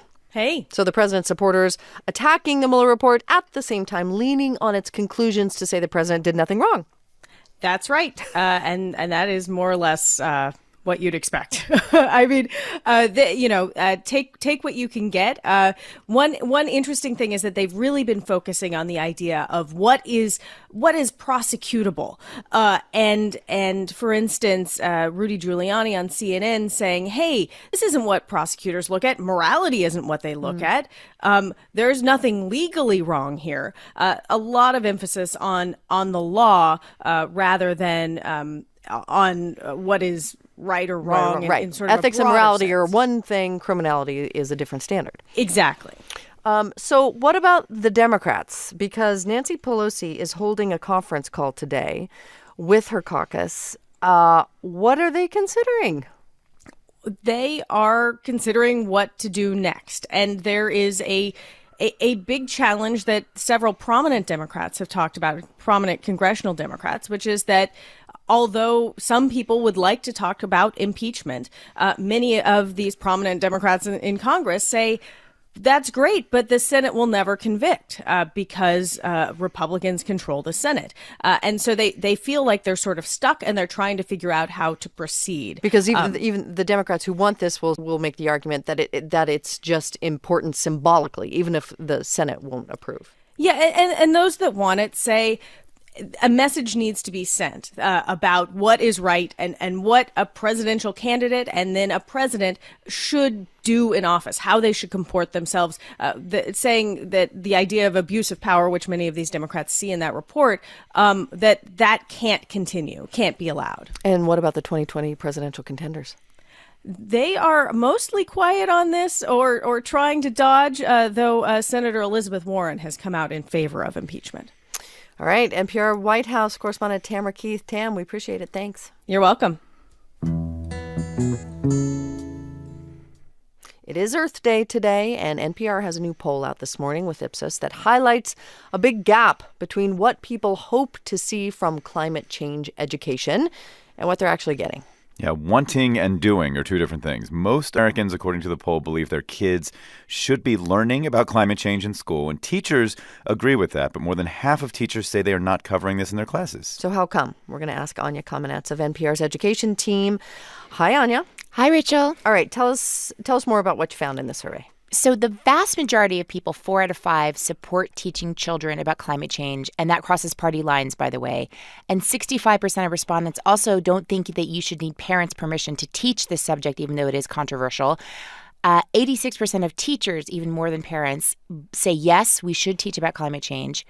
And dozens of states have science standards that at least mention the topic.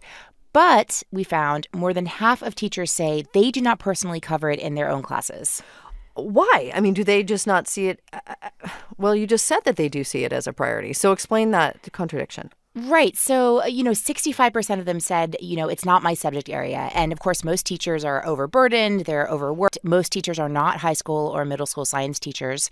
However, there may be something else at work here. So Mallory Newell from Ipsos, which conducted the poll for us, says that there were key attitudinal differences, in outlook between teachers who cover climate change and those who don't. For some teachers, that might just be a way to rationalize why they're not talking about it. For example, she said that the teachers who don't talk about climate change were less likely to believe that it was a serious threat and were less comfortable answering students' questions about it. Having said that, we also did a call out to our own audience, and we heard from teachers from Florida to Hawaii that are covering the topic in their classes. And that includes all levels and all subjects. I mean, preschool teachers, English teachers, Spanish, home ec. For example, Rebecca Meyer, who's an 8th grade English teacher in the Bronx, and she covered it by assigning her students a novel about water scarcity called Not a Drop to Drink. They were very engaged. I mean, they loved it. They learned so much that they didn't know. So one additional wrinkle is that almost a third of teachers told us that when talking about something like climate, they are worried about parent pushback. So is that happening? Are parents pushing back? Well, not really. I mean, you would be surprised. In some areas, of course, there are places where a lot of people work in the oil industry, for example. But on the other hand, 84% of parents of kids under 18 told us, yes, kids should be learning about climate change. But then we heard this other weird divide where just 45% of those parents say, yes, I speak to my own kids about this topic. Huh. Yeah, so like Lainey Fabianic, she's a mother of 3 in Glenwood, Colorado. She says she's concerned about climate change. There's a ski industry, lack of snow in the winter there. Her family recycles. They eat local and organic. They're even putting solar panels on the house. But she says, she has not mentioned the big picture to her young daughters who are in elementary school. And actually, now that we asked, she's wondering why she hasn't really brought it up. Very interesting. Anya Kamenetz of NPR's education team. Anya, happy Earth Day. Thanks, Rachel. You too.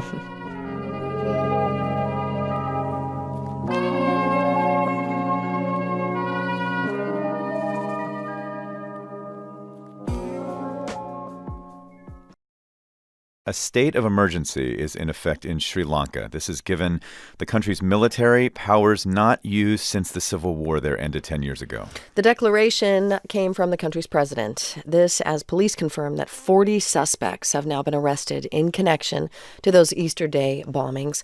The death toll from those blasts has risen to 310 people. The government in Sri Lanka is blaming a little-known Islamist militant group for the attacks. And today, Sri Lanka's defense minister told Parliament that the bombings on Easter were in retaliation for the mosque attacks in Christchurch, New Zealand. He didn't offer any evidence to that effect, though. And let's go to Sri Lanka now to Shashank Bengali, who is reporting on this. He's the Southeast Asia correspondent for the Los Angeles Times. Thanks for being here. Hi, David. So I know you've been speaking with some of the survivors of the victims in these attacks. Can you just tell me what has stood out to you in hearing their stories? Well, David, I spent yesterday in Negombo, which was the site of the deadliest of the 8 explosions that occurred on Easter Sunday. A church there in a predominantly Catholic town north of the capital, where more than 100 people were killed in a church during Mass shortly before 9 o'clock in the morning. The streets around that church are just lined with funeral ribbons and white flags. Yesterday was a day of memorial services. Today there are mass burials taking place. We met one family where an 11-year-old boy, Chamod Shivan, he's a 6th grader. He was attending his first Easter Mass since his mother passed away from cancer a few months ago. He was killed there along with his aunt. His father was meant to go with them to the service. He had a fever. He stayed home that day.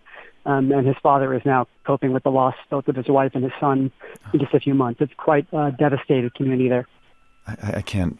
I mean, and just listening to stories like that, we're now hearing that maybe the government could have done more to stop this because they had received some intelligence about this coming. What do we know about what they might have done to prevent this?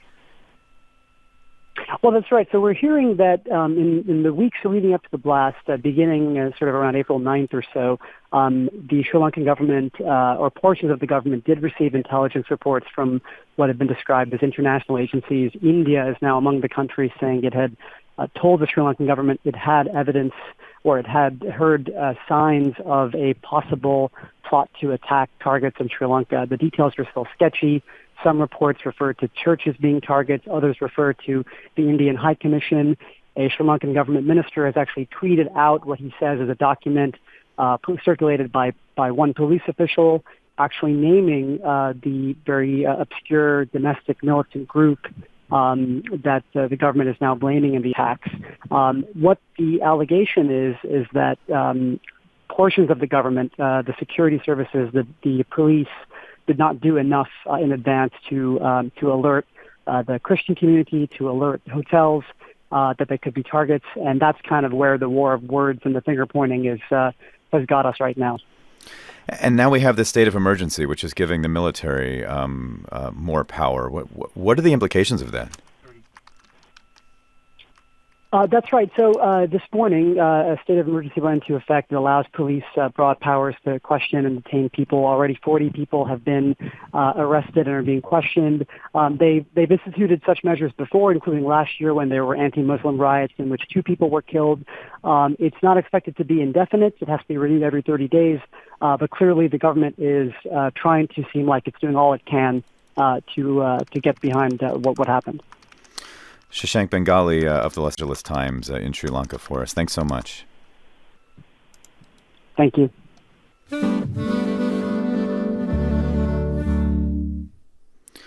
All right, it's clear that Democrats are really at a crossroads right now with a big question in front of them. Should they try to impeach President Donald Trump based on the information in Special Counsel Robert Mueller's report? Yeah, and the perspectives among Democrats seem to fall in 3 major camps. On one end of the spectrum are the skeptics, people like Bernie Sanders, who think impeachment hearings could drown out the Democrats' policy ideas going into the 2020 election. What I worry about is that works to Trump's advantage. On the other end of the spectrum, people like Elizabeth Warren and Kamala Harris. I believe Congress should take the steps towards impeachment. And then there are the people who fall somewhere in the middle, like Amy Klobuchar. I believe I'm the jury here, so I'm not going to predispose things. I'm not going to say it is or it isn't. All of those senators and presidential hopefuls were appearing on CNN town halls last night. And let's bring in NPR national political correspondent Mara Liasson to help us parse all this. Hi, Mara. Hi, David. So how many Democrats support the idea of beginning impeachment proceedings right now? Well, first of all, about a third of voters overall support it, but a solid majority of Democrats, according to the latest Morning Consult poll, support this, and that's the source of the tension for Democrats in Congress. About 59% of Democrats support opening impeachment hearings, but that is down 12 points among Democrats since January, which is really interesting, and that could be for several reasons. One, tactical. Democrats are beginning to realize that the Senate will never vote to remove the president. They're understanding that impeachment in the House does not equal removal by the Senate. Or they could be worried, as you just heard Bernie Sanders say, that this could backfire and hurt them politically. Well, aren't we hearing some Democrats suggest that there are things they can do to try and hold President Trump accountable for some of his behavior without actual impeachment? Yes, actually, we're hearing it from Nancy Pelosi, the Speaker of the House, who says there are many different ways to hold the president accountable, to say that what he did was not okay without immediately starting impeachment proceedings. For instance, the Judiciary Committee has issued a subpoena for former White House counsel Don McGahn. The Democrats are pushing to get the full unredacted version of the Mueller report out in public. They're also going to be hearing in public from Attorney General Barr and Special Counsel Mueller. And what they want to do is lay out a case in public because they know that in the Senate, Republicans are not going to move. They're standing behind the president, and they hold a different standard for their own president for impeachment than they did for Democratic presidents. And you've heard the tape of Lindsey Graham played over and over again. He was the impeachment manager for Bill Clinton in the Senate, about how you don't have to be convicted of a crime to lose your job if this body decides your conduct is out of bounds. Mara, isn't one of the other tensions here that the party might want to try and be unified, but also you have these presidential candidates who are looking for things on which to distinguish themselves, and this could be perfect? Yes, and that's the other interesting dynamic. You just heard a bit of tape from Kamala Harris, who had been ambivalent. Now she says, yes, start impeachment hearings. Julian Castro, the only House member who's a candidate for president, who has said impeachment hearings should start. But Elizabeth Warren has really been the leader on this, and she has used it to distinguish herself with a very fiery and passionate explanation of why impeachment should start in that town hall that she held last night on CNN. NPR national political correspondent Mara Liasson. Mara, thanks. Thank you. All right, so can the U.S. Census include a question about a person's citizenship status? That question goes before the Supreme Court today. All right, a question about a question. So according to the Census Bureau, this decision on whether to include this question has got to be figured out by June, so the census questionnaires can actually get printed in time. All right, NPR's Hansi Lo Wang has been covering this all the way through, and he joins us this morning. Hi, Hansi. Good morning, David. So remind us about the legal question here, because that's what the Supreme Court is actually grappling with, right? Right. There are two main issues here. One was adding this citizenship question to the 2020 census. Was this a misuse of authority that the Commerce Secretary, Wilbur Ross, who oversees the Census Bureau, was this a misuse of his authority over the 2020 census? And also another main question here was adding this question to the 2020 census in this current political climate, was that a constitutional decision? Was that a decision that could have harmed the government's ability to count every person in the country as the Constitution requires every 10 years? And remind me where the Trump administration is on this. Well, the Trump administration believes that the answer to both of those questions is no. But unfortunately, 3 federal judges at district court level have ruled that this was a violation of administrative law. 2 have ruled that this was unconstitutional.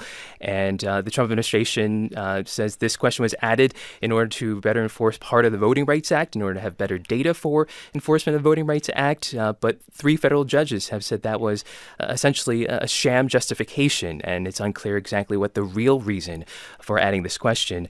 And we're going to see this play out, how the Supreme Court weighs in on this. Okay, well, game this out for me. If the Supreme Court allows this question to be included, what are the implications of that? there are huge implications. The census, when we're talking about the census, we are talking about power, and we are talking about money, and we're talking about effects that last for the next 10 years. You only get one census every 10 years. There are no do-overs. And, our colleague Nina Totenberg, she spoke with Letitia James, the New York State Attorney General. Her office represented plaintiffs in one of the lawsuits out of New York, and her predecessor is actually one of the attorneys arguing before the Supreme Court today. And let's listen to what Letitia James said. He has a constitutional and a statutory obligation to pursue an accurate count. And the record is clear that by including the citizenship question, it would result in an inaccurate count, and it will have a major impact on federal funding to New York State.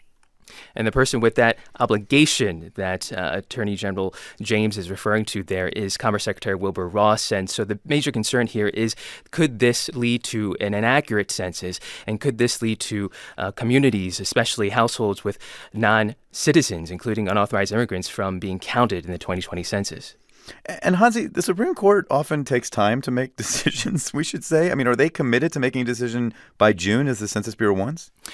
Well, that is the expectation currently. The Census Bureau really hopes that is when a decision is made by the end of its term. And if it's not, then it's going to put a lot of pressure on the preparation for the 2020 census, which are less than a year away.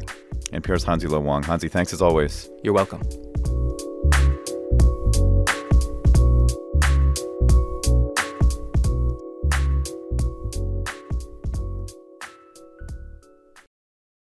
In Sri Lanka, they are burying their dead.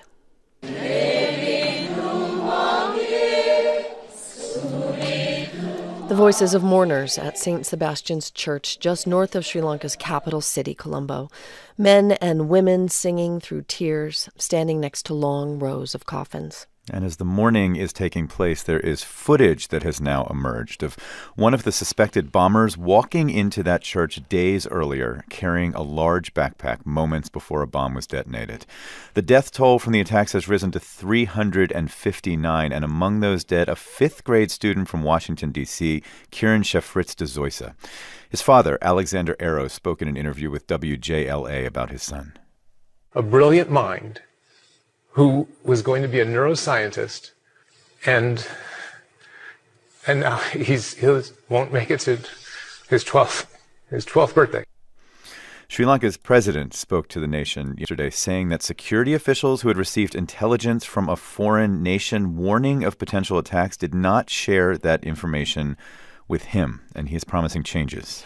Michael Sullivan is covering the story for NPR. He is in Sri Lanka's capital, Colombo. Joins us on Skype. Michael, thanks for being here. Hi, Rachel. So security officials didn't share critical information with Sri Lanka's president. That's quite the admission. I mean, when he says he wants to make change now, what does that mean? What kind of change? Well, it's unclear. I mean, it's quite an admission, yeah, or it's a bit of deflection, depending on who you believe, since the president is, in theory, the man the security forces report to. So it seems a little odd that he wouldn't know about it, Rachel. A minister from the opposition today said the information was withheld purposefully, that Indian intelligence informed the government of possible attacks back on April 4th, and that the government ignored it. Regardless, President Sirisena said he'll be making changes at the top of the security apparatus soon, replacing key officials, though he didn't say who, and he's going to conduct a thorough investigation to find out what went wrong. Meanwhile, there were about a dozen more arrests overnight. Are we learning anything more about the suspected bombers? A little bit more. A deputy defense minister said today that he had information that one of the bombers studied in Great Britain and did his post-grad work in Australia before returning to settle here in Sri Lanka, but he didn't say where the information came from. The others, nothing yet, though the FBI and some other countries are now here aiding in the investigation. But again, there's been a lot of conflicting statements from government officials since the attack, so a big grain of salt with any of these claims at this point. Right. So among these claims, I mean, the Sri Lankan government is blaming these two domestic Islamist groups. We now have ISIS claiming responsibility, which would explain why these two very small, relatively unknown groups were able to stage such a wide-scale attack. But is there anything else we're learning about how this plot came to be? We don't yet. I mean, we saw that Islamic State claim made yesterday, and they did distribute a video online that purportedly shows the man Sri Lankan officials think was the leader of the attackers, implying that he joined forces with them. But there's no hard evidence yet linking the two. But, think about it, Rachel. You were just saying it.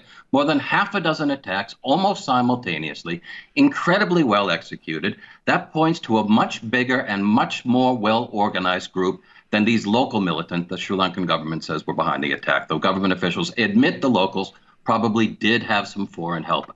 Was it ISIS? It's certainly one of their goals as they lose territory to look to wreak havoc elsewhere. Michael Sullivan reporting from Colombo. Michael, we appreciate it. Thanks. You're welcome, Rachel.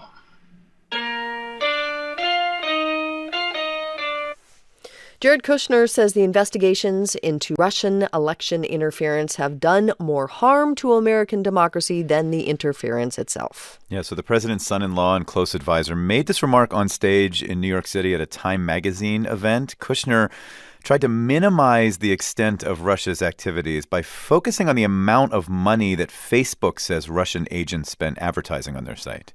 They said they spent about $160,000. I spent $160,000 on Facebook every 3 hours during the campaign. So if you look at the magnitude of what they did and what they accomplished, I think the ensuing investigations have been way more harmful to our country. NPR's Miles Parks has covered the details of the Russian interference in the 2016 election, and he is here to help fact-check Jared Kushner's characterization. Hi, Miles. Good morning.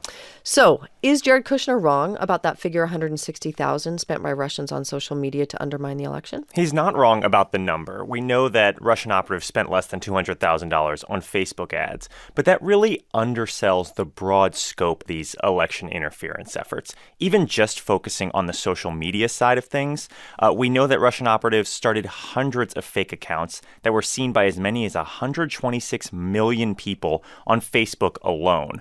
Outside of that, there was the effort to hack and steal emails from the Democratic Party, as well as the effort to hack into even some U.S. government servers. And Kushner's explanation kind of glosses over all of that stuff. Right. So let's rewind.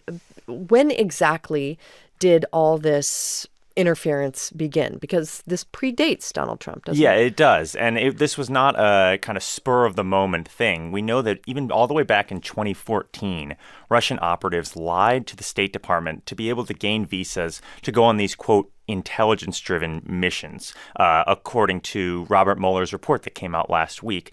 They were doing this to gain information about the U.S. political climate that they could then use to tailor this hyper-partisan content that they were putting on Facebook, Instagram, Twitter to try and divide Americans.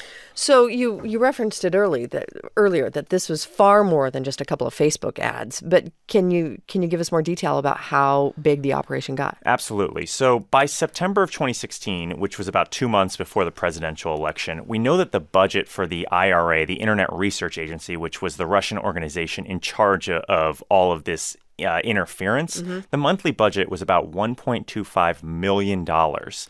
This is not some sort of unorganized criminal enterprise. I think it's more helpful to think of it as a small communications firm. They had an IT department, a data analysis department, a search engine optimization department. HR? Did they have HR? I'm sure they had a number of different departments that looked more like a small business. Yeah. And then we know that even after the election, that budget was well over $1 million a month.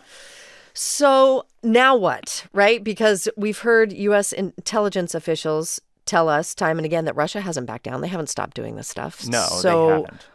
Where's the evidence of that? Even as recently as this past October, a federal complaint was unsealed where a Russian woman was charged with conspiring to sow this sort of discord in the American political system. The complaint specifically said the conspiracy, quote, continues to this day. Okay, NPR's Miles Parks for us. Thanks, Miles. Thank you.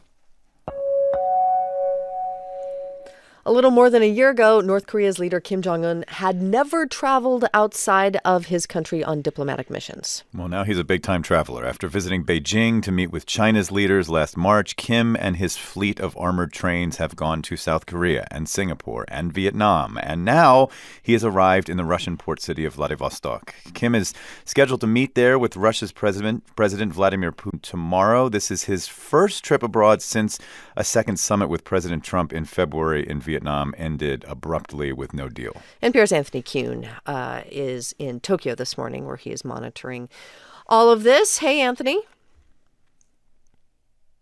Do we have Anthony? Hi, can you hear me? Yeah, I can hear you. We got a little delay on the line, but that's cool. So, Anthony, trains. This is a long train trip. What's Kim Jong-un doing? Actually, it's about a 20-hour train ride from Pyongyang to Vladivostok. For Putin, it's an 8.5-hour flight from Moscow.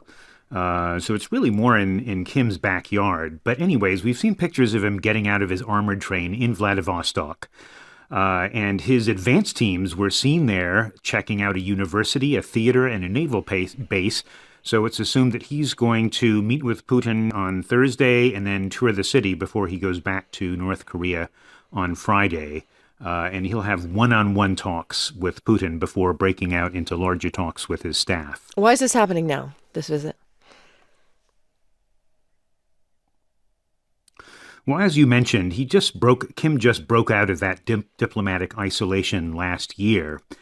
He's the first North Korean leader to visit Russia since his father in 2011. And there's quite a bit of historical symbolism there. Remember that the Soviet Union basically installed Kim Jong-un's grandfather, Kim Il-sung, as North Korea's leader after World War II. And then when the Soviet Union collapsed in the early 90s, that loss of support contributed to a devastating famine in North Korea in the middle of that decade. So they're really reestablishing relations through this visit with their primary patron in the past. Mm-hmm. So what does this have to do with the second summit between Kim Jong-un and President Trump that was in Hanoi and broke down with no agreement? That's right, and that was a major embarrassment for Kim. He went there believing he could get concessions from Trump, and the fact that he couldn't means either that he personally miscalculated or his frontline negotiators didn't give him an accurate readout of what he could get. So in the remarks he's made since then, Kim has basically indicated that his game plan is like this. He's going to focus on economic self-reliance at home to get through the sanctions. And he's going to give the U.S. a deadline to come up with a better deal by year's end, barring which he could pull out of talks. And his final option is to explore alternatives, plans B and C. China is sort of plan B, Russia is sort of plan C. And North Korea currently does most of its business with China, so this really represents Kim's hedge against relying too much on Beijing. Interesting. NPR's Anthony Kuhn talking with us from Tokyo, where he's monitoring Kim Jong-un's visit to Russia. Anthony, thanks so much. Thank you, Rachel.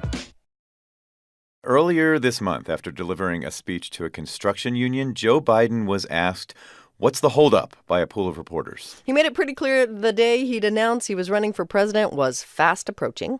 Putting everything together, man. Putting everything together. My intention from the beginning is if I were to run, to be the last person to announce. Give everybody else their day, then I get a shot, and then we're off to the races. He is expected to begin that race this morning, becoming the 20th candidate to enter the Democratic primary. And let's bring in NPR's Scott Detrow, who is covering the 2020 presidential campaign. Hi, Scott. Good morning. Okay, so what is the landscape for a candidate like former Vice President Joe Biden? This is the most diverse field ever. This is the largest field in memory. Very importantly, it is now at maximum capacity for the debates. There is only space for 20 candidates on the stage over the course of 2 nights. Just 20. No more room. So let's just look at one metric of support. Collectively, campaigns have raised more than $75 million so far on the Democratic side. So Joe Biden has a lot of catching up to do. He is getting started today with a big fundraiser in Philadelphia with high-profile names from the Pennsylvania Democratic Party. But this is just one of the many ways that Biden isn't the exact fit for the modern campaign or the current Democratic Party. He's going to be raising a lot of big money from big donors like Hillary Clinton did, while others are really focused on small donors online driving their campaign. Well, it's interesting. I mean, he said himself he wanted to wait and be the last to declare, which has allowed people already to raise questions about his past and his record even before making it official. How has he been dealing with that? Yeah, the way that this played out was Biden already dealt with the negatives of being a candidate without fully being in the race and having a chance to make the case for himself, the positives. Most prominently, several women have stepped forward to say that ways he touched them made them uncomfortable. Biden has been known for a long time as a touchy guy, a candidate who just gives out a lot of hugs. But even then, he seemed taken aback by this. The campaign put out statements. He did a video. Social norms have begun to change. They've shifted. And the boundaries of protecting personal space have been reset. And I get it. I get it. I hear what they're saying. I understand it. And I'll be much more mindful. That's my responsibility. Then when Biden did a public appearance, he basically laughed off the accusations publicly and had to do a press conference cleaning that up. This is Barack Obama's vice president. He's the top foreign policy Democrat over the course of decades, but there's a lot of different policies. The 90s tough on crime policies, the fact that he chaired the Anita Hill hearing, something he said he would do differently, positions that he had on guns, on busing, over the course of decades. And the fact is the Democratic Party has shifted pretty hard to the left in the last few years, especially, and it's just a different political world than when Biden was in the Senate for a long time. Well, and the party has shifted to the left, and you also have this, as we said, really diverse field with a lot of younger candidates. Given that, what is Biden's pitch to voters? Yeah, and I'm in Houston right now because I was covering a forum yesterday where 8 Democratic candidates appeared, and that was just another event really crystallizing the progressive leftward shift of the party over the last few years. Biden seems to be positioning himself to campaign in a centrist way, not just on policy, but in tone and approach to politics as well. Expect to hear him talk a lot about unifying the country. He's been saying a lot recently how President Trump and his style of governing and campaigning are hurting America, eroding its ideals and values. So that's the focus that we expect to hear from Biden, especially in the early days. All right, NPR's Scott Detrow on this day where Biden becomes the 20th Democrat in the race. Scott, thanks a lot. Sure thing. So we're not even halfway into 2019, and yet the number of measles cases declared has already surpassed any other year since the disease was declared eliminated in the U.S. 2 decades ago. Right. So the Centers for Disease Control and Prevention confirmed yesterday that the number of cases right now has risen to 695. 22 states have been impacted, but the majority of the cases are in a couple specific parts of the country. One of those is New York City, predominantly among the Orthodox Jewish community in Brooklyn and Queens. 390 cases there alone since that outbreak began last October. Dr. Joseph Kaplowitz is a pediatrician working with that community. Here's what he had to say about the reluctance to get vaccinated.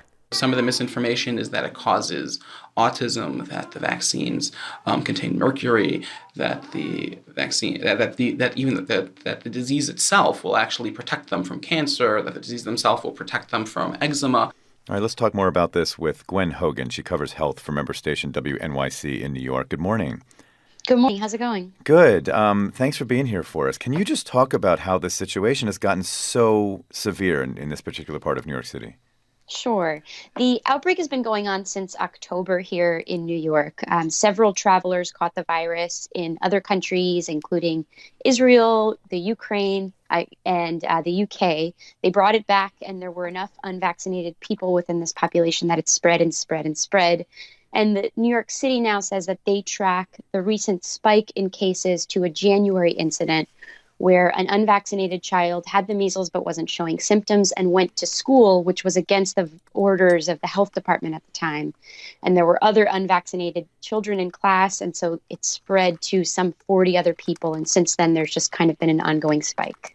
Well, and we heard a little bit there about some of what people in this community feel about vaccinations. I mean, just step back from it. You've been covering this for some time now. What more are you hearing from community leaders and families who have been impacted by this? Yeah, I mean, I want to say the vast majority of people within this community vaccinate. Almost all of the community leaders, the religious leaders, the pediatricians, as you heard, have come out in support of vaccination, but there is a small percentage of the community that is listening to sort of the larger anti-vaccination voices on this field and sort of have been swayed by some of this misinformation. And what I'm hearing in the community is that there's just a lot of frustration because it does directly impact this community the most.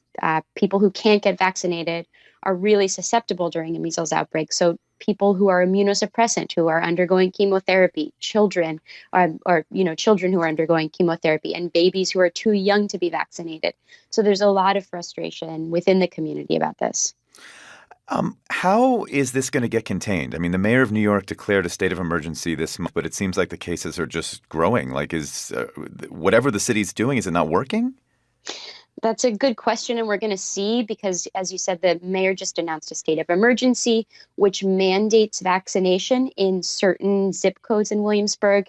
Since then, they've seen about 1,000 children get vaccinated. They've also started to issue fines. Under this order, 12 people have been fined. So the city says that they're seeing some early success, but there's a long incubation period for measles, so we're sort of going to see how this plays out over the next few weeks. Gwen Hogan covers health for member station WNYC in New York City, talking to us on Skype this morning. Gwen, we appreciate it. Thanks for having me. All right, North Korea's leader, Kim Jong-un, is really mixing it up. Right. So after his second meeting with President Trump went nowhere back in February, he's now in Russia, where he sat down today with Russian President Vladimir Putin.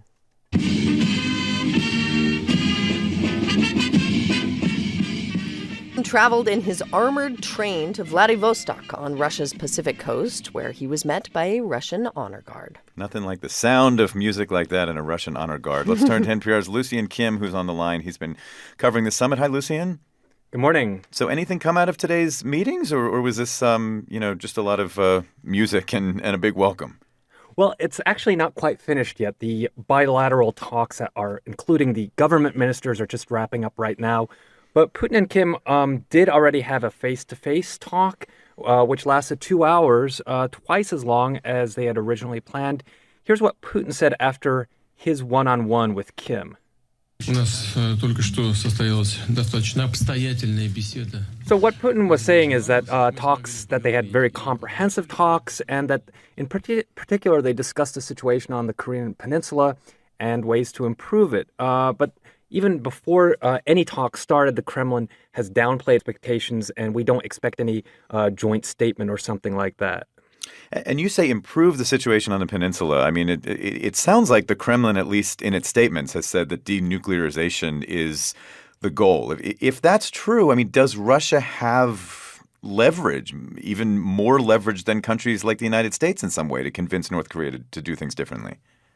Well, it's important to remember that the Soviet Union actually created North Korea, and that was one of the first battlegrounds of the Cold War. So relations really go back a very long time. Putin knew Kim Jong-un's father, who also visited Vladivostok. But today, of course, Russia also has very close relations with South Korea, and its influence over North Korea has dropped off. North Korea looks a lot more to China as sort of a big brother. But Russia is always eager to step in. And in fact, the Kremlin has been trying to set up this summit for more than a year. So, Lucian, I mean, a lot of foreign policy observers have seen Vladimir Putin trying to extend Russian influence abroad. And here you have Trump and Kim with this summit that basically falls apart with no results. And now Putin stepping in and meeting with Kim. I mean, are there implications here for U.S. diplomacy and U.S. foreign policy? Possibly. I mean, Putin said at the very beginning of his meeting today with Kim that he welcomed the normalizations of relations between the U.S. and North Korea. And that's not just Putin being sarcastic. North Korea is really one of those areas where the U.S. and Russia see eye to eye and actually cooperate quite closely. Russia has a real interest in a lasting peace in North Korea. It's a neighbor. They share a border together, and they have some joint economic projects they want to get off the ground. But of course, Putin is also enjoying just interjecting himself into this ongoing conversation that President Trump is trying to have with Kim. All right. NPR's Lucian Kim talking to us about that meeting between Kim and Vladimir Putin today. Lucian, thanks so much. Thanks, David. I'm here with an NPR team in Beijing because China is showcasing its global ambitions today, Rachel. President Xi Jinping is hosting a forum for more than 30 leaders of other nations, from the president of the Philippines to Russia's Vladimir Putin. It's a forum supporting Xi's Belt and Road Initiative, infrastructure projects across Asia to Europe and to Africa, even beyond. President Xi greeted all the leaders in a glass-walled convention center that is many blocks long.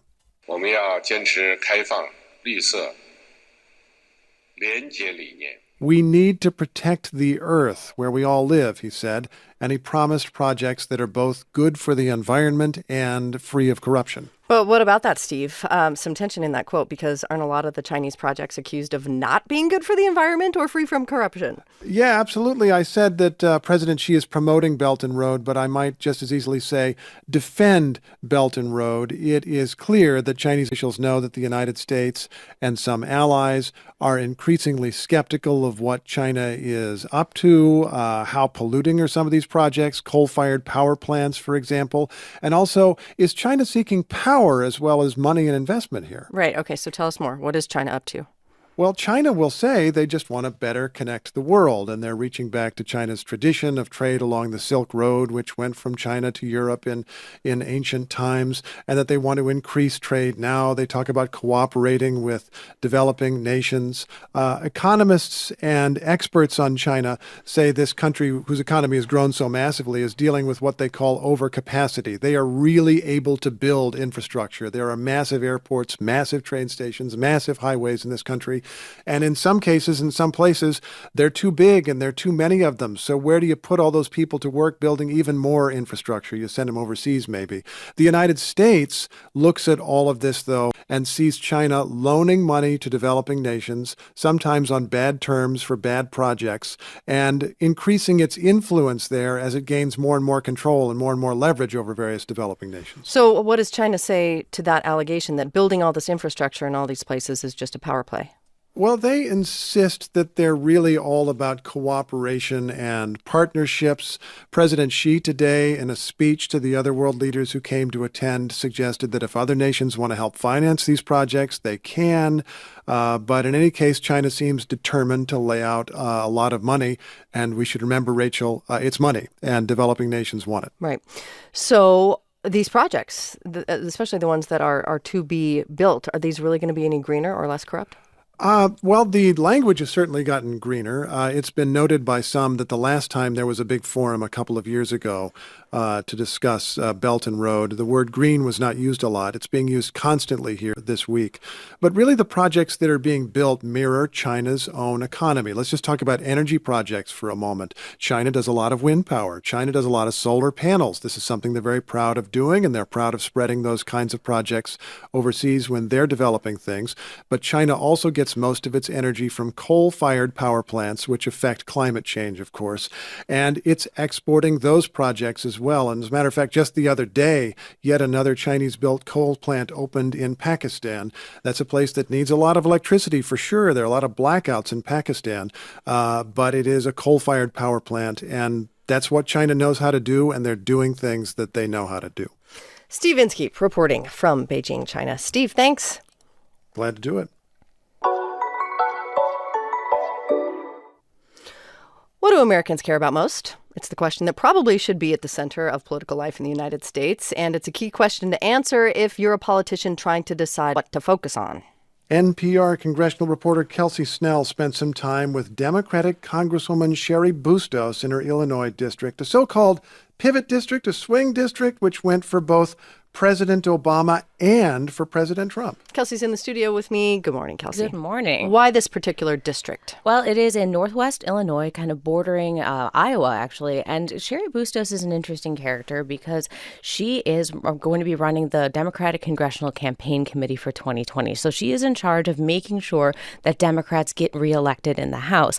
And a big part of her strategy is defending districts like the 40 freshmen who beat Republicans in the last election. And she wants to find a way to make sure that they can speak to voters in the way that keeps them with the Democratic Party and keeps them from fleeing back to the Republicans they voted for before. Right, to secure those gains and expand them. So what did you see on your trip? What are folks talking about there? Well, we started the day in Moline, Illinois, which is the headquarters of John Deere Tractors. Now, this is Did you ride a tractor? I didn't get to ride a tractor, Kelsey. unfortunately. Next time.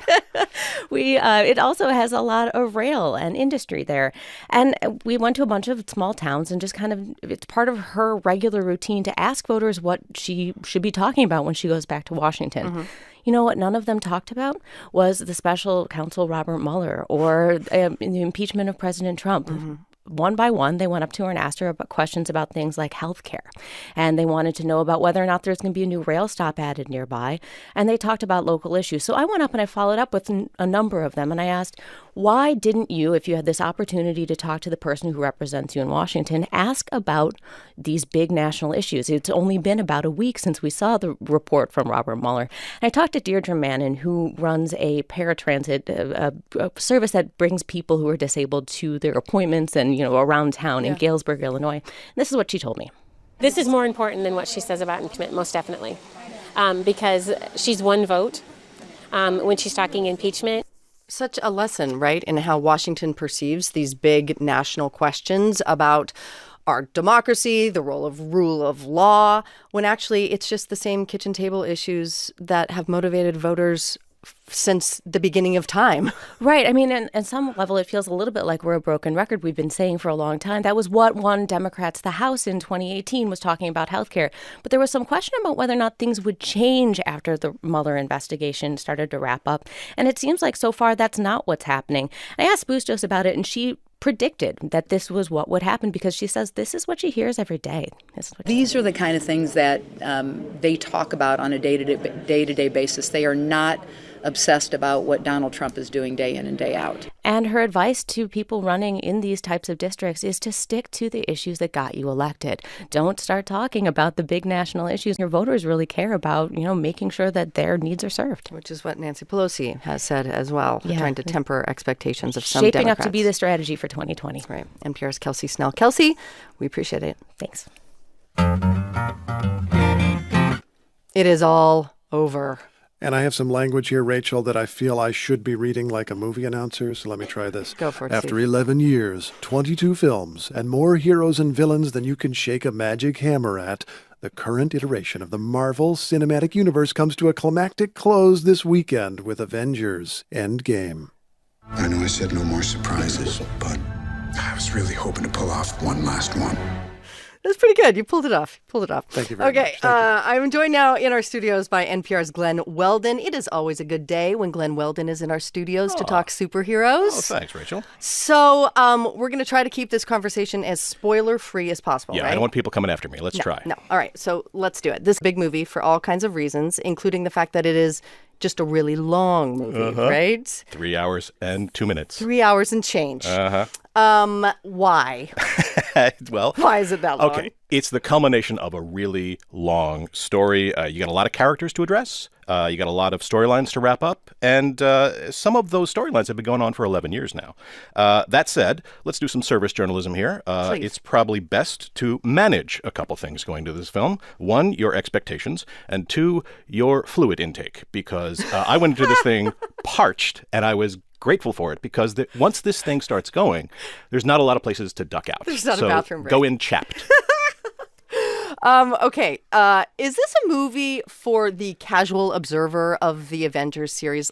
Say like me, who's never engaged in these movies, but maybe, maybe I want to check this film out. It depends on how casual, because if you don't know these characters, it will mean precisely nothing to you. Because this is what happened at the end of the last film, in Avengers Infinity War. You had this massive purple intergalactic despot named Thanos who turned exactly half the population of the entire universe into dust with a snap of his fingers, right? That's the big event. Now, Marvel wants us to call that the decimation, but Rachel, you and I are not going to do that because we know that words have meanings. Yes, Decimation means 1/10. You reduce the population by 1/10, so Obviously. we will call it, you and I, the snapture. So when we meet the remaining Avengers coming into this film, they've just had a massive loss, and they're kind of cycling through different Kubler-Ross stages of grief. Some of them despair, rage, depression, all of it.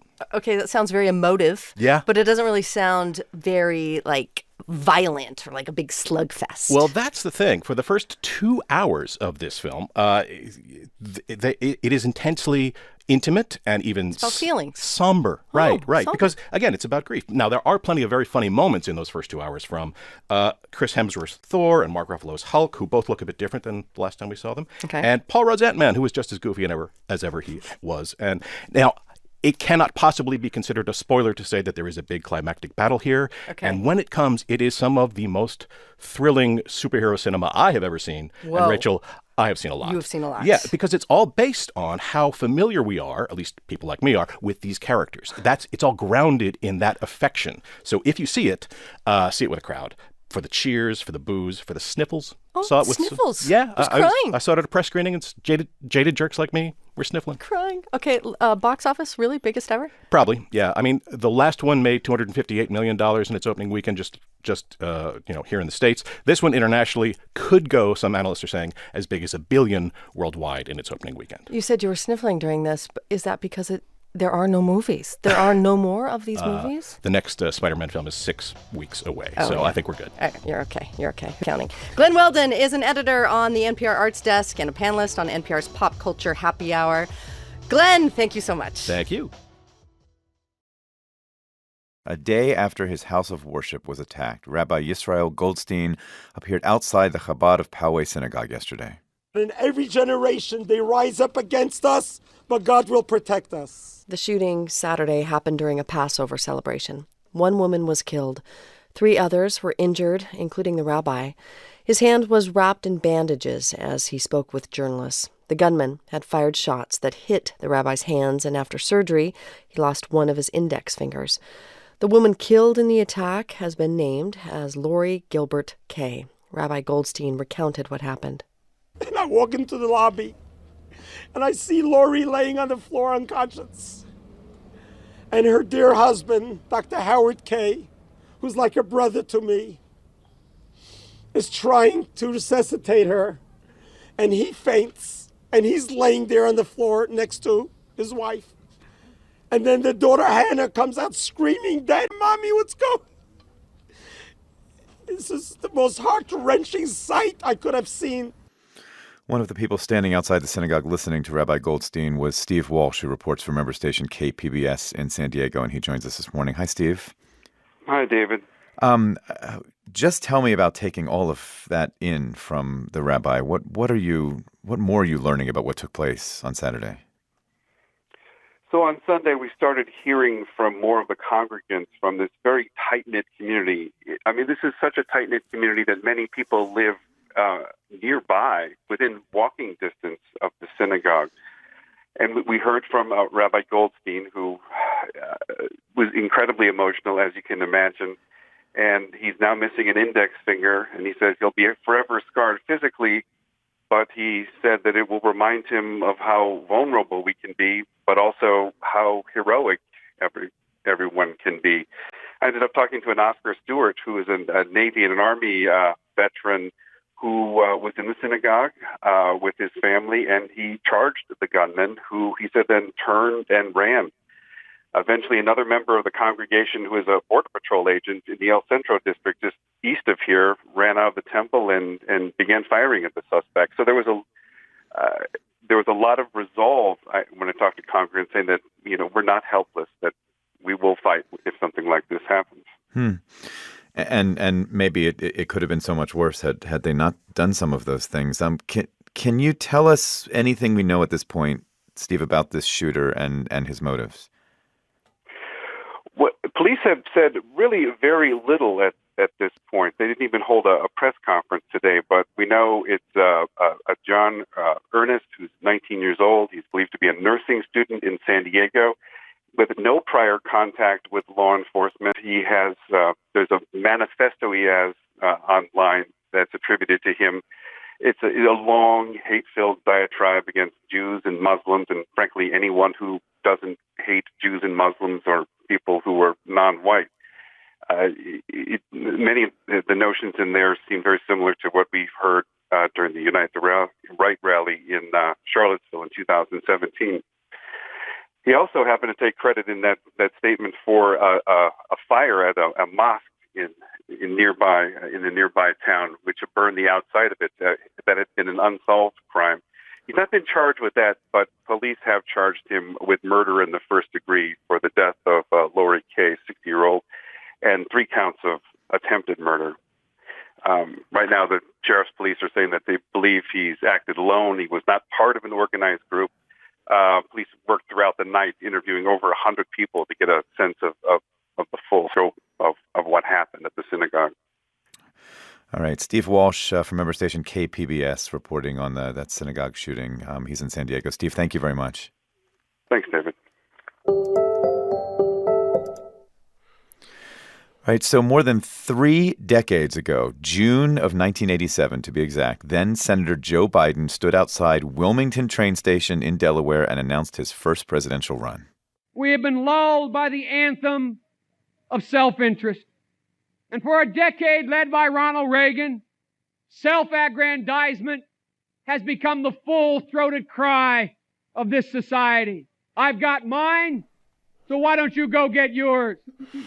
Fast forward 32 years, and that idea of a divided society appears to be the focus of Biden's third run for the Oval Office. He heads to Pittsburgh today for his first campaign rally. And we're going to talk about that with NPR political reporter Danielle Kurtz-Laban, who's here. Hi, Danielle. Hey, David. All right, so Pittsburgh is my hometown. I know they had an amazing draft. The Pittsburgh Steelers got some very good players from this draft. But there are other reasons to go to the city for political reasons, I guess, if you're Joe Biden. So what are they?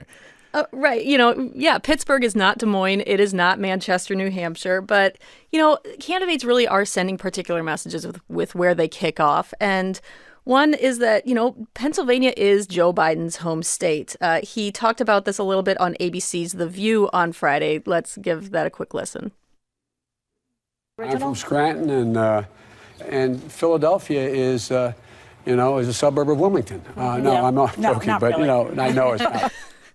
I guess he didn't want to upset the good people of Philadelphia there. But yeah, he's kicking off this swing, this opening couple of weeks swing where he's going to start in Pittsburgh. He's going to finish up in Philadelphia. And a big thing he's going to talk about in Pittsburgh is the middle class, is about workers. He's giving that speech at a Teamsters hall. So that really sort of hammers home what he's getting at is growth for everybody. He says he wants to stress that he wants inclusive economic growth for all people, regardless of race and gender. So you can bet that's what we're going to hear. Yeah, and you talk to Democratic Party officials in Pennsylvania when Trump won there, and they were just stunned and determined to not let it happen the next time. Can I just ask you, Biden has been criticized for some different things recently. One of them, his handling of Anita Hill's sexual misconduct allegations against Clarence Thomas when he led those hearings. How has he been addressing that since his campaign launched just a few days ago? Well, most notably, he went on ABC's The View on Friday, and he talked about this. He got some really pointed questions about this, and he said he has always believed her story. And the key line from this interview, he says, "I don't think I treated her badly." If you listen to this interview, he's very much in the passive voice. He says she was treated badly, mistakes were made, that sort of thing, but not that I made those. Now, of course, there's plenty of Democrats, plenty of people who disagree with that, who think could have done more to defend her at the time, who think he could have called more witnesses to corroborate her story. And how are other candidates in the race reacting to him jumping in? Well, they certainly understand that he is a political behemoth and that he has entered and that they have to really sort of take up arms. There have been some fundraising emails sent by candidates like Beto O'Rourke, Elizabeth Warren, saying, hey, donors, big guy has entered the race. Let's really start raising money now. We got to fight. So the impact is there. Yes. NPR political reporter Danielle Kurtz-Laban. Thanks, Danielle. Thanks, David. So in the face of really sharp scrutiny, the CEO of Boeing, I think we could say, has kept a pretty low profile. Right. That is going to change today, most likely. Dennis Muhlenberg is going to face shareholders for the first time since 2 fatal crashes led to the global grounding of the Boeing 737 MAX 8 jet. Nearly 350 people were killed in those crashes, Lion Air crash and an Ethiopian Airlines crash. Faulty software caused pilots in those crashes to lose control of the planes. When we last heard from the CEO earlier this month, he said the company was making, quote, steady progress in finding a fix. We're comprehensively testing the software to make sure that it does the job, and they're taking the time to get it right. So how much time does Boeing need to find a solution as the pressure keeps mounting from shareholders and global regulators? Well, NPR's Russell Lewis is in Chicago. He's going to be covering this meeting. Hi, Russell. Hey, good morning. So summarize the biggest questions that are facing Boeing right now. Well, I think Boeing certainly needs to reassure both the flying public and pilots that the 737 MAX ultimately will be safe. That is really the big thing that is hanging out there.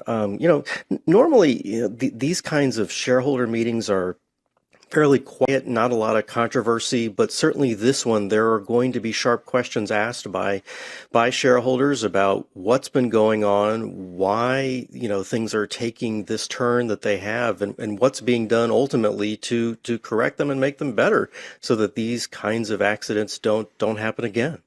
So one audience is the shareholders, but you mentioned, the flying public, another important audience, and the CEO is going to hold a press conference we're expecting.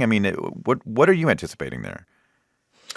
Well, this will be the first time that Dennis Muhlenberg has answered questions directly from reporters in a press conference setting since all of this began.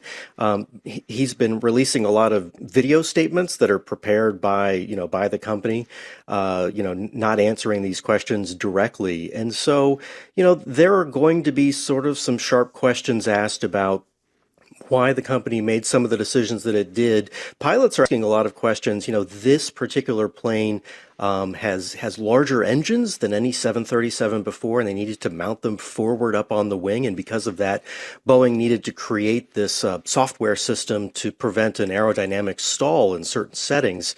But then the airline didn't, or rather the Boeing didn't tell airlines about this until after the first accident, the Lion Air crash in Indonesia. And there are a lot of questions about that are coming forward about, why was that? As we continue to dig into this story and dig into what happened, we're finding more and more things that there are questions about why Boeing did what it did. And meanwhile, the 737 MAX, still grounded. And any idea when they could be back up in the air if Boeing does address all this? Well, this software fix has not yet been given to the FAA, and likely it's going to be a few more months still before this airline is cleared to fly. NPR's Russell Lewis in Chicago covering a big meeting between the CEO of Boeing and shareholders. Russell, thanks a lot. You're welcome.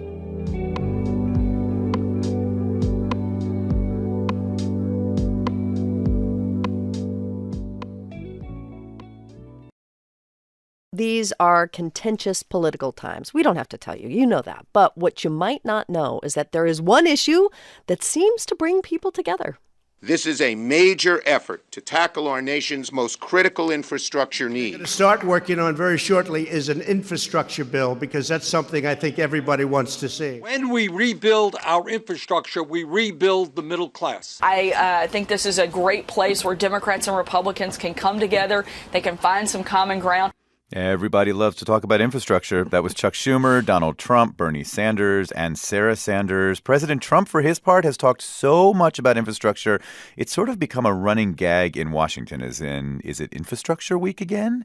But the thing is, a lot of Democrats want to rebuild the country's roads and bridges and do a lot of other projects as well. Now, we're going to see today if all this could open the door to some sort of plan to move forward with actual legislation, or whether it's just all talk again. Chuck Schumer and Nancy Pelosi are heading to the White House today for a meeting on this with the president. All right, we've got NPR White House reporter Ayesha Rascoe with us this morning. Hey, Ayesha. Good morning. Happy Infrastructure Week. Yes, always. Always, in perpetuity. Although I guess this time the major players are at least getting in a room to try to move forward, right? How'd that happen? Yeah, well, Nancy Pelosi requested this meeting, and she and Chuck Schumer, they wrote a letter to Trump saying that they want a big and bold infrastructure plan to deal with some of those crumbling bridges and roads and more. That letter also put responsibility on Trump to figure out how to pay for this big and bold plan. Earlier this month, Pelosi said Democrats are seeking at least $1 trillion and would work to get it to $2 trillion for this. So this is going to be a massive lift. For the White House, Trump has made clear he does want airports and transportation systems in the U.S. to be more modern. He wants that money kind of invested in rebuilding America. But his infrastructure plan released earlier in his administration would spend about $200 billion in government money and focus on public-private partnerships to spur $1.5 trillion in investment.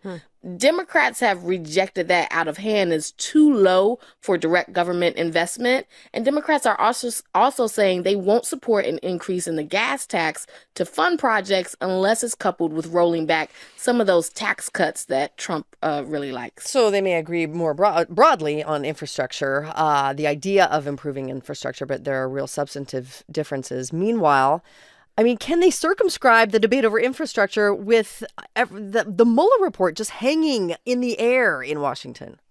I think that's why there's some skepticism about how far this is going to go. Democrats are currently fighting with Attorney General William Barr about testifying about that special counsel report.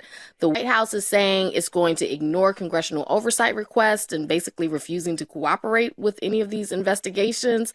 And as you mentioned, when you talk about the Mueller report, some Democrats have talked about impeachment proceedings need to be on the table after the findings in the Mueller report. Trump himself warned in the past that if Democrats continue to investigate him, he would not work with them on legislation. We'll see if he follows through on that, but it's questionable whether this is really kind of fertile ground for a grand compromise. There's also the question of whether Democrats would want Trump to win, to give Trump a win in a presidential election next year. Right. Okay, NPR White House reporter Aisha Roscoe for us this morning. Aisha, thanks. We appreciate it. Thank you. All right, now we want to take you to Sudan because, as you will hear, the situation there is tense.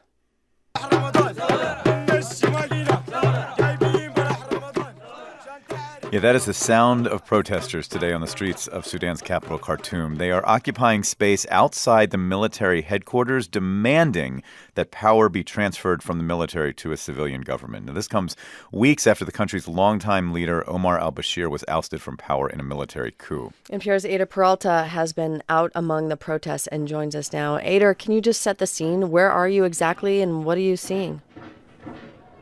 Hey, Rachel, I'm guessing everybody remembers Occupy Wall Street. It feels like that, in a mix of a music festival. Protesters have surrounded the military quarters here, and they've set up tents and stages, and they're sleeping here. It's a 24-hour protest, and right now it's about midday here. It's 110 degrees, but as you can probably hear, they're still marching. And in a lot of ways, what you're hearing right now is a celebration of a newfound freedom here. Young Sudanese are flexing this newfound power, and they're telling the military in their face, in front of their buildings, that they are not moving until civilians are in control of this country. So where are those negotiations? Because military leaders had been in talks with opposition leaders, right? Where does it stand? They have, and it's not looking good for protesters. I mean, over the weekend, we heard there was a breakthrough. Both sides agreed that there would be some kind of power-sharing agreement between the military and protesters during this transitional period. But the military has made it clear that they want to keep power. They want to control the Transitional Council. And what they have put on the table is a council with 10 members, 7 of which would be of the military. The protesters say the military can keep a seat on the table, but of course they want to be the majority. They want to control this transition because they say the military is just part and parcel of the Bashir regime. How's the military responding to the fact that the protesters are still out there, have committed to not leave until they get what they're looking for? They want them off the streets. In fact, yesterday they said that the protesters had agreed to clear the streets, and the atmosphere changed suddenly. Protesters extended roadblocks today. They spent the whole night adding boulders to the roadblocks, and now they're also blocking one of the main streets here in Khartoum. And the message is clear. They fought and died for this revolution, and they're not letting power slip from their hands. Just a bit of an example of what has happened overnight. They've started burning tires again on the streets, and that has not happened here since Omar al-Bashir was ousted. So protesters are digging in today because they say the military overnight tried to break in this sit-in, and they say they will not allow that. All right, NPR's Ada Peralta reporting from the streets of Khartoum, Sudan, amid protests. Protesters there insisting that the military has to give up control of the government. Ader, thank you so much. Thank you, Rachel. All right, Japan today marks the end of an era, a literal era. The country's emperor is abdicating in a flurry of pageantry and a whole lot of reflection on the past 3 decades of his reign. Yeah, we've got to just set the historic context here. Akihito is the first emperor to retire in more than 200 years. He rose to the role of crown prince in 1952, the same year Japan regained its sovereignty.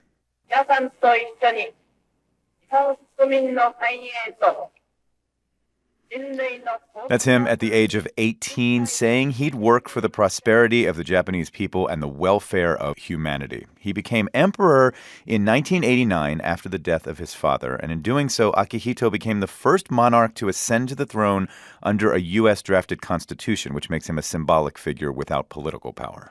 We've got NPR's Anthony Kuhn with us this morning. He's covering today's abdication events in Tokyo. Hey, Anthony. Hey, Rachel. As you know, Japan is a culture filled with a lot of high ceremony, and this event is sort of like the highest of the high, right? I mean, can you just describe all the pomp and circumstance? Okay, well, the morning started with the emperor in these beautiful rust-colored imperial robes. He went to a shrine in the imperial palace to report that he was abdicating to Amaterasu, who is the Shinto goddess of the sun. Japan has the oldest continuous monarchy in the world, and they're very proud of supposedly being descended from Amaterasu. Then this afternoon, the action moved to a wood-floored stateroom in the palace, where all the men were dressed in morning coats, the women had hats, and there were boxes with these symbolic relics, like an ancient sword, a jewel, and seals affixed on official documents. And there were very brief speeches by Emperor Akihito and Abe, Prime Minister Shinzo Abe, that touched on themes of the past 30 years. The emperor thanked people for accepting him as their constitutional symbol of the state, and he prayed for peace for the world and Japan, which is very much what he's been doing for the past 30 years. So as David noted, Akihito was the first emperor to ascend to the throne after World War II. He did so in 1989 in the post-war era. How did he take that role on? I mean, it was symbolic, but how did he modernize it? Did he? Well, one way of modernizing it is to say that emperors are be able to retire. The problem is that, as a figurehead, he doesn't get to make any rules himself. He can't even comment or criticize on the system.